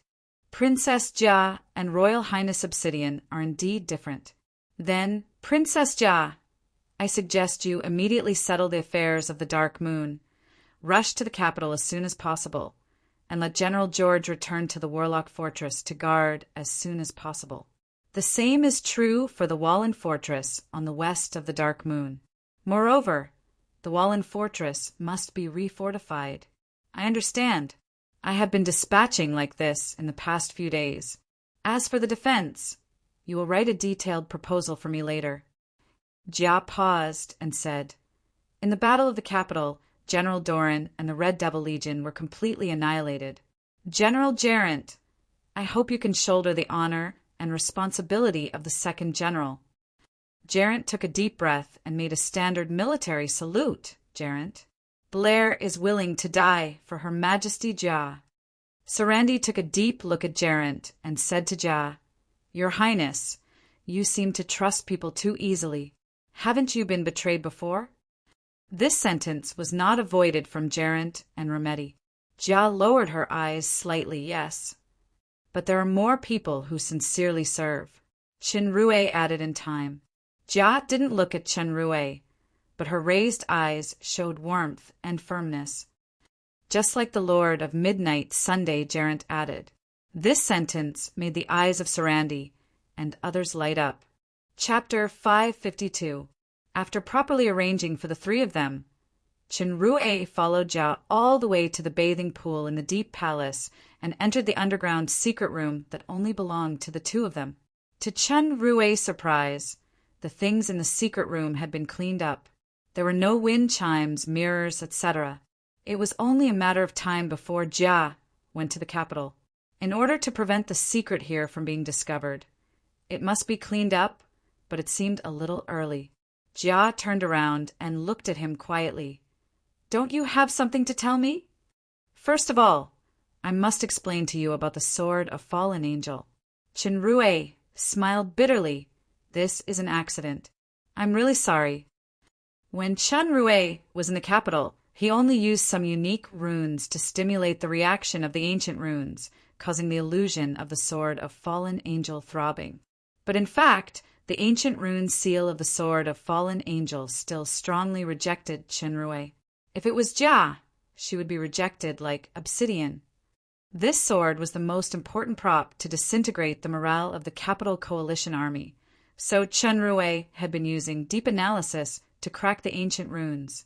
While riding the little black horse day and night to the battlefield in the wilderness, he was training in the training ground of the super system while using deep analysis to crack the ancient rune seal on the Sword of Fallen Angel. However, things went wrong. The seal of the ancient runes was more powerful than imagined. Deep analysis automatically moved to the Sword of Fallen Angel itself. The seal of the ancient runes had not been unlocked yet, but the Sword of Fallen Angel was surnamed Chen first. This mistake made Chenrue want to cry but have no tears. Fortunately, after becoming the owner of the Sword of Fallen Angel, he used his own soul-splitting characteristic to finally break the seal from the inside to the outside. The Sword of Fallen Angel had 3 characteristics. Sword maneuvering, double the damage, and the user can control the sword body far away from the body within the effective range to launch various attacks. Soul splitting, After stabbing the enemy, it will directly kill and split the enemy's soul power and devour the flesh and blood to convert it into the user's power. Blazing Wings grants complete immunity to light and dark elemental attacks for a period of time, limited to 1 use per hour. Compared with the God-Eating Mask, the Sword of Fallen Angel's attack characteristics were stronger. The Flying Sword was somewhat similar to the Xianxia method in Chen Rui's cognition. It also had the effect of doubling the damage. Soul Splitter could not only kill the soul, but it also had the blood-sucking function. As for Blazing Wings, it would play an unexpected role in some targeted battles. According to Tetanus, the Sword of Fallen Angel, or God-Eating Mask alone, was only a pseudo-artifact, that is, a quasi-artifact. Qinrui already had 2.5 pieces, but when he equipped them at the same time, there was no set bonus like when he played games before. It seemed that, as the old man said, only when 7 pieces were together could it become a real artifact. Qinrui had no special desire to collect artifacts. The unexpected acquisition of the Sword of Fallen Angel gave him a headache instead. The analyzed 7 artifacts couldn't be separated from him. Moreover, the Sword of Fallen Angel was different from the God-Eating Mask or the elusive Demon Shield. It was related to Jia's rule of the entire Fallen Angel Empire. This is the case. Qinrui forced himself to explain for a while. After I fully obtain the Grand Master's inheritance, I will definitely be able to solve this matter. Deep analysis was the function of the super system. As long as one day he could completely master the super system, then he should be able to unlock the binding of these things. The enlightenment along the way was quite rewarding. In the process of merging his mind with the super system, Chen Rui's Fecta experience value continued to rise. It had now reached 100%. As long as there was an opportunity, he could break through to the next level, manifestation. Not sure if there was a precedent of the God-Eating Mask, Jia's reaction was very calm. She was not surprised, nor did she blame, but she asked faintly, "Do you want power?" Qinrui was slightly shocked, seeing the ice-like calmness in Jia's purple eyes. He suddenly felt very uncomfortable for some reason. Jia only said this sentence, but Qinrui was very clear about the meaning. The economic scale of the Dark Moon was actually founded by Qinrui. The Cloak Gang controlled by him had completely controlled the order of the Dark Moon. The Wyvern Legion, Taurens, and Medusas actually obeyed Qinrui's orders, not including the powerful earth elementals and several dragons. Now Qinrui had become the owner of the Sword of Fallen Angel. In addition to the Blue Lava Estate, the lords of the White Feather Estate and the Red Spirit Estate were all his servants. If he had the desire for power, it was not difficult to subvert the Fallen Angel Empire again. Or he could use that magical transformation to justifiably pull Jia off the throne and use the identity of a Lucifer royal family to control the empire. Anyway, with the artifact's approval, it was the most unquestionable identity card. As a person in power, the most taboo was those whose achievements overshadowed the master, especially since Qinrui almost controlled the 3 major estates now. He had grasped the lifeline of the empire. From the perspective of Jia the Great, he was the biggest threat. The example of hiding the rabbit and cooking the dog after it was done was not uncommon in the history of this world or the original Earth. Now that the Dark Moon had developed and Obsidian was destroyed, it was time for Qinrui to hide and cook. Is that so? A faint chill appeared in Qinrui's eyes as he walked toward Jia. Jia looked at him motionlessly. Qinrui stretched out his hands, made claws, and reached toward Jia's throat. Jia didn't move. Qinrui raised his hand, grabbed both sides of Jia's face, and squeezed hard. The cold beauty's face suddenly changed, looking funny. Then he rubbed and squeezed, making the beautiful face constantly deformed. Jia couldn't bear it anymore. She bit the back of his hand, leaving 2 crescent marks. Qinrui began to fight back. He bit, kissed her neck, and sucked hard, wanting to leave his own bruised lip mark on the white jade. without using the demon overlord and demon emperor territory skills. It was a very strange battle. In the end, both of them fell to the ground panting. Of course, the man's shoulder had the obligation to be a pillow for the lady. Stupid woman, you have so many demon overlords in your hands now. Won't you set up an ambush in the palace and kill me in one fell swoop? I will think about it next time. Jia bit her lip and said forcefully, Don't be silly. The same move is useless against the Traverser. Ah, the Grand Master's inheritor. Qinrui gently stroked her hair. I won't make the same mistake as last time. Last time, I command you in the name of Jia. Lucifer, you must survive. In a person's life, some people and some words can never be forgotten. Actually, this was hinted by Old Gauss and the others. Old Gauss doesn't know your other identities and secrets. It's mainly against Aguile. But as an emperor, I have to ask this. Jia's eyes were a little red, her cat-like body curled up in his arms, trembling slightly. Qinrui wanted to say something, but Jia's low voice sounded, Listen to me first, okay? From the moment my father decided to let me take over as the Lord, the only goal in my life has become to revitalize the Dark Moon and recapture the fallen angel empire from Obsidian. I abandoned my original self, abandoned everything, and became a cold-hearted sister and Lord. That day in the wilderness, when this goal was achieved, I didn't feel happy or satisfied in my heart. I only felt lost and afraid. Jia's body trembled more and more violently. The scene of you disappearing with Obsidian on the battlefield appears in my mind from time to time like a nightmare. I'm afraid of this feeling. I'm also afraid that one day I will change and no longer be afraid. The latter part of her words was very puzzling, but Qinrui understood Jia's meaning. He never thought that his position in her heart would be above those deep-rooted responsibilities and destinies. Qinrui closed his eyes and held her carefully like a precious work of art. At this moment, it was not a lord, princess, or empress in his arms, but a beloved woman, a weak woman who took off the cold mask and needed protection.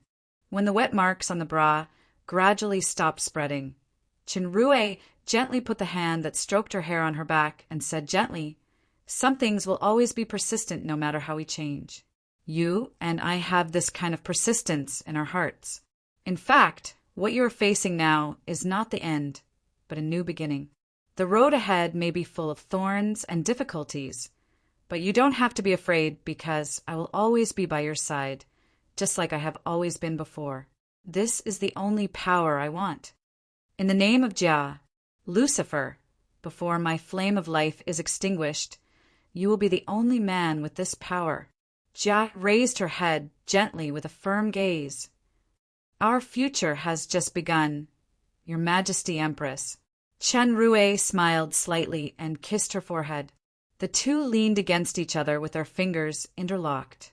There was no barrier between their hearts. In the secret room, the man and woman who loved each other talked to each other, discussed the future in a low voice, and looked charming. Jia didn't ask anything related to the artifact, because she trusted him. Your Majesty Empress in the future, you have almost conquered the entire empire now, and I am a very lazy and cunning person.